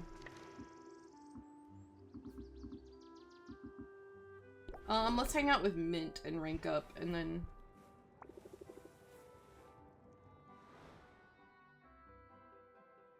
It's time to do our civic duty, Sylvia. It's a good thing you're wearing gloves. Armed with rags and a bucket of liquid that sizzles and roils, Mint leads Sylvia into the heart of Rafta. They pause at the first shop they see. While Sylvia holds the bucket, Mint dips a rag in the liquid and uses it to wipe down the door handle. Nothing can withstand the caustic saliva of the mustachioed lizard, including nasty little microbes. Does that also include this bucket? Because I think it's starting to smoke. Whoops! We'd better hurry and hit as many spots as we can. True to her word, Mint speeds through the streets, sterilizing as many door handles as possible. When the sizzling saliva eats a hole in the bottom of the bucket, narrowly missing Sylvia's boots, they call it a day. Phew! It feels so good to do something normal. Well, normal for me. The hunt for a legendary weapon has been eventful, but exhausting. What's the latest? I've been keeping an ear out for rumors, and I finally heard a promising one about a masterwork sword hidden in the heart of the forest. I tried to get a party together, but my guildmates are super wary of that part of the forest on account of the endless eerie fog. So, I spent hours wandering around alone in the mist. I'm sure I was walking in circles at one point, but I didn't give up. I have the blisters to prove it! Did you ever find the sword? Yeah, but it was totally rusted. I guess if you're ever looking to stash a blade away for a generation or two, you shouldn't leave it in a damp, mist-shrouded forest. I mean, rust can be... things can be restored. At least I got my steps for the day. Thought your glutes looked nice. I thought your glutes looked nice. Must have been all the walking. Well then, I guess I won't complain. But to be honest, I hope I get my hands on something soon. I'm starting to have visions of myself as a washed-up wannabe. If I'm not careful, I could end up like the very first hero I ever met. Your first encounter with a hero didn't go well, I take it. Not for him. It was less than a year ago. I'd started working shifts in the family warehouse. My dad's run a regional distribution hub. Imports, exports, mostly catnip. I don't know why the voicing is glitching on this. Wow. Catnip is big business, isn't it? The pirates? Oh yeah. Cat pirates buy in bulk. According to the stories, they used to sail up and down the coasts, setting fires and causing mayhem. Regular, dependable access to catnip keeps everyone happy and at peace, which is why it was cause for concern. When a man came to our door and claimed our catnip storage facility had been infested by slimes. He pointed out the telltale trails of goo all along the perimeter of the building. My dads were pretty panicked about it. But this guy, he was a licensed hero, he said.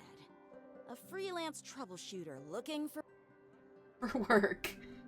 Oh boy. My dads were only too happy to pay him to take care of the slimes. As for me, well, you can probably imagine how excited I was. I followed him everywhere, hounding him with questions, watching him like a three-eyed ferret. That's how I discovered it was all a scam. The only slimes in our warehouse were the ones he set loose there. Ugh, what a creep. You must have been so disappointed. I don't think you'd ever wind up like him, though, because you're not going to scam anyone. Point of fact, I was furious, Sylvia. Really mad. I chased him off our property with a +1 stapler. Then, without even stopping to think about it, I vanquished the slimes he'd left behind. My first battle, and they were defeated handily. After that, I felt this surge of confidence and clarity. I knew I owed it to myself to give my childhood dream a shot, so I started looking for opportunities to make a move. When Rafta's guild put out the call for recruits, I knew I'd found the opportunity I was looking for. And unlike that phony hero, you've been doing an incredible job. Thanks, but let's be real. I can always do better. That's what my quest is all about. Gaining the power to level up. Then again, they say power corrupts. What if I get my hands on a powerful weapon and it changes me? What if I go all Dark-Ment, destroyer of worlds? I'll keep you in check.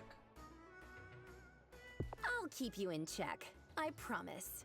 Even if I must strike you down in order to save you. I believe you could do it too, Sylvia. Okay, with you in my corner, I suppose I don't have to worry so much. So you'll keep looking for a weapon? Yeah, I'm no quitter. And sometimes it's not until your back's against the wall that you see what you're really capable of. That's when you break out the Blitz. You know what I mean? Blitz. Raise interest by 14. Can only be played if you have 3 or fewer cards in your hand. Ooh, that's pretty good for only 1 patience. You know I do. Good. I'll keep you posted on my quest. And don't worry. I'm sure I'll have good news soon.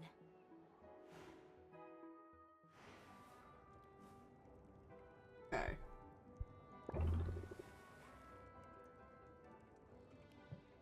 Combat training? Maybe bring a healing potion just in case. Sylvia joins Mint in the Guildhall's training yard, where they each take up a wooden weapon and shield. They trade blows for a few minutes. Sylvia would be proud to be holding her own, but it's clear Mint is going easy on her. Even so, her arms ache with exertion before Mint has even broken a sweat. We're gonna feel this in the morning, I think. For several consecutive mornings. Sylvia feels a good deal closer to Mint. Okay. You're adventuring. Everybody's going to the magical wasteland. Everybody. Okay. You 100% need a tolerance potion. You need this, you need this. Need this. You need this, you need this, you need this. This. You good?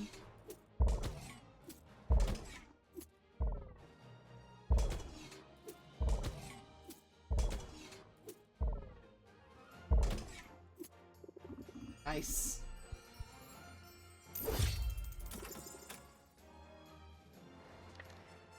Okay.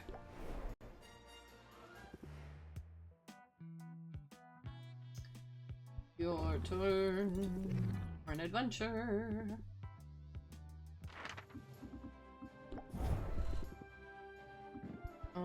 Do you need a tolerance potion? I don't know. Let's find out. Yes. The answer is yes.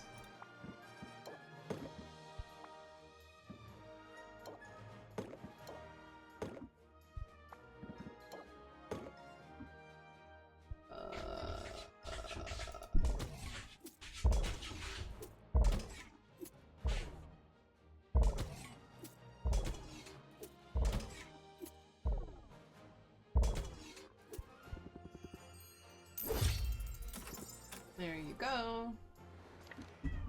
And you.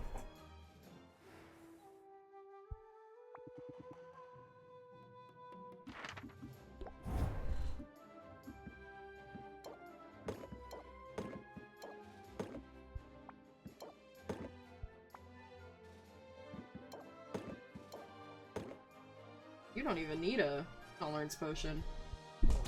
This is why Corsac is the best for just, like, sending out wherever. You can have so many potions. Perfect. Okay. Now that we've sent all our heroes out, let's hang with Roxanne for our final time slot. Hard game.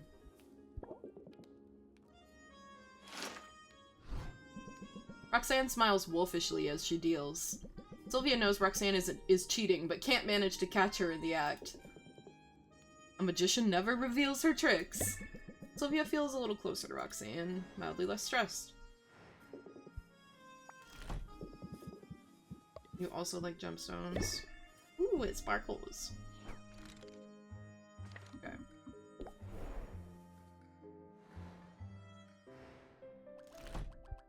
Yep.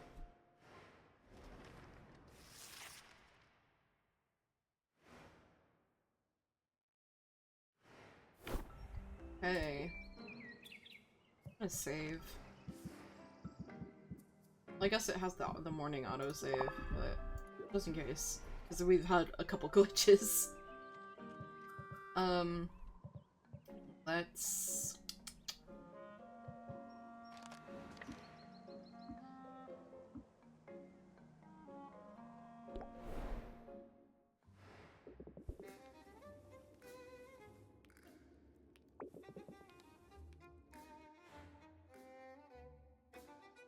Now this is what I needed. A break from the shop and from the endless demands of customers. An opportunity to be pampered again. Why don't you join me for a manicure? I'm not sure I see the point when we both wear gloves all day. Ah, but that's the thing, Sylvia. We aren't doing this for other people. Yeah. This is just for us. Roxanne leads the way to a local spa, where she settles into a cushy seat and invites Sylvia to sit beside her. Sylvia is skeptical, but she settles in and removes her gloves. A nail technician sits across from her and makes light small talk while she brushes a waxy substance over Sylvia's nails. It's pleasant, relaxing. So this is what it's like to be pampered. A drilling noise jolts her from her daydream. The multiple techs working on Roxanne's nails have brought out some heavy equipment. The results are dramatic. I asked for the Glitzkrieg treatment.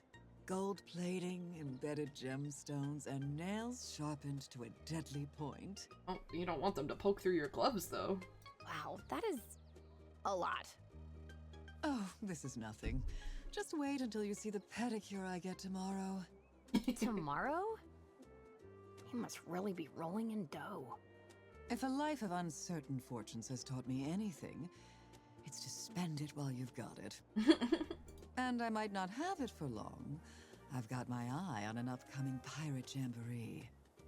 The cover charge is extravagant, but stealing from other partygoers is encouraged, so who knows?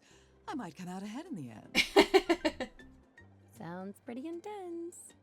There's truly no party like a pirate party. A party where you show up and you're encouraged to steal from each other.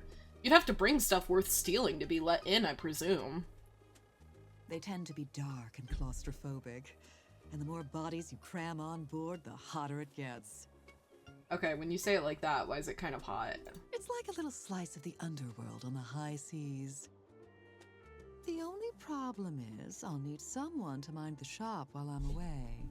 Well, it's literally in our basement, so... While you're away, how long is this party exactly? Oh, it's impossible to predict. They can run for weeks. Weeks? You can't just leave your business behind for that long. You'll lose all your customers. You'd have to start over from scratch. And don't you have an exam coming up? You're supposed to be getting your business license. Maybe I've changed my mind. Maybe I'm not cut out for staying in one place. No, don't give up.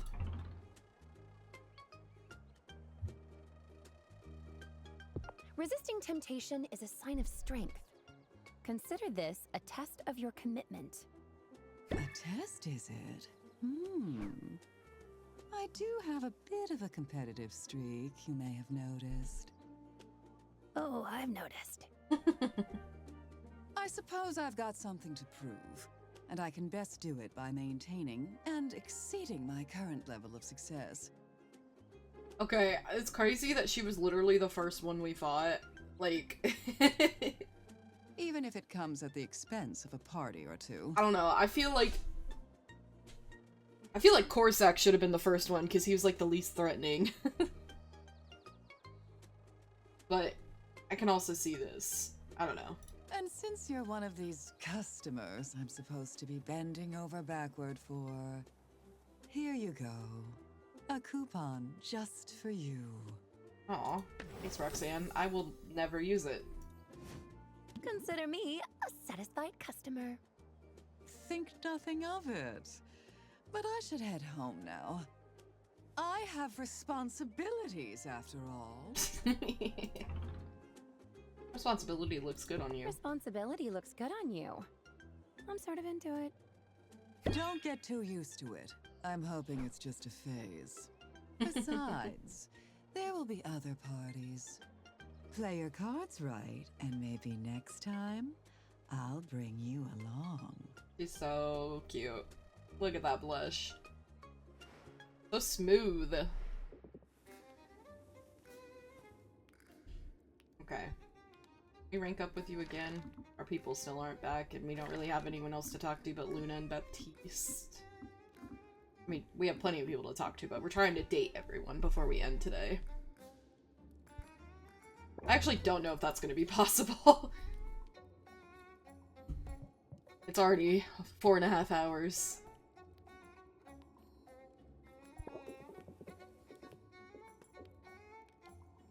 People watching. Roxanne takes Sylvia to a market-side bench, where she promises the best people watching in all of Rafta.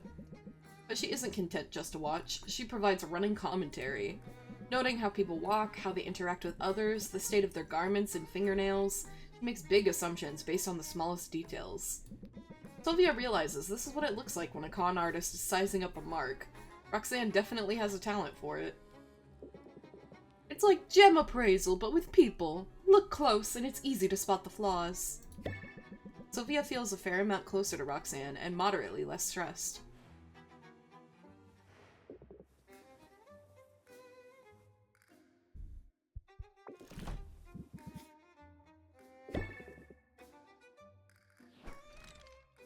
Yes, we can rank up again. Wow, it's hot down here. You flirty thing, you. No, I mean it. It's sweltering. There was a frost enchantment keeping the lava's heat in check. I deactivated it, then threw on some kindling for good measure. I like the heat. Like most demons, I grew up underground. Just be careful not to burn the place down, please. I suppose I can avoid that, but it's hardly fair that you keep amending the terms of our arrangement. I feel like it was kind of a given that if you could stay in our basement, you cannot burn it down. I think don't set my house on fire is a pretty reasonable request. You're right. Of course you're right. Oh, truly, Sylvia, you are a font of wisdom without equal. What is it? And you're laying it on a little thick. What do you want? What favor? Sometimes pandering is the best way to steer a conversation in your favor. Dignity be damned. Oh, that's our lesson. Pander. Apply self-hatred for 2 turns. Increase stress by 3. But erase interest by 24. That's worth a little self-hatred. Who has time for dignity anyway? Wield the power responsibly, dear protege. Because you wield it so responsibly, don't you? Now, as toasty as it is in here, I find myself in need of more kindling. Care to come along? Here we are. There's bound to be abundant driftwood along the shore. I assumed we'd be buying kindling from a vendor. I know this one druid. Is it Saffron? Yes, I've heard you know her quite well, you little here we go. Another referencing our other romantic conquests. But you can't flirt your way out of everything. But maybe I can, if I try really hard. There are some things you must do yourself. Roxanne takes a piece of driftwood from the sand. She pulls it close, as if sniffing it. Sylvia can just make out the sound of Roxanne whispering in an unfamiliar language. Was that a spell? It's a ritual, but not a magical one. I don't mean to be secretive, but I tend to be private about my heritage. You could say I'm still working out exactly what it means to be a demon living on the surface. Ooh, we're getting lore. Suffice to say, there's a ritualistic significance to the gathering of fuel for the hearth. So please keep your eye out for more driftwood. But allow me to carry it all myself. That's, like, really cool to learn about Roxanne. Because it's like, before this, she like, yes, there's the hot mommy dummy, whatever, but she kind of seems like a little vapid, a little shallow. So, like, being able to learn more about, like, her cultural background, I feel like is gonna give her a kind of depth that we just don't have for her yet. That's why I haven't, like, felt as much interest in her as some of the other characters, because it kind of just felt like all the show, you know? But this is cool. I like this.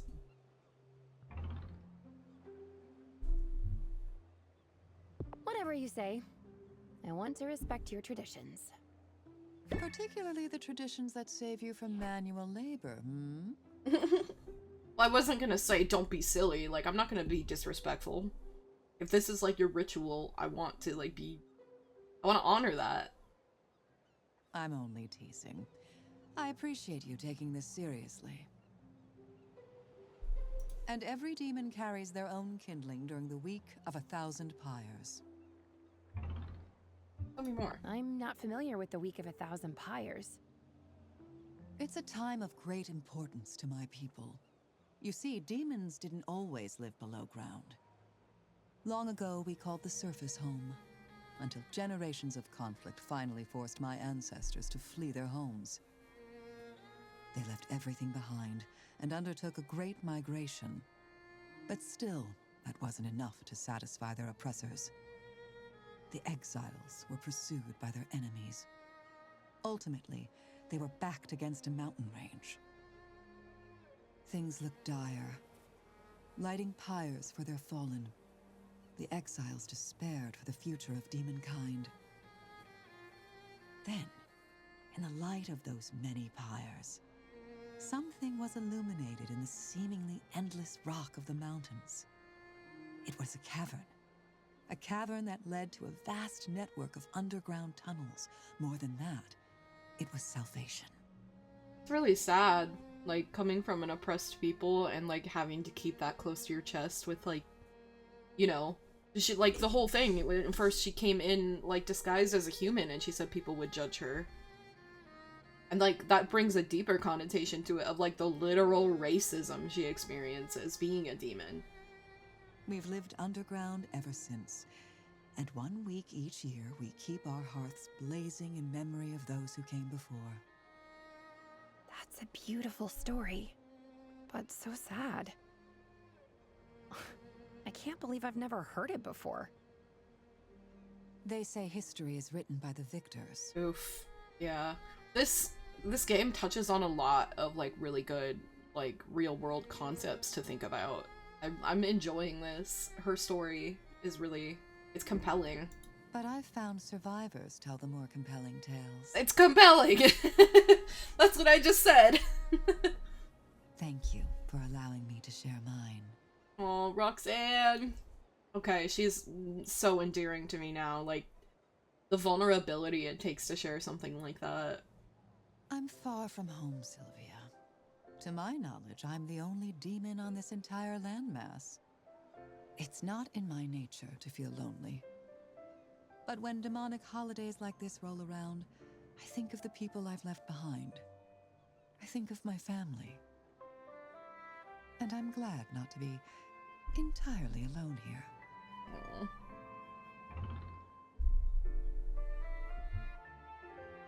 Let me know if your nights get lonely. We might find other ways to keep you warm. Dear girl, I'm not sure you could handle the heat. Thanks all the same. I'm not sure I realized how much this particular holiday meant to me until just now. It's not altogether irritating to be sharing it with you. Cute.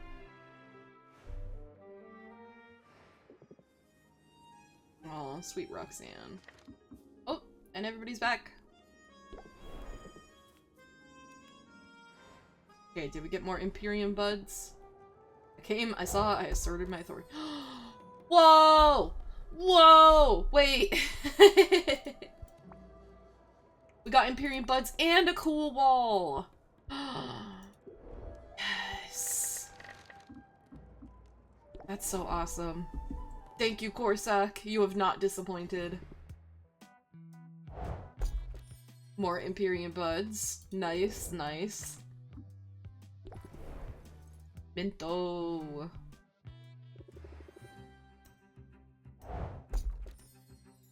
Ooh.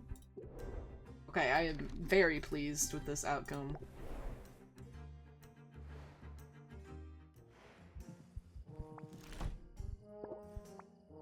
Upgrade.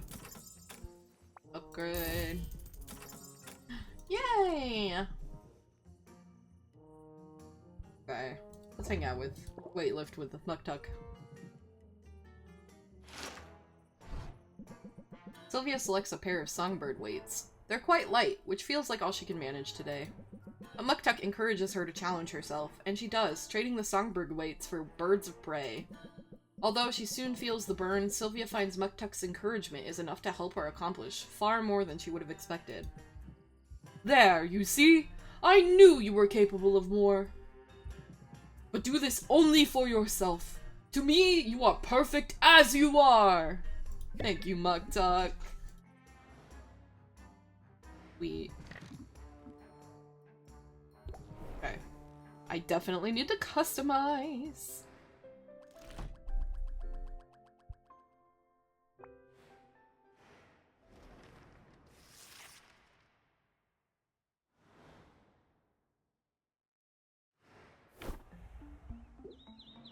Yes. Yes. I literally said I want a cool wall.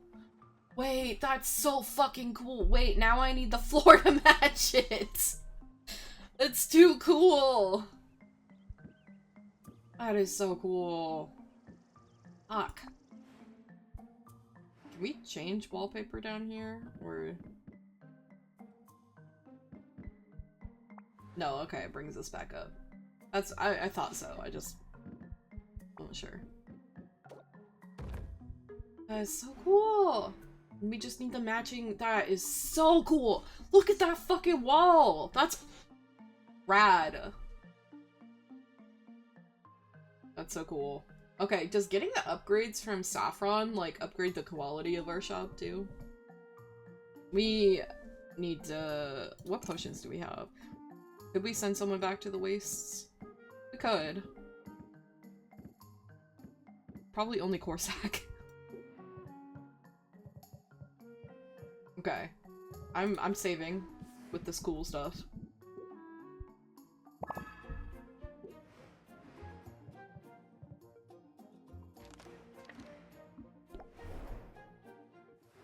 For a sec, I'm gonna send you back to the thing.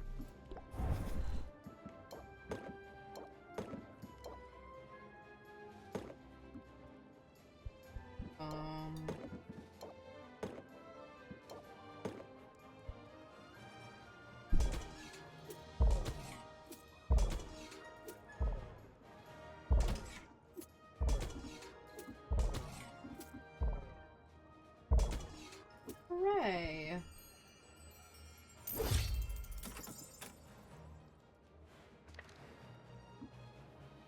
Okay.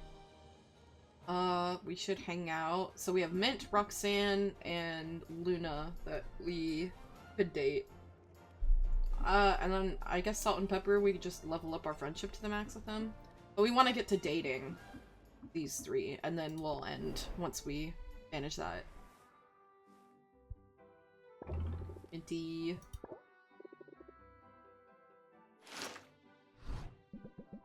Sylvia's getting better at sparring. She's not quite ready to contemplate a career change, but she manages to deflect most of Mint's attacks, and she even gets a few good hits in. Not bad, Sylvia. I mean it. Sylvia feels a good deal closer to Mint. Okay. Rank up. It feels so good to get out of that rowdy guild hall. And since we're in the neighborhood, there's an exhibit on local history that I'm dying to see. How do you feel about a quick museum visit? I might be distracted by your loveliness. I might be distracted by your loveliness, but I'll try to focus on the exhibit. Gosh, it's nice to get a compliment. Most days the closest I get is when a monster shows an especially keen interest in devouring me. Oh. As they cut through a crowd on their way to the museum, Mint seems to go out of her way to brush her arm against Sylvia's. That appears to be the extent of the hero's boldness. Once they've reached their destination, she swiftly turns her attention to the exhibit. The museum is sparsely attended, which gives Sylvia a clear view of the displays. There are old maps, outdated brooms, and a small battered helm once worn by Robin himself. Oof. While Sylvia examines antique potion-making equipment, Mint ponders a pile of dust and metal shards. No legendary weapons here. Everything that the heroes took into battle with Maven was destroyed. But there's one artifact from that battle I never get tired of looking at. It's not far from here. This is more like it! The great outdoors and a big monster corpse! What could be better? Okay, that's really sad because we know Saffron's side. That Kraken skull is a cornerstone of this island's history. I assume you know the story? Yeah, but I'd love to hear your version. Yeah, but I'd love to hear your version. After all, you're the hero history buff. You don't have to ask me twice. It all started with Maven, the so-called Witch Queen. She claimed this island as her own, used it as a sort of free-range laboratory for all sorts of wicked experiments. The first settlers of this very town were her unwilling accomplices. She used her mind control powers to prevent them from leaving. Under her sway, they did all sorts of labor for her. They even constructed that big monument to Maven in the bay. Her reign of terror went on for years before a brave band of heroes decided that enough was enough. They sailed here to liberate the island. Hearing the romanticized version of the story after the real version kind of makes it really sad to me. Maven summoned a Kraken from the depths, intending to stop them from ever setting foot here. She didn't care who got flattened in the process. The heroes eventually got the best of the monster, but not before it had knocked their ship right out of the water. And to think I'm now living inside that very ship. I'm pretty sure my cot is set up right where Lore Master Lauren used to store his books. Wait, the guild hall is the ship that Saffron's crew came in on? I feel so honored by that, and so inspired, and, well, sometimes I feel like an imposter. Like a kid who's playing dress up. You should be kinder to yourself. I know I should. That's why we're here. I just need to connect to this place. I really think Mint should talk to Saffron and get some kind of perspective about the whole thing. Because, like, the way Mint romanticizes it, I feel isn't healthy, and it really shows that it's like Saffron said, we were little more than children. Like, Mint is, I feel like, would make the same mistakes that Saffron's crew did, and is gonna wind up getting herself hurt if she doesn't, like, I don't know, the gravity of everything, and, like, I don't know, man. I guess it's just, like, the conflict. I feel sad knowing... I need to feel the history and my place in it. Like, I wouldn't want Mint to get hurt because of... I say about these, like, video game characters, but, but you know, the sentiment. I wouldn't want Mint to get hurt by something that could have been avoidable if, like, she knew the scope. Mint closes her eyes and breathes in the salty air. Sylvia follows her example. Eyes shut, Sylvia sways on her feet a little. Her hand accidentally brushes against Mint's. Sylvia swiftly pulls her hand back, embarrassed, but Mint smiles. Sylvia notices she didn't pull away. Feeling better already? I'm feeling inspired. I'm glad we came here, and I'm glad they left that skull right where it fell. It's a tangible piece of our history, and a reminder of why we need heroes. Heroes like you. I'm not there yet, but I won't give up on my goals. I'm keeping my eye on the prize. $sign ice. Apply stalwart. Prevents the next debuff from taking effect. It's cool. I'm feeling inspired to do the same. Then we better get back to our respective quests. After all, you and I both have great feats to accomplish.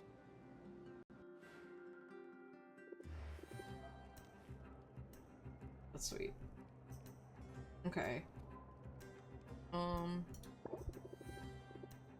But yeah, I forgot we already hung out with. It's Luna.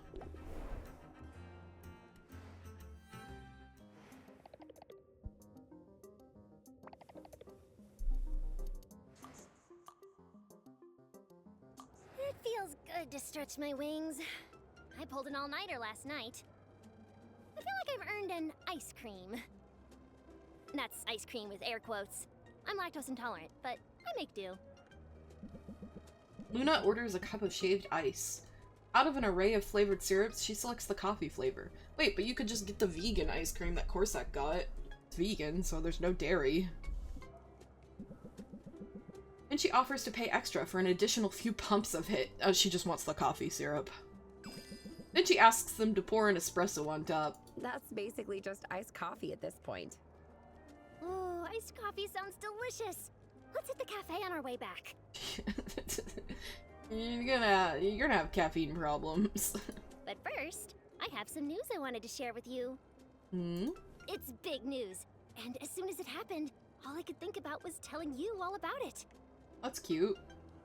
I have this funny feeling that good news will be even sweeter in your company. Sort of like this shaved ice, actually. Aw, she's already blushing. We've barely flirted with her at all. I'm all ears. Well, you know how I've been going door to door to door in my effort to sign up clients? Of course you know that. That's how we met. Anyway, all that legwork paid off. I've got a brand new client. A big one. And this client, they came to me. Is it Finn? Should I be jealous? Should I be jealous? I'm not sure I want to share you. Oh, Sylvia. Don't worry. You know you're my number one. I can't tell if we're flirting or if you're trying to reassure me as a client. Can't it be both? But I can assure you there's been zero flirting with the new client. Beyond that, I can't say much more until it's all official. There's a trial period so they can be sure they like my work before committing to anything. I had to sign an NDA. It was super exciting. Okay, I feel like it's definitely Boss Finn, because, like, he wouldn't be in the know-how about NDAs, right? And he's, like, the big client. He's a big guy. You are getting paid though, right? During this trial period? Well, no. But the work I'm putting in now will really pay off in the long run. Okay, but what if they take your work and run and don't? I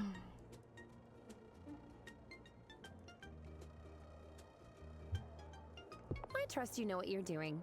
You've been at this for a while now. Oh, Sylvia, you did look at my CV, didn't you?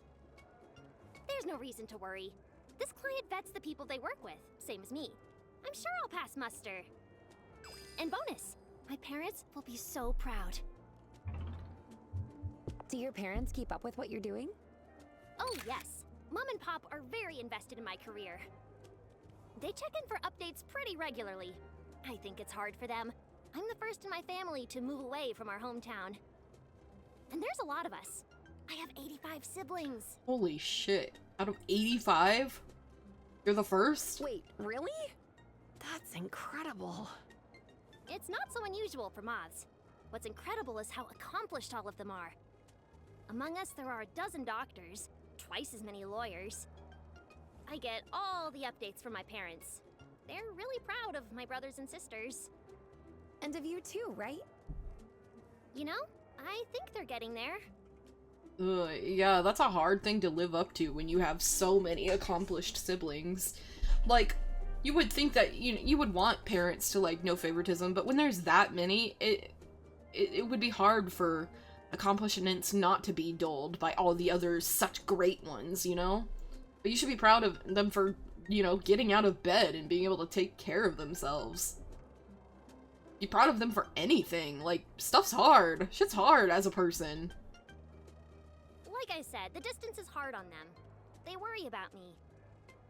But when the deal with this client gets announced, oh, Sylvia, they'll be overjoyed! I'm happy for you, Luna. Thank you. And like I said, don't worry about a thing. I remain committed to the high level of service you've come to expect from me. In fact, I've got a coupon here, just for you. Coupon? I won't use it, but thank you. A coupon? Wow, you really do get me. I knew you'd like it. I pride myself on client care, after all. Okay. I go sleep. Good night.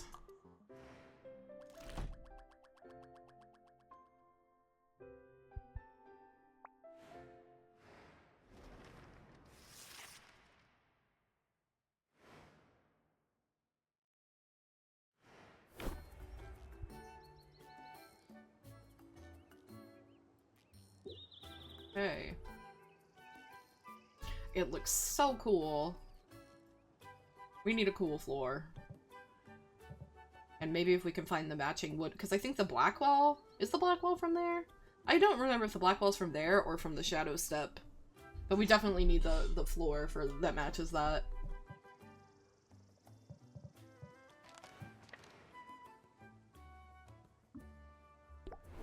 For a sec.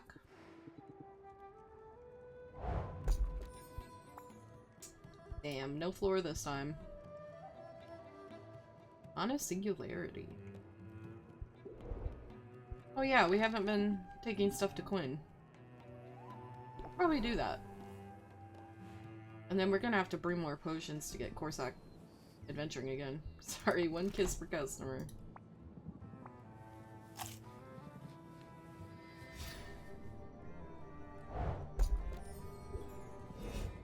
And we're gonna need to actually make some potions to sell as well. Okay. So...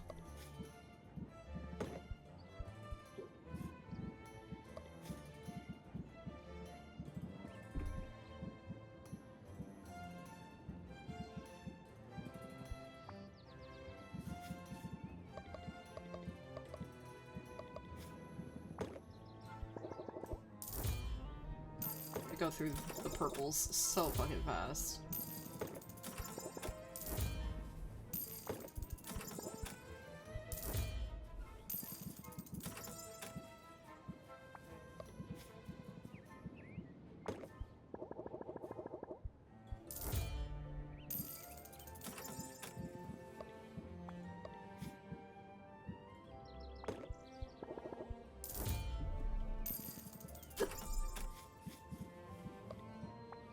Tolerance potions is red purple. Oh, hiccup. Red purple, right?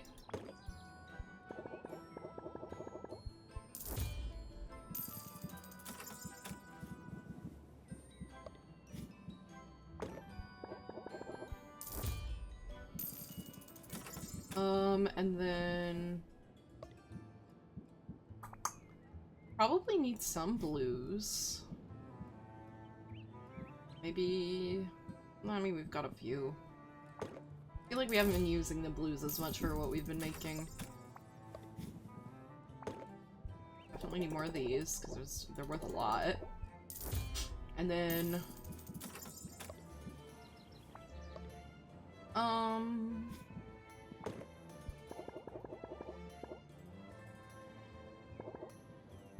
go through these pretty fast, too. Let's... Okay. I'd say that's probably good for now.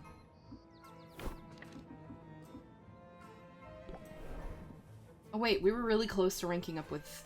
to dating Mint, I think. We should do that first.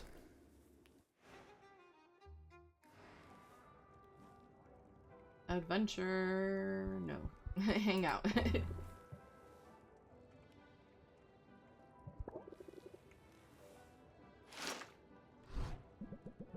Sylvia's getting better at sparring. Oh yeah, we've seen this one. Rank up! Minty! I'm glad you had some time to hang out today. I've had something on my mind. And it's important we talk about it away from the guild hall. Ooh. The walls there have ears, only some of which are stuffed and mounted. Is this a date? Is this a date? Is that what this is? Sylvia, I promise. When it's a date, you'll know. And it'll be someplace a little nicer than this. I just figured we could talk, and I'm weirdly nervous about it. That's how you know it's a date. I'm probably overthinking it, though. Sometimes the best strategy is to have no strategy at all. I'm just kidding. She probably has something serious to talk about. And I do my best work when I keep it simple.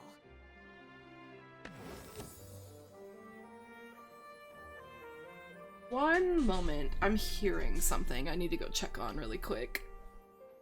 Let me...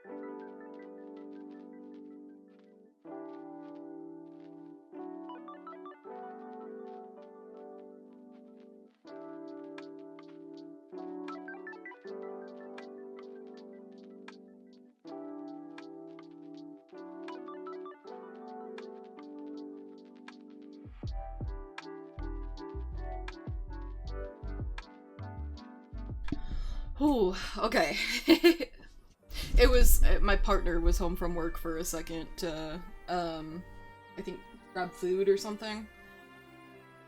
They don't always have, days that they can come home, and I didn't know they were gonna be home today, so I was like, what am I hearing? Is there people in my house? But we're good, we're good. Okay. Oh, keep it simple, raise interest by 9, discard 2 random cards, if opener discard only 1. This would be helpful if you had like a bunch of stress cards and then you had this and you discard stress cards. I mean, if you have a bunch, the chances are you probably get those, right? That you could discard. Yeah, life is complicated enough. And you should know you don't need to be nervous around me. In that case, here's the thing. I'm just going to come right out and say it. I like you. Oh, this is the dating one. Okay, I thought so. I was like, what do you have to talk about that isn't romance related that you're like blushing about? I liked you from the start. I figured right away that we'd be good friends, and I didn't give it much more thought than that. I'm so focused on finding my place in the guild. Honestly, romance is the last thing I'm looking for. But as any dungeon delver will tell you, sometimes you find something great whether you're looking for it or not. Oh, well, romance was exactly what I was looking for, so... And I'm thinking maybe I found something great with you? Aww. Heartbeat. Heck yes. Heck yes. If you're looking for romance, then look no further. Really? You're not teasing me? Sylvia, this is incredible! I feel like I just slayed a dragon! Or even better, like I de-escalated a conflict with a dragon through active listening and mutually beneficial dialogue! I feel like Mint, Corsac, and Saffron should all get along. Like, Mint doesn't want to kill creatures. I'm confused. Am I the dragon in that analogy? No way, babe. The dragon is my insecurity. Just called us babe immediately. You know me. I put on a brave face. But I guess I was afraid. Afraid you didn't feel the same way. And you didn't want to do it in the guild hall so you wouldn't be humiliated in front of all of your comrades. How could I feel any other way? You're amazing. You know something? When you say it, I believe it. Aw. Say it again, Sylvia. That's cute. Come here often. He's such a dork. Okay, we're down to the last two, Roxanne and Luna. I feel like we gotta hang out with Luna in between all of these because we don't really go see her otherwise. Up on gossip? Coffee time! Okay, we've seen that. I give you a gift too. Do you like flowers? 'Cause you're a moth? Okay, neutral about flowers. I don't remember if I tried that before. I probably have.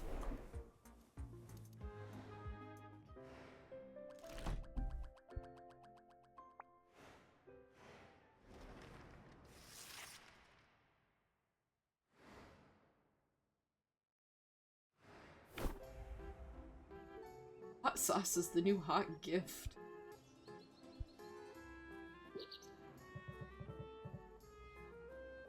Okay.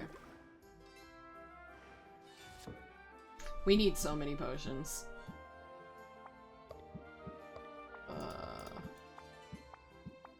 Okay. We need more radiation. We need tolerance.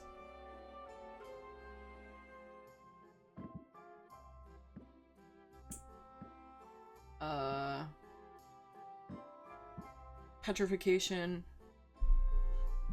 Yeah, kind of everything. Okay. Petrification cure, because we literally can't do anything without that. Can't do the wasteland without that. So... purple...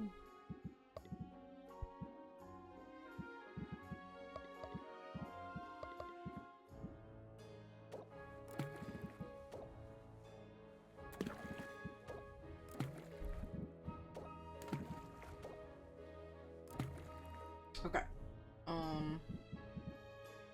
Don't need any more purple.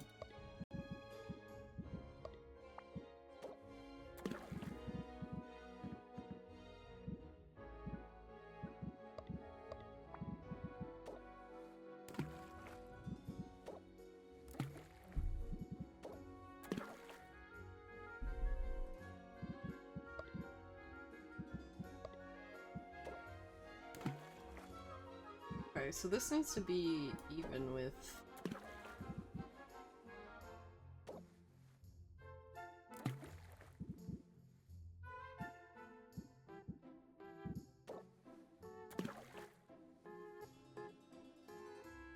I guess what's the point when you can't even...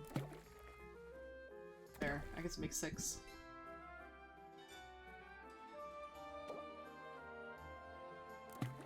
How many ingredients do you need to make 7? There we go. But it doesn't need to be this kind, it can be... We only have so many of those. These? There. Okay. So much of this. Station. And then we do...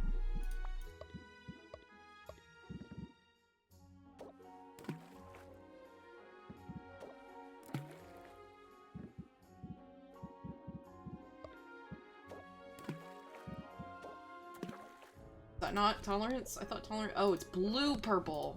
Ew. Ew. No.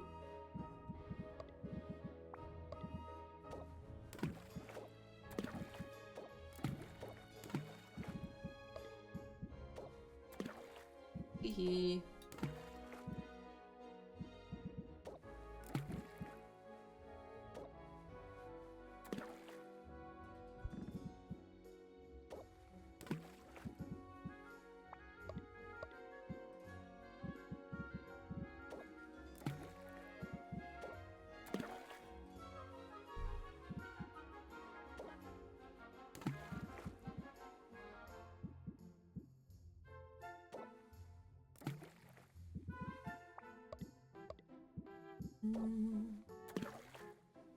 Yeah.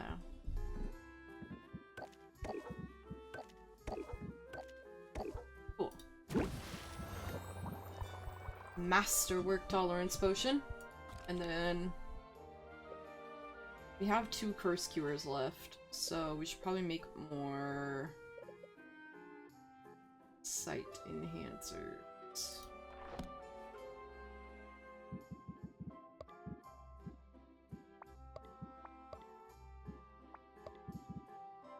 Oh wow, that's crazy. That's like perfect.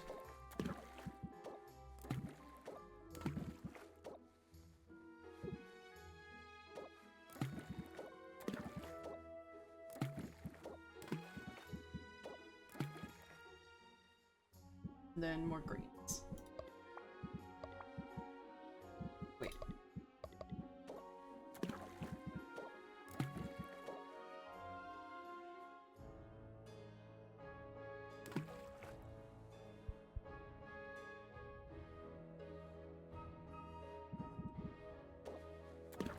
Seven.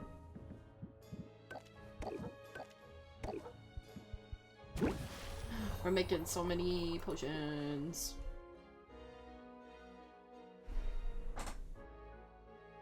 Pretty. Travel. Okay. Wait. How are we doing? We're at 5 with Roxanne and 4 with Luna. 3 with Baptiste. I forgot about Baptiste. Oops. Let's go hang out with Baptiste. Have any investments? Ooh, arcane quartz. They'll get us a bonus thing, and we can just get a bunch of those. I just like them, they're pretty. Okay. Badminton!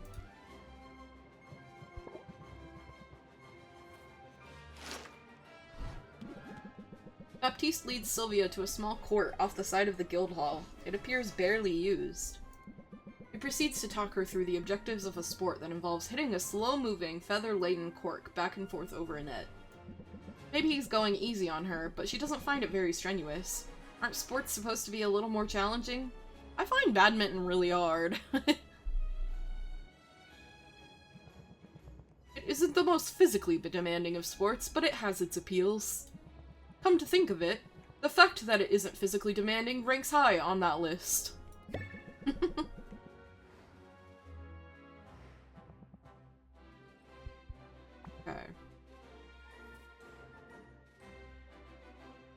We going out? Thank you for accompanying me on this little adventure, Sylvia. Are we getting ice cream?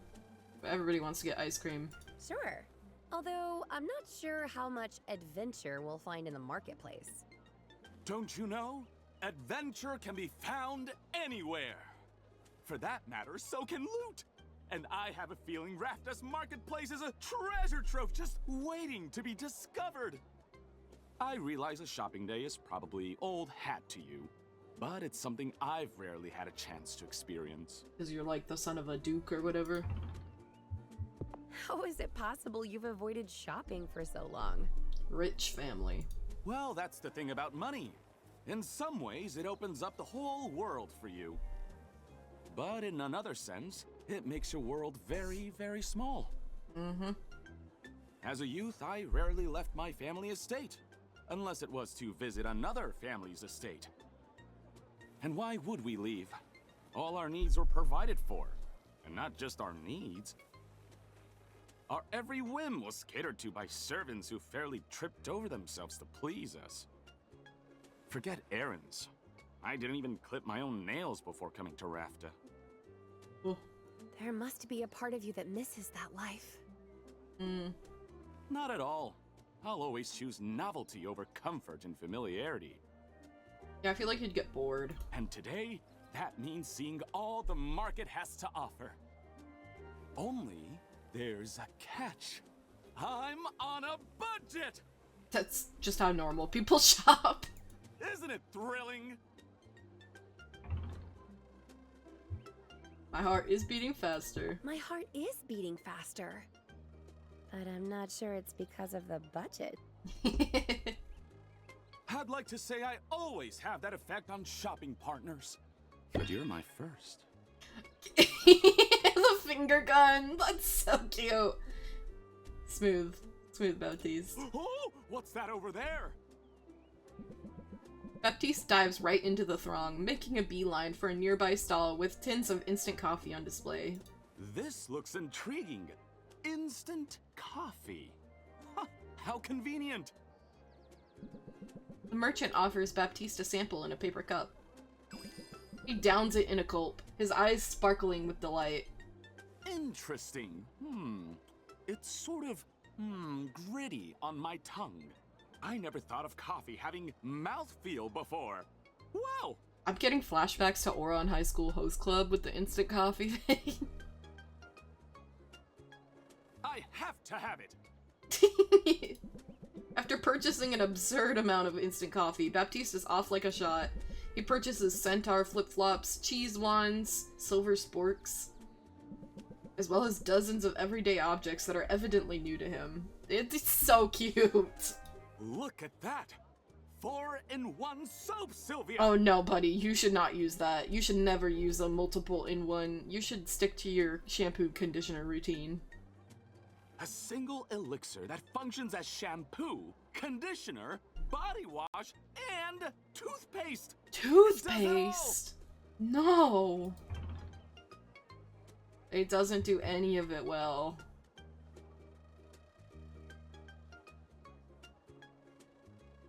I don't want to ruin his excitement, though, but aww. A modern marvel for sure. If only I'd thought of it first. Oh, if only you had. You'd be the envy of this whole town. Yeah, I don't want to rain on his parade. I have to imagine this will bring good cheer to the guild hall. A minty, fresh morale boost. But that will be my final purchase of the day. I am out of cash. Despite my judicious use of those paper leaflets I got in the mail, coupons, was it? Coupons! Baptiste! I was impressed by those. So impressed, in fact, I had one made up just for you. Oh, that's cute. That's very sweet of you. Hey, I can definitely use this. I hope you will, Sylvia. Come and see me at the guild hall soon. Assuming I can make my way back there while weighed down with all my purchases. You're not gonna help him walk back? What did you like? On a plant? From a certain angle. Oof. Feels neutral about plant. Okay. Luna and Roxanne?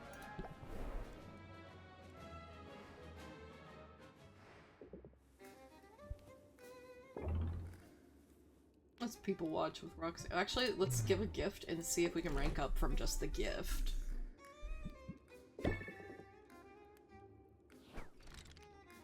Nope. Okay. Let's people watch. Roxanne and Sylvia claim a market-side bench with a good view of the crowds. Sylvia tries her hand at guessing the details of strangers' lives, voicing her assumptions about their ambitions, relationships, and net worth. Roxanne purrs in amusement. I'm not sure you have the con artist's eye, but your imagination is highly entertaining. Sylvia feels a fair amount closer to Roxanne and moderately less stressed. We don't be having any stress these days. Cute.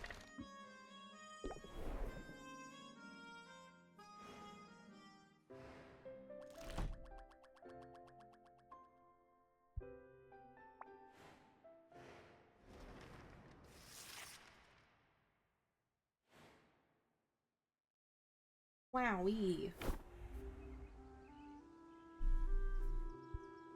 Okay. I think this will probably be the last day we do, because then we'll have done 20 full days. Regardless of if we get everyone up to dating or not. I think we've gotten so close that next stream we will just go until we finish it, no matter how long it takes, and I'll just account for that. But I did not... I don't know why I didn't think it was gonna take this long. I guess I thought I would just, like, streamline through it all. I don't know, man. There's still so much to learn about these people. So many stories. So much bonding. Superb.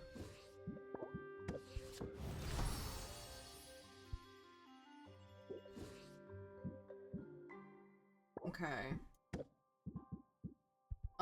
We've done petrification, we've done light enhancer, and then we've done tolerance. We need more radiation tonics, probably.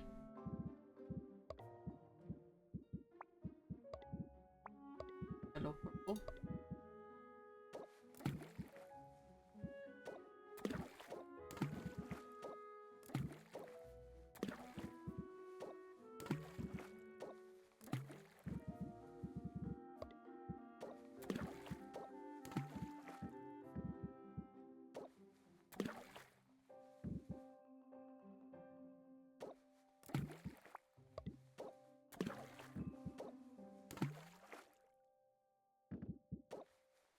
Seven. There we go.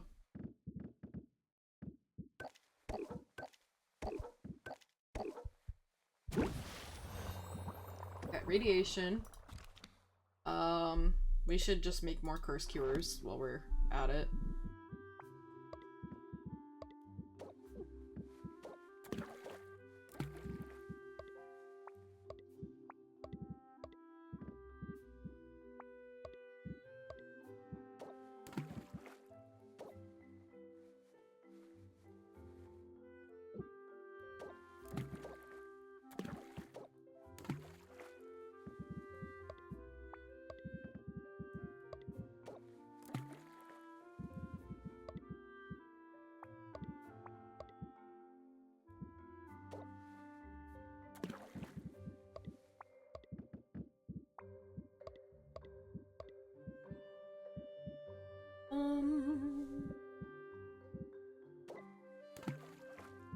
Okay. Purples. Purples. Purples. And then... Wait.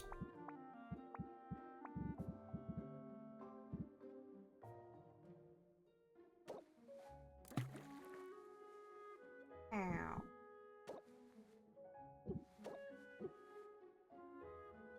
I feel like I should not use it. I should just... I didn't think about that part.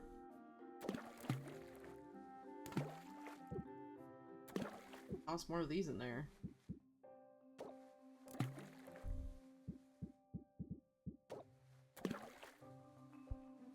Cool. Cool.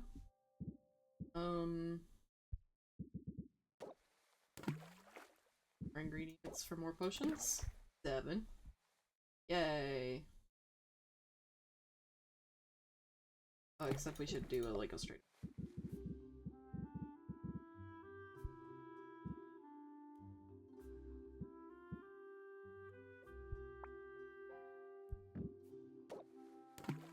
Lose a star. I don't care. I don't actually care if it loses a star. I just need lots of... I forgot. I shouldn't care. There.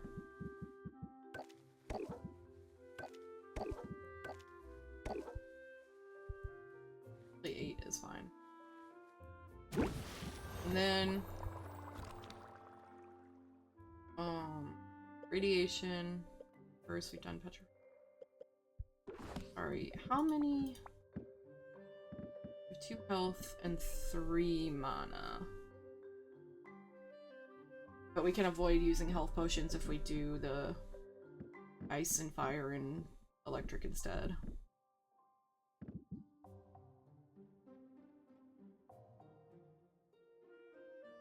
Okay. Well, we should... We made more sight enhancers, we did.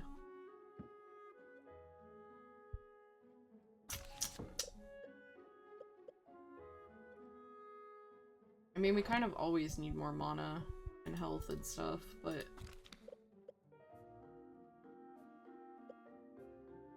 Rarer ingredients? Does that apply to wallpaper?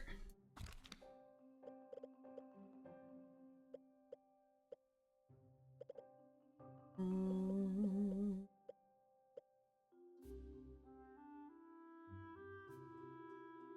mean, or maybe we just make a shadow tonic because we many. No, we should do mana.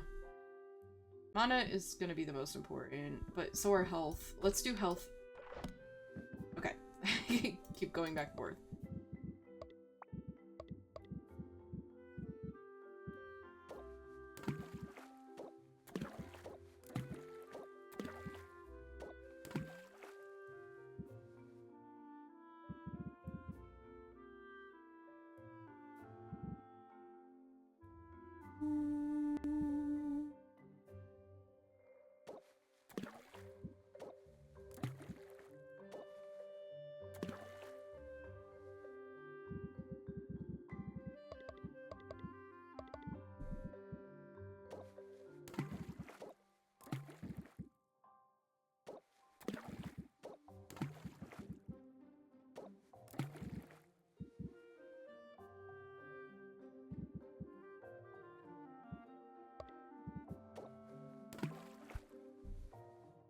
Yeah.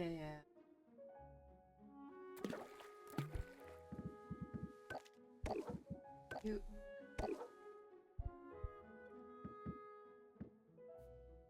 Okay.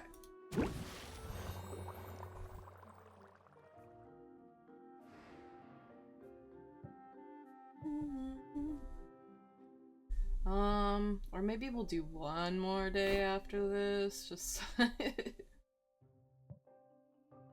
I don't know. I want to do more. I want to play more. I don't want to stop, but I can't. It's been 5 hours. Like, okay. Gotta cut it off sometime. Wait, how are we? 4, 5, 4. Okay. Let's see if we can get Roxanne.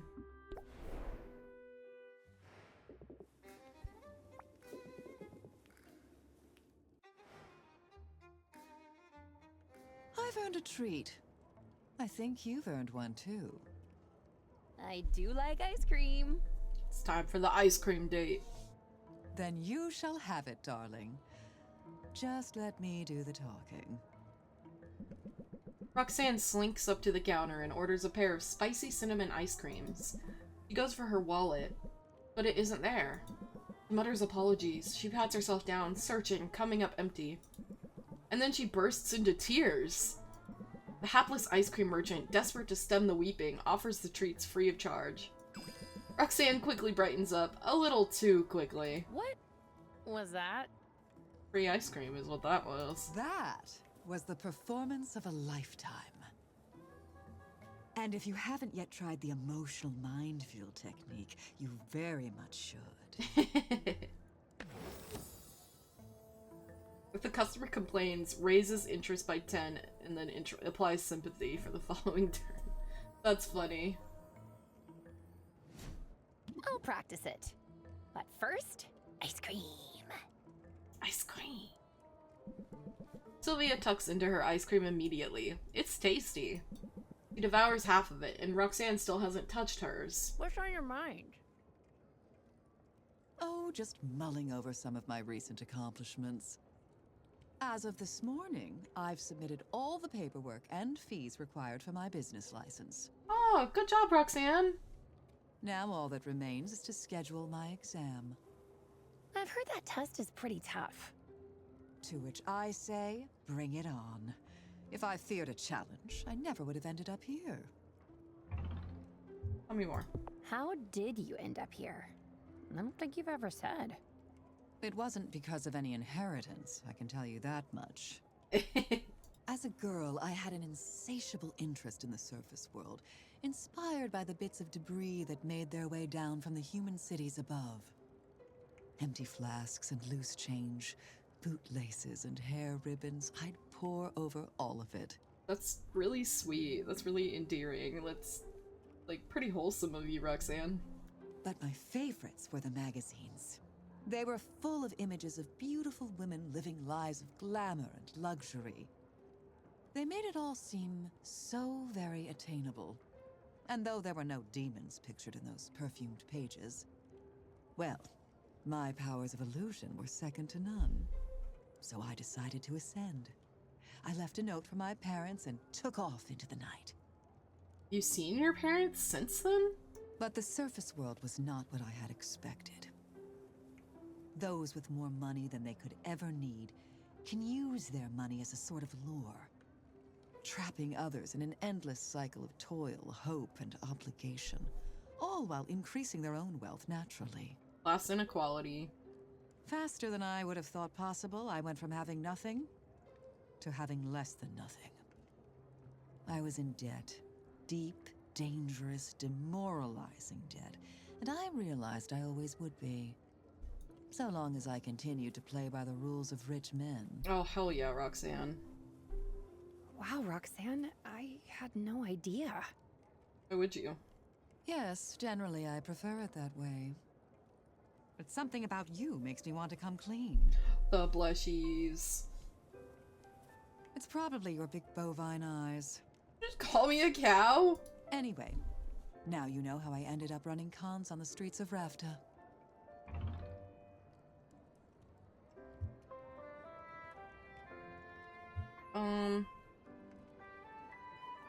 I've had it easy by comparison.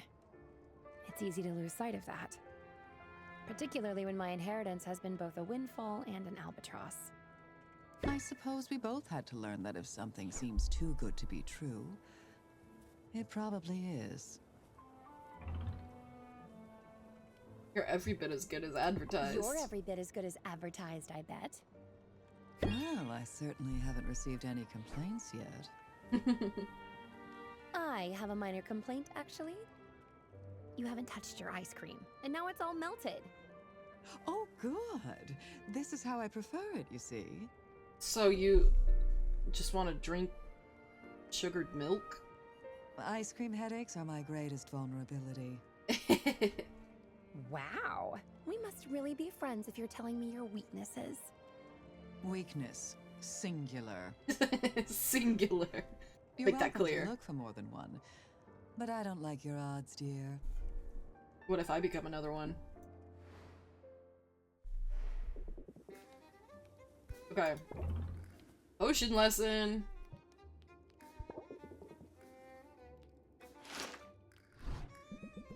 Roxanne has expressed an interest in learning more about Sylvia's craft. As she joins Sylvia at the lip of her cauldron, she makes a glib comment about enjoying the heat. But she recoils from the gruesome materials Sylvia pulls from her inventory.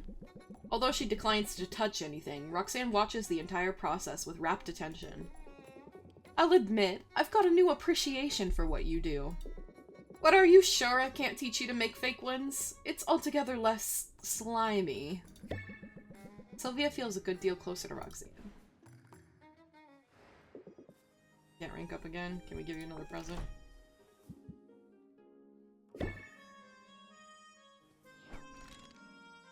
Now we can rank up again. Now we can date. Say, your lips look extra glossy today. I just touched up my makeup a minute ago. It pays to put in the effort to look your best. If only because it can provide a surge of self-confidence. Is this our lesson? Chapstick! Sylvia's is chapstick, well that's clearly lipstick. Confident. If opener, apply for 3 turns. Increase all interest applied by 50%. Ooh. I can make an effort. But don't tell me you need more confidence. Generally, no. Although I've been doing some soul-searching of late. Terribly inconvenient stuff, soul-searching. It started when I ran into someone on the street. An old friend? An old mark. A man I fleeced for quite a bit of gold over the last few months. Oops. He spotted me through the crowd. He approached. I was sure he intended to cause a scene, perhaps demand his money back. Instead, he tried to give me money. He told me he'd missed my potions. He offered me a goodly sum for a fresh dose of my anti-baldness elixir. Okay, that is definitely not a potion that exists. I know that, and you know that. He'd never figured it out. And my first thought was, easy money, right? But something happened. As I stood there, staring at the man's trusting eyes and swiftly receding hairline, I imagined our roles were reversed. I felt empathy. Ooh, and you feel bad for what you did to him. So you told him the truth? Oh, heavens no! I told him I was late for my charity work at a home for plucky, soot-covered orphans, and I beat a hasty retreat. But you didn't take the money. I'd say that's a improvement in ethics. But I didn't take his money. Okay, I'm just reading these people's minds. I think perhaps that's due to your influence. And I suppose I just wanted to tell you. That is, I thought you should know. Blushing. Yes? That if not for this ridiculous moral code, I'd have extra money with which to pay you rent. She's a little tsundere. She doesn't want to admit. Dang. Is it too late to go back and fleece the guy? That opportunity, like the man's bangs, is lost forever. Oof. Now let's get out of here for a spell. I'm in the mood for a change of scenery. To ask us out? Because that's what's gonna happen. Such a strange place, the forest. It's so open. And no one to interrupt us. And no one to interrupt us. We could do pretty much anything we wanted. Saffron just like wanders out of the clearing. You're full of surprises, aren't you? Starting with the moment you bested me in that competition. When I first saw you, I sized you up immediately. I pegged you for a spoiled little girl who'd never had to fight or scrape for anything in her life. And I was certain you'd be easy prey. I'm not too proud to admit I was wrong. Wrong on all counts. You're a fighter, Sylvia. You're every bit the fighter I am.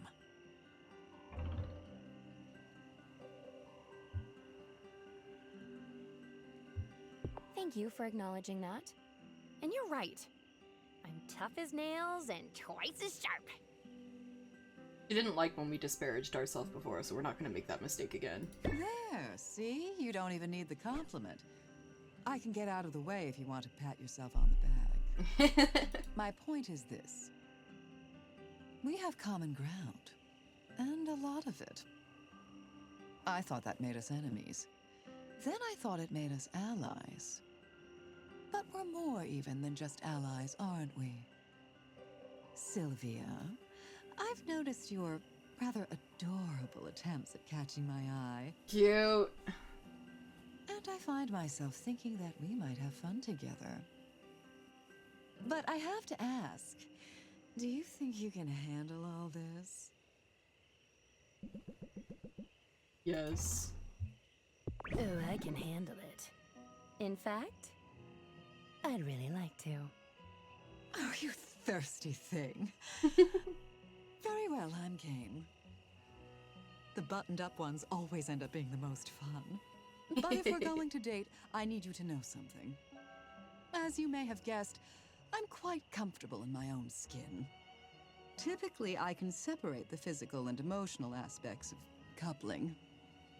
That may not be so easy in this case. You mean a great deal to me, Sylvia. I fear I may get attached. That's good. That's what relationships are about. Is that really something to fear? Maybe, but I'm not really the sort to let fear get in my way. That's one of the many things I like about you. Oh, I could grow to enjoy this. Tell me what else you like about me, Sylvia, and please... Don't hold back. Do be thorough. Cute. We've got Roxanne. I do enjoy watching you come down that ladder. She's so cute.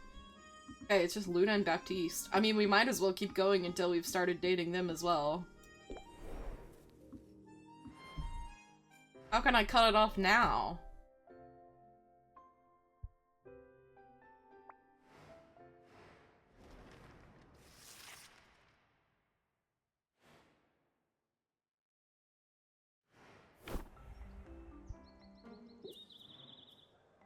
Okay. I want to save. I don't know what, it's just satisfying to me to have the one on the start of each.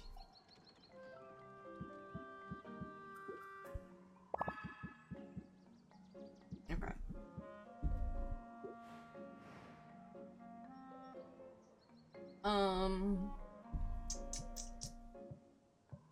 And this way, we can send our heroes out too.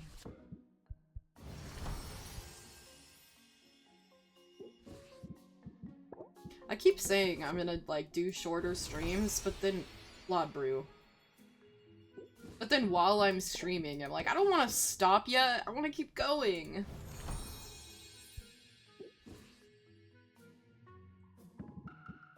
I know energy-wise, it would be smarter for me to do, like, 2-hour streams or something, but it's hard! It's hard when I want to hang out and play!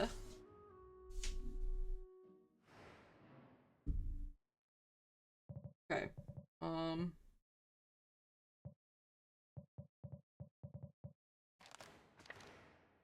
We're gonna send everyone out, and then we'll do our other things. Hang out with people.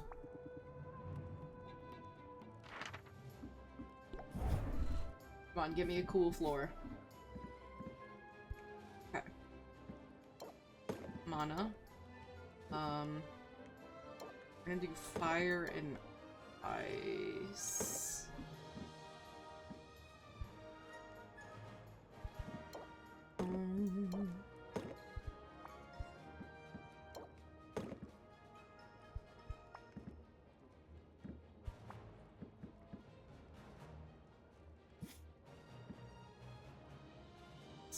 No, we definitely need a tolerance potion. Add that.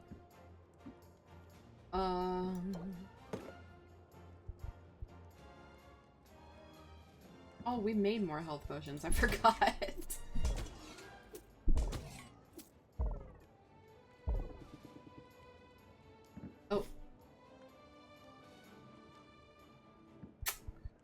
Yeah. I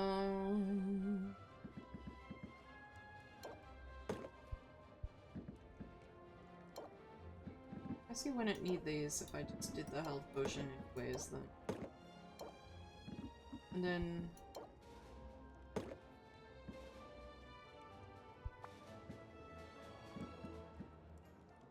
Okay.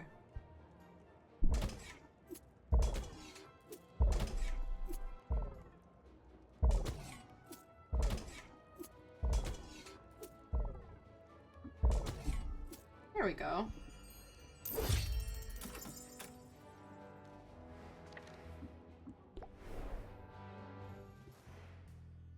You're adventuring too.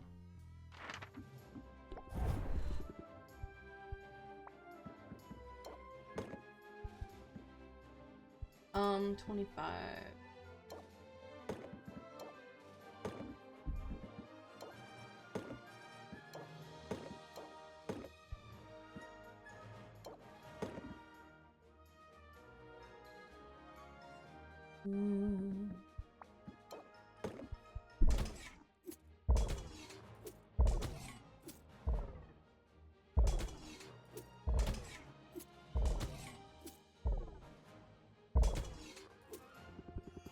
Yeah.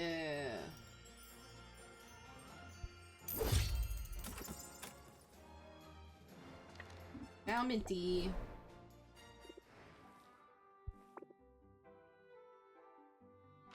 You're also going to the magical wasteland.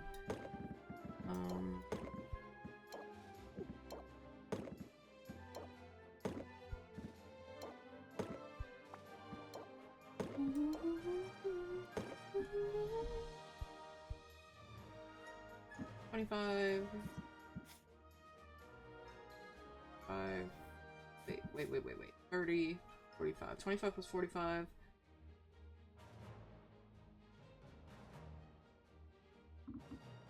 I think that you'd still make it through. Without any other potions. Yeah.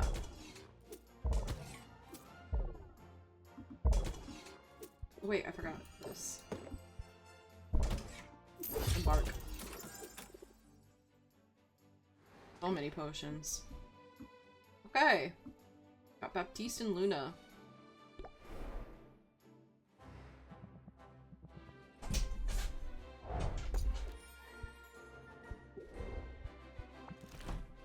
Do you go anywhere else now, or you only go to the magical wasteland now? Okay.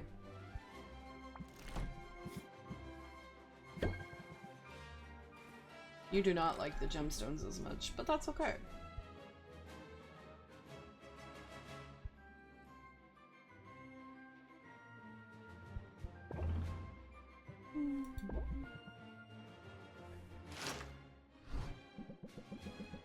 Baptiste and Sylvia grab their rackets and return to the court.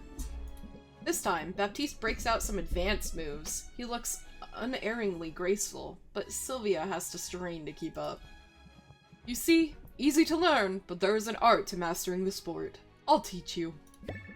Sylvia feels a fair amount closer to Baptiste and moderately less stressed. Rank up! Sylvia, I'm troubled and I could use a spot of advice. I overheard some of my people. They were questioning my qualifications. Oh no. The guild members have not been very nice to him. They suggested that I'm only good for pushing papers, that I have no idea what it's like to do what they do. Okay, but that's the point of, like, being... You need people in administrative positions. Not everybody can be running out doing the hero thing. If everybody was doing that, there's nobody to take care of the administrative stuff. And after I found such marvels at the market too, I thought for certain the instantaneous coffee would win them over. I need the heroes in my employ to respect me if I'm going to have any hope of keeping our numbers up, but I'm unsure how to go about earning that respect. Definitely don't punish them. Go on patrol, maybe? Go on patrol. Show them you're not asking them to take on any risk you wouldn't take yourself. Lead by example, eh? I think I like the idea. I think I like it quite a lot. I have to prove that I understand the danger. Only then will I have the right to send others into the line of fire. I confess I'd rather spend the day catching up on chores, but sometimes there can be no forward momentum without first giving up some ground. Mm-hmm. I suppose that's the technique you could use in your own negotiations. Compromise. Raise interest to the next level. Permanently block the highest available level of interest. Effect ignores customer shield. Ooh. Permanently block the highest available level of interest. So it automatically raises to the next level, but you can't max interest if you use it. That's interesting. Yeah, no kidding. My whole life is about compromise. Then I hope you won't put up too much of a fight when I insist you join me on patrol. Onward! It's not so bad out here, is it? I mean, there's an awful lot of dirt, but so far nothing's tried to eat us. But hold! What's that rustling in yonder bush? A squirrel. Fear not, my lady! I shall protect you!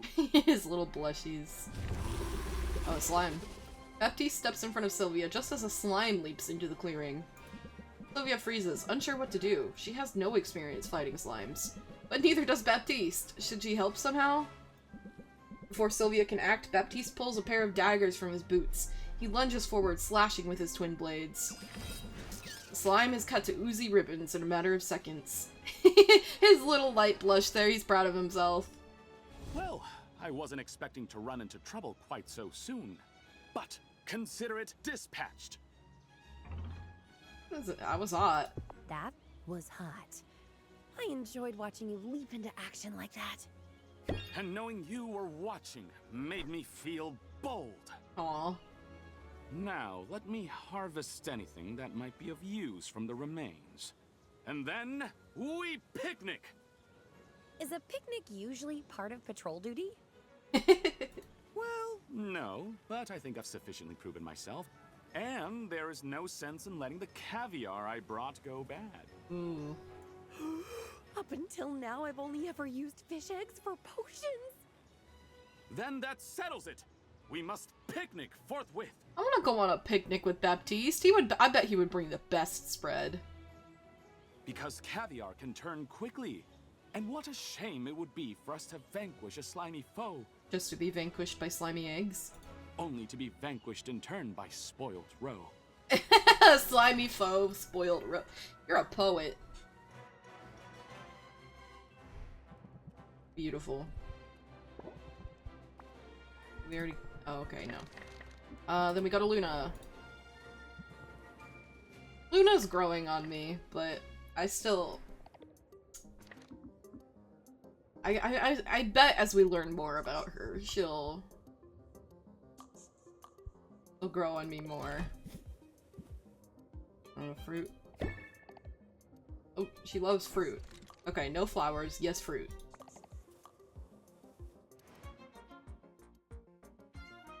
Sylvia, I'm in a rut today. What's the matter? Well, my mom called, and I should have known better than to answer in the middle of a workday. Because she talked a lot and distracted But you? she just had to let me know that my sister removed some lady's supposedly inoperable goiter through a skillful combination of magic, medicine, and quadridexterity. Which, like, that's great, don't get me wrong. But she had that tone in her voice. The one that says, "How many goiters have you removed, Luna?" Oof. Is the answer 0, Luna? Because, that's not a very impressive number, Luna. You have 85 kids. Why do all of them need to live up to your, like, magical... excelling expectations? Like, you have enough doctors and lawyers. Let your other kids do what they want. I mean, even if you only have one kid, you shouldn't be putting those kinds of expectations on them. Wasn't she excited about your big client? Oh, it's way too soon to loop her in on that. What if it all falls through? There's no sense in getting her hopes up until the trial period is over and the contracts are signed in blood. But That client is the whole reason I need to get out of my head and back on target ASAP.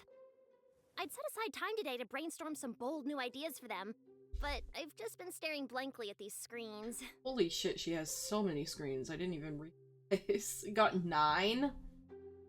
And also wondering whether you'd drop in. You're sort of on my mind a lot these days. You. Sorry if that's weird. Is it hot in here? Should we get some air? Let's get some air. Is this where we go to the market or the ice cream? Say, it's pretty nice out here. I guess the heroes are doing a good job of keeping the local beasties at bay. Someone should help them put together a PSA.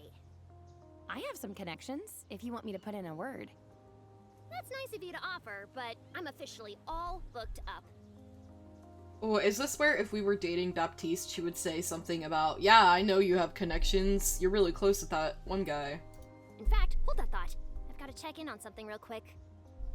That's weird. My feed isn't updating. We're in the woods. You probably shouldn't expect to get any service out here. What? Really? Do you not know how forests work? I take back every nice thing I said about this stinkhole. Set it on fire! This is a good thing. Didn't you want to get away from screens? Not all screens, just the big looming ones. But this is fine. I mean, we came all this way. We should stay. We should enjoy ourselves. I always enjoy myself with you, whatever setting we're in. Sylvia, you're so sweet. Aww. And you're right. We're practically destined to have a nice time because we're together. Luna closes her eyes and takes a deep breath. She's slightly theatrical about it. Fresh air. Yum yum. Just checking something really quick. Still no service? Okay, I have to be honest with you. I'm not totally sure what people do out here. I mean, we breathed some air. Mission accomplished. Didn't you want to clear your head? Free up some mental space for new inspiration. I guess inspiration comes on its own schedule. For me, that's usually at 3 in the morning when I'm on a deadline. In the meantime, I've got my tried and true go-to marketing plans to fall back on. Yeah? Like what? You get diminishing returns when you go back to a rehearsed line, but whatever works, right? Rehearsed line. Raise interest by 6. Value is reduced by 3 each time this card is played in the same transaction. Cost 0 though. That's cool. I'm not against sticking to a script now and then.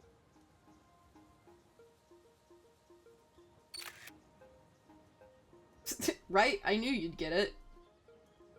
And I also know you'll forgive me for cutting this short. As much as I enjoy seeing you. Next time, we should stick closer to home.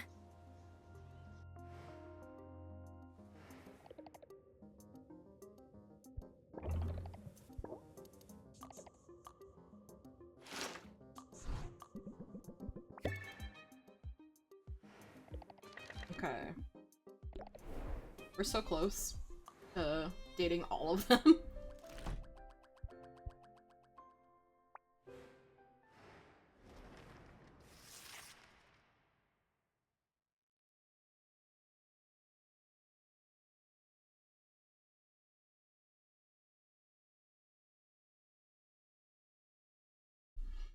Uh-oh. Game froze.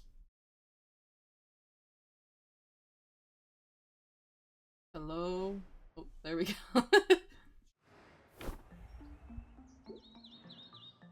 Okay.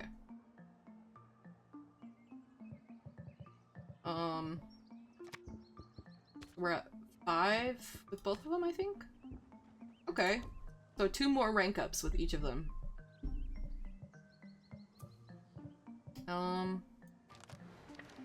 Let's see what we've gotten from our expeditions, our adventures. Man, nothing new here.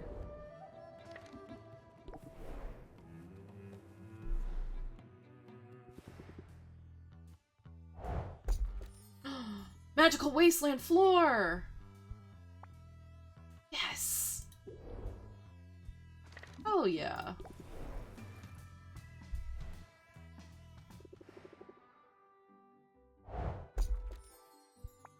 Ooh, we got the cool floor. Okay.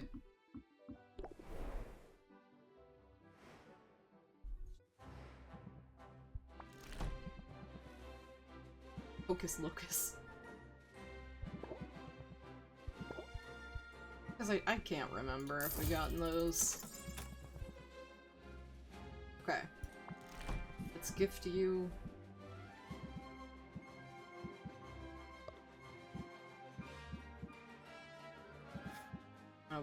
Plant? Nope. I think I tried to give him a plant before and that didn't work. I can't remember what I've tried. Ooh, mixology. Allow me to bend your ear and your elbow. Baptiste is behind the bar, trying out new recipes. He asks Sylvia to share her feedback. The concoction he pours her is an odd grayish hue, but almost purple in the light, as if the drink itself isn't sure what color it should settle on. She lifts it to her nose and takes a sniff. That was a mistake. Actually, drinking it might be impossible now. Sylvia has a sinking suspicion that Baptiste isn't interested in mixology so much as he's interested in finding a use for extra monster parts. Don't be shy, there's more where that came from. Okay, Baptiste. Maybe don't poison us, please.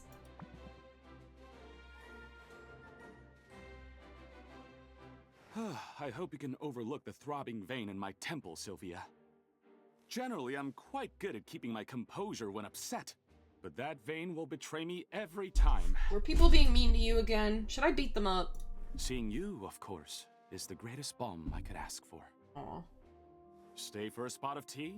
I'm brewing some as we speak. Oh yeah, I love tea. Baptiste sets out cups and saucers of delicate porcelain. They gleam even in the low light of the guild hall. Sylvia finds herself suddenly excited. Baptiste's version of tea time is clearly a cut above anything she's experienced. Baptiste pours and Sylvia takes a sip. Careful, it's hot. The warning is too late, and misleading. Baptiste isn't referring to the temperature of the tea, but its flavor profile. Is tea supposed to burn like this? It's an interesting variety I found at the marketplace. It was quite inexpensive, and it also varnishes brooms. Are you sure that's a tea? Sugar helps. The tea is great. But why don't you tell me what got you upset? As a matter of fact, I'm just back from seeing Quinn. Are you gonna bring up Quinn? Yeah, Quinn can have that effect. I know they're a friend of yours, so I thought of them when it came time to sell the bits I'd harvested from that forest slime. And would you believe Quinn offered me next to nothing for my goods?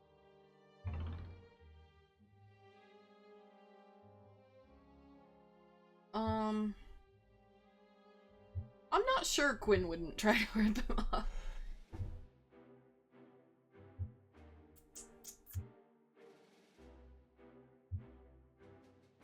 I'm not sure what's the right answer here, I gotta be honest.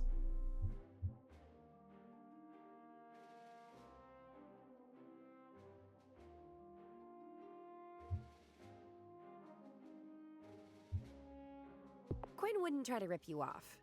They're gruff, but honest. And they know their stuff. Oh, I realize that.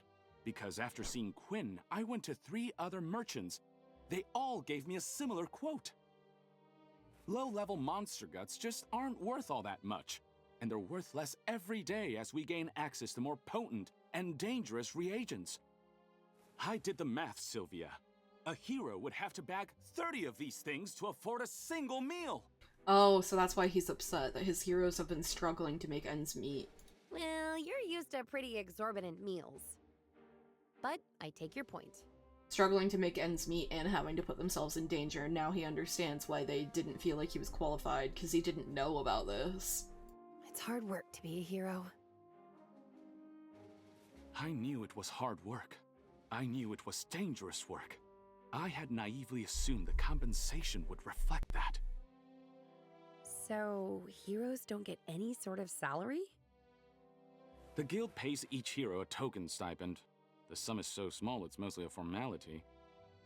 The bulk of a hero's income is meant to come from quest fees and from the loot they sell. That can be lucrative, in theory. Every once in a while, a hero will stumble upon a genuine treasure trove. But statistically speaking, they're twice as likely to be struck by lightning, and 3 times as likely to be implanted with a subcutaneous X-sac. Ew. And then, of course, if they do strike gold, the guild always gets a substantial cut. It sounds like the solution is simple. The smaller the guild's cut, the more gold you're putting in the pockets of the heroes. If only it were as easy as that. Alas. The Heroes Guild is a for-profit enterprise. It's a machine designed to generate revenue, and to put that revenue into the hands of the stakeholders. Ugh. Capitalism. Meaning your family. That's right. They've invested quite a lot to get this chapter up and running. An endeavor such as this, it isn't inexpensive. And they expect to see a significant return on their investment. So far, everything appears to be on track. If the guild is a machine, then it is a very efficient one. But people aren't a machine, and you're having trouble retaining heroes. That's probably part of the problem. Therefore, from the company's point of view, nothing at all is wrong. Everything is working precisely as intended. I love this. We're revolutionizing Baptiste. He's being radicalized. Voluntarily reducing our profit in order to enrich our contractors? Out of the goodness of our hearts? It simply isn't done. It flies in the face of the company's entire purpose. But morale is obviously important to you, even if there isn't a line for it on the company ledgers. That's the truth, and it's the crux of my dilemma. But while I don't yet have any answers, I feel hopeful. After all, it's only after a problem's been identified that it can be resolved. The trick now is simply to find the common ground. That's the best way to ensure everyone comes away satisfied. Common ground. Reduce stress applied by customer by 50%. Ooh. I can see how that philosophy could work for me, too. You're already doing it! After all, you and I come from different worlds. But you have always felt like a kindred spirit. Aw, that's so sweet. You're sweet. I like that about you. I am happy that you enjoy it. And if you like sweetness, perhaps I can get you a bit more sugar for your tea?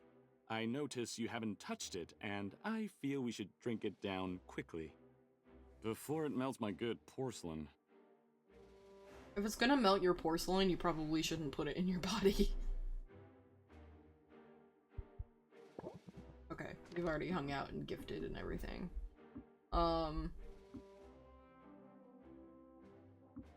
The Luna, then.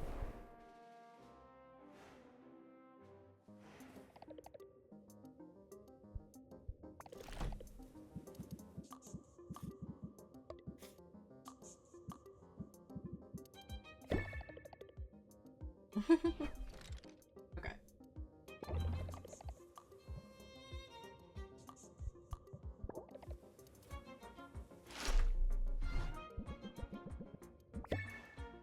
We had coffee with Luna, give her a gift. Now we go home. And then we put our new floor! We customize! Our shop gonna look so fancy. We should also... If we can upgrade it more with saffron, and that would make it look prettier, that would be cool too. Okay. Customization. It's so cool. I don't like the shadow step floor back there with this one up here. Nah, I like the... Nah.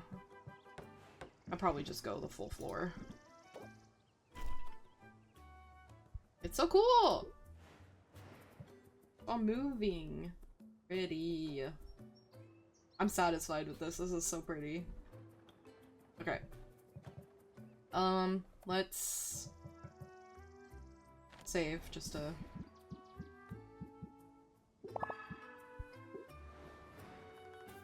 Okay. Travel. Luna first.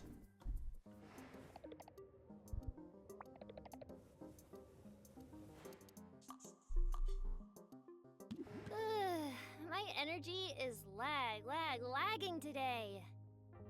Need caffeine? It isn't doing much for me right now. I hope I'm not developing an immunity. I wouldn't be surprised. I was thinking of getting some exercise. It's more time-consuming than an espresso, but the endorphin rush can't be beat. Luna pushes aside a curtain, revealing a corner of her office that is well stocked with gym equipment. She straps on 2 pairs of boxing gloves and gestures toward a sandbag that hangs from the ceiling by a chain. Do you mind holding my punching bag steady? It'll make a nice change. Working in retail means I usually am the punching bag. Sylvia plants her feet and does her best to hold the bag in place while Luna goes to town. It's more difficult than she expected. She finds her feet slipping, losing ground. She risks a peek, poking her head out to watch Luna's technique. She sees an absolute flurry of boxing gloves. With 4 arms and manic energy, Luna is like a pastel cyclone of fists. Well, I wouldn't bet against you in a fight. Oh, I don't know. I don't like my odds against anything that would punch back.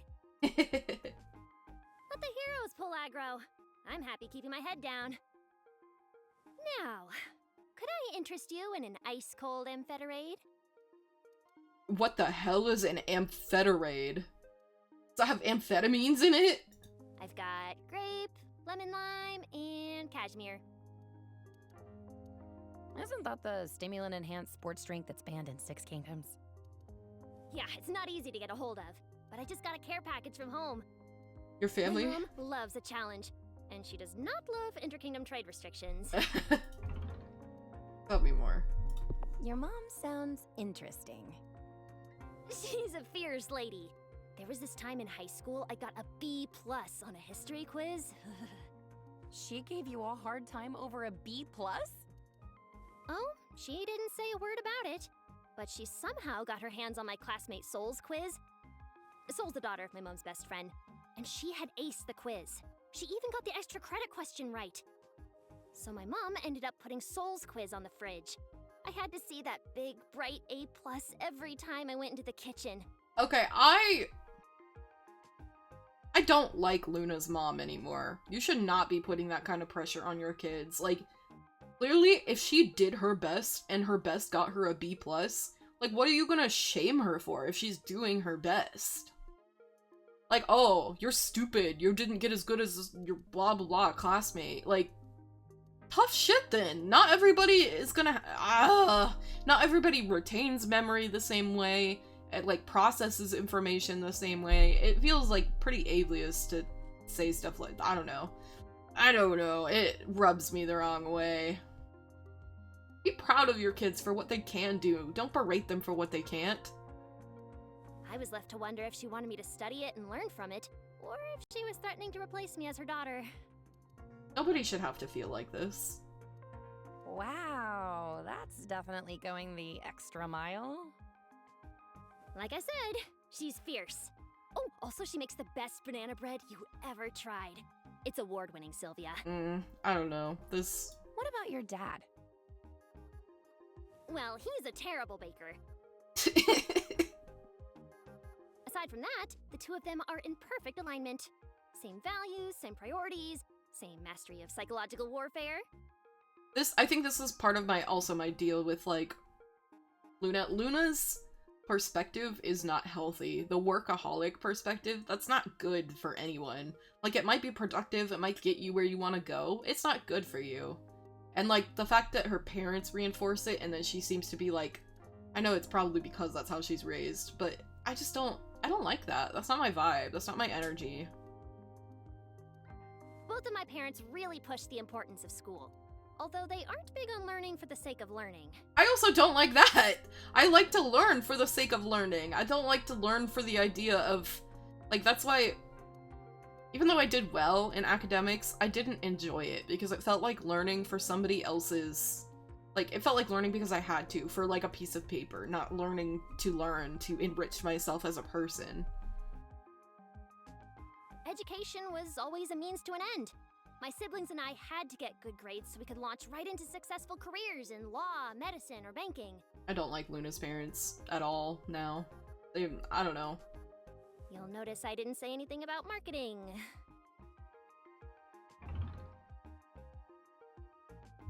I always like a black sheep. There's nothing more attractive than a person who forges her own path. Like, crazy. I wanna encourage Luna. You should be your own person. You shouldn't put the pressures of your family onto yourself. Well, don't get too excited. I wasn't exactly a rebel without a cause or anything. My choice of career wasn't what they wanted for me, but I did get a great job offer from a major firm right out of school. So my parents didn't really have a problem until I decided to leave that firm and move to Rafta. I gave up a prestigious job with full benefits and clear upward mobility for a rough-and-tumble startup on the edge of the world. Good for you. Well, when you put it like that, it sounds awesome. I know, right? Sadly, they don't quite see it that way. To them, running a successful business in a frontier town is like being the dog who gets the best table scraps. Other dogs are jealous, sure, but nobody else is. Who are the other dogs in this metaphor? I really want to say it doesn't matter what they think, but she probably won't like that. But I really want to say it doesn't matter what they think. It doesn't matter what they think, as long as you're happy. I firmly believe that. I don't care if she doesn't like it. That's Sure, of course. Except making them proud does make me happy. You can't hinge your happiness on somebody else. Like, that's also not healthy. Don't get me wrong. I won't let them run my life or anything like that. I mean, I guess, yeah, that's true. That's good. We fight, and they get under my skin like no one else. But I've learned to keep my head down and do my own thing. And to just trust that one day, they'll see the value in what I do. After all, if they taught me anything, it's that there's no use trying to live a stress-free life. Stress will find you. Sometimes it's better to face it head on, you know? Embrace the caffeine rush and power through the stress however you can. I mean, I can relate to that, yeah. I think that's a valid take to have. Sometimes the only way out is through. Discard 2 stress cards, but increase stress. I hear you. The only way out is through. Is this game reading my mind? I keep saying things and then the next dialogue box is exactly what I said. That's true, whether you're trying to get a fledgling business off the ground or vying for your parents' approval. Or just angling for the best table scraps. Because, let's be real, I will eat off your plate. I will eat off your plate. Silly. It's...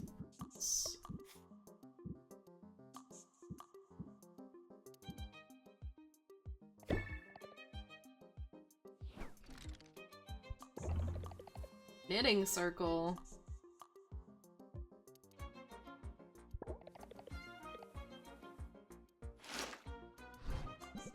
Luna pulls out a box full of half-finished knits and bundles of colorful silk strands.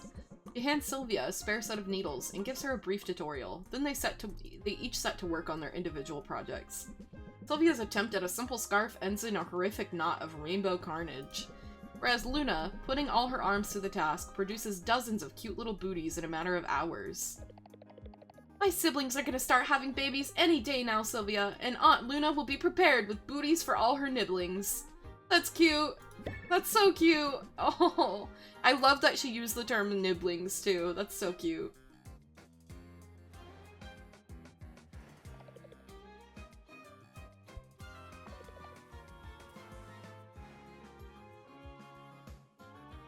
Sylvia, I am on fire, fire, fire today! Stand back, I don't want to burn you.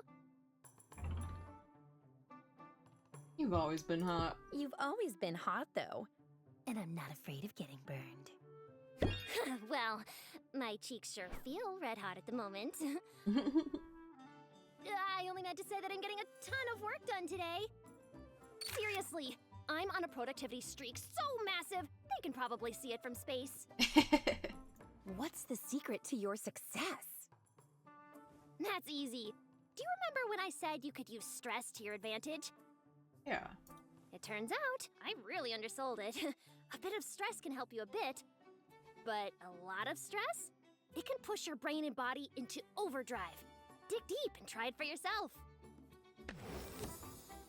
Increase stress by 5, then raise interest by 5 for every 4 points of current stress level. It's on the risky side, but it might be a good strategy. It works for me. Now, do you have 7 minutes to spare? I thought we might step outside. Thank you for joining me, Sylvia. I've set this time aside to have a super important conversation with you. 7 minutes to declare your love. I mean, 7 minutes in heaven, am I right? That's a little ominous, and also very formal. What's on your mind? It isn't anything to stress about. Probably. Maybe. Oh gosh, stick to the script, Luna. It's just... Listen, I've noted several instances of unmistakable flirtation. And I wasn't sure what to do about that at first. But I took a good long look at my 5-year plan and decided I have time for a girlfriend. I do not like the way she's promoting this. Hey, that's great. Good for you, Luna. Yes. Thanks. I do have someone specific in mind, you realize. Oh, yeah? And who's the lucky lady? Sylvia. Sylvia, come on! It's obviously you! I mean, okay, maybe I haven't been very obvious with my affection, but I do take time off of work to hang out with you. You don't think I do that with just anyone, do you? Unfortunately, no. I know you don't do that. You're special to me, and I'd like to make it official. Unless you think I'm too much. Let's do it, Luna. You're not too much. You're just right. Luna, I want to be your girlfriend! Wow, really? For real? That is just the best news ever! Best of all time! I have to update my status! I have to update my mom! I have to update my mom!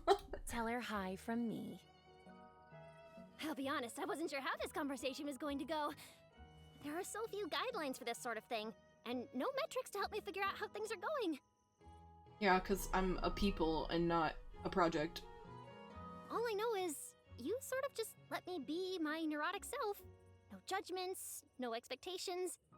Okay, now I feel bad because I had judgments. But it's not that I judge her. I judge her upbringing and her parents that made her feel like she needs to overwork herself. But I guess it's just her personality now.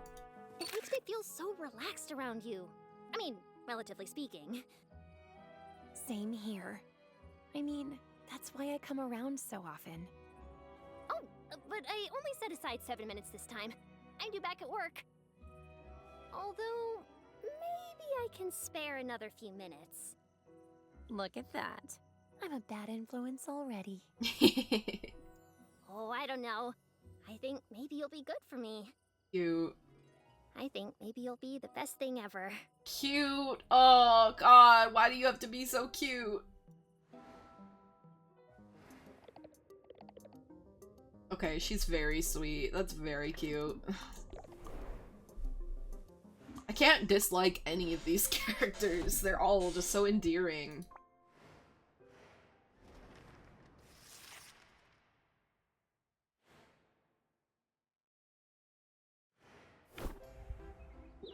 Okay. It's time for Baptiste.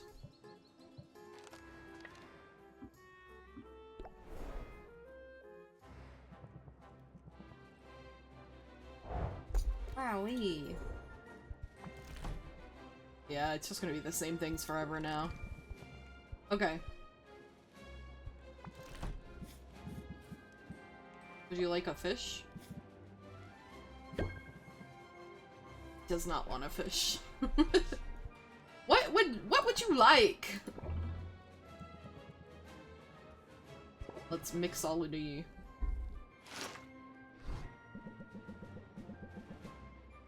Baptiste seems to be consulting with a recipe book, but he's clearly improvising liberally. Sylvia supposes that's to be expected on an island where monster goo is more abundant than olive juice. You grimaced as it went down, I think, but a few more and you won't even notice the viscosity.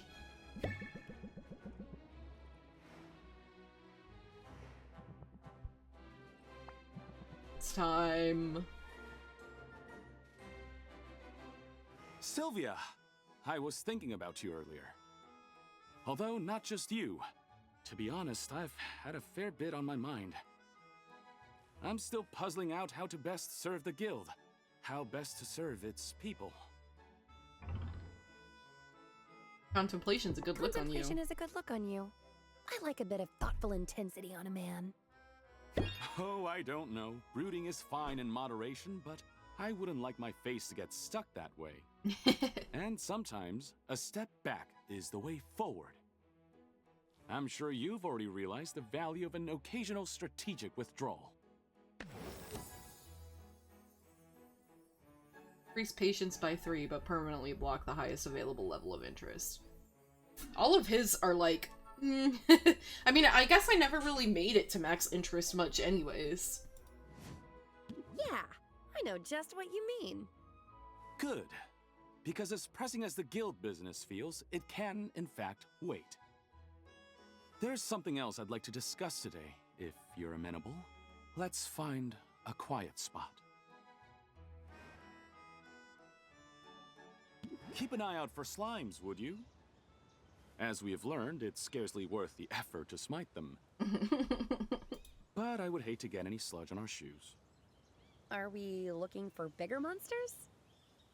We're only looking for a bit of privacy. Aww. Sylvia, your advances have not gone unnoticed, nor have they been unwelcome.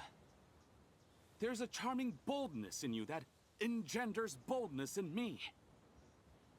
I find you utterly delightful, Sylvia. I cherish your willingness to try new things and to join me on my little adventures. Above all else, I am in awe of your generosity of spirit and your refusal to bow to hardship. You are frankly unlike anyone I've known. Cute.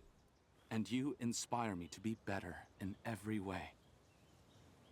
So, I was wondering, hoping really, would you like to be romantically involved? With me, I mean. Yes. Yes, I would. Heck yeah. Heck yeah, I want to be involved with you. Do you want to be involved with me? Ha! There's that bullish charm I so adore. This is the second time by two different people that we've been referred to as a cow or a bull. Yes, Sylvia. Yes, I should be very honored by that. But, be gentle. I've never really been romantically involved before. Cute. That just means this is another new experience we get to enjoy together. I would say the same, but I'm literally dating every other person on this island. Marvelous! Where do we begin? Shall we go on a proper date?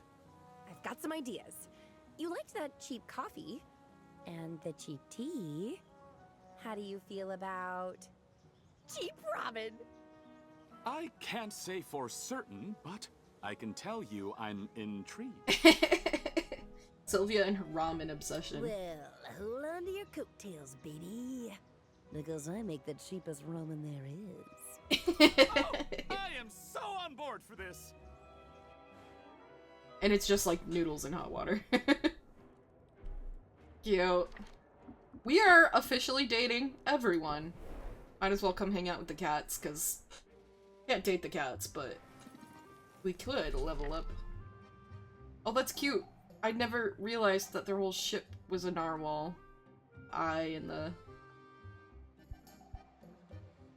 Okay. Let's drink milk. Pepper assembles a table out of barrels, crates, and sailcloth, while Salt fetches dishes and rations from her stores. Sylvia contemplates the saucer of milk before her. She isn't certain how to drink it. Should she pick up the bowl? And Salt and Pepper lean over and lap at their own milk, and she does the same. She ends up with milk on her nose, and Salt passes her a handkerchief. Some decorum, Sylvia, if you would. Now, who likes sardines with their milk? Sylvia feels a little closer to Salt and Pepper and mildly less stressed. That's so cute.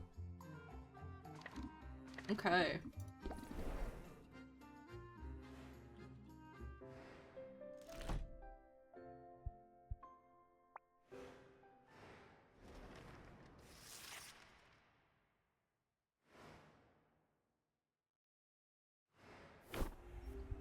We're just gonna save, even though there's an autosave. I'd like to manual save before we quit something. Okay. We've done it! We're dating everyone! Honestly, I don't think I'm gonna put this on the schedule for next week. I think I want to stream something else next Saturday. Possibly. I don't know for sure yet. I'll figure it out. But if we don't do this next week, definitely the week after, I think.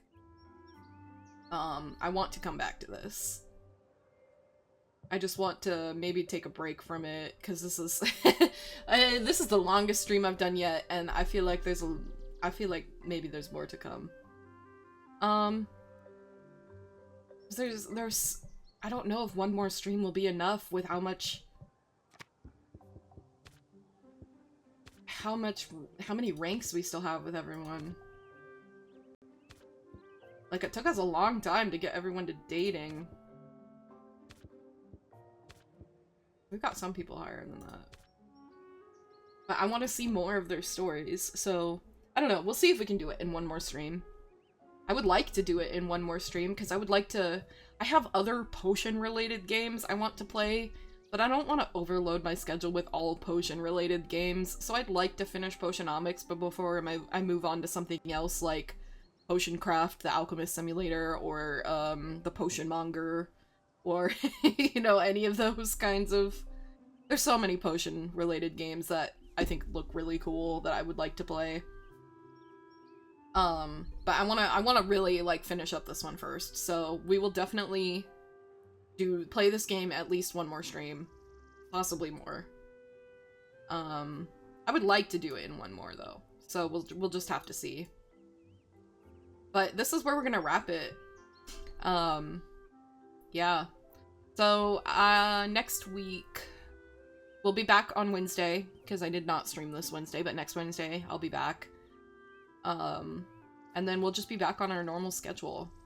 And of course, I'll post the schedule on Monday. I think I've gotten pretty consistent with, like, posting it on Mondays. So, yeah, that should be it for that. Right.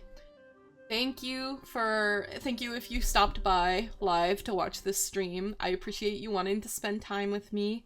If you watched this VOD, if you're watching this VOD in the future as a video, thank you for watching this video.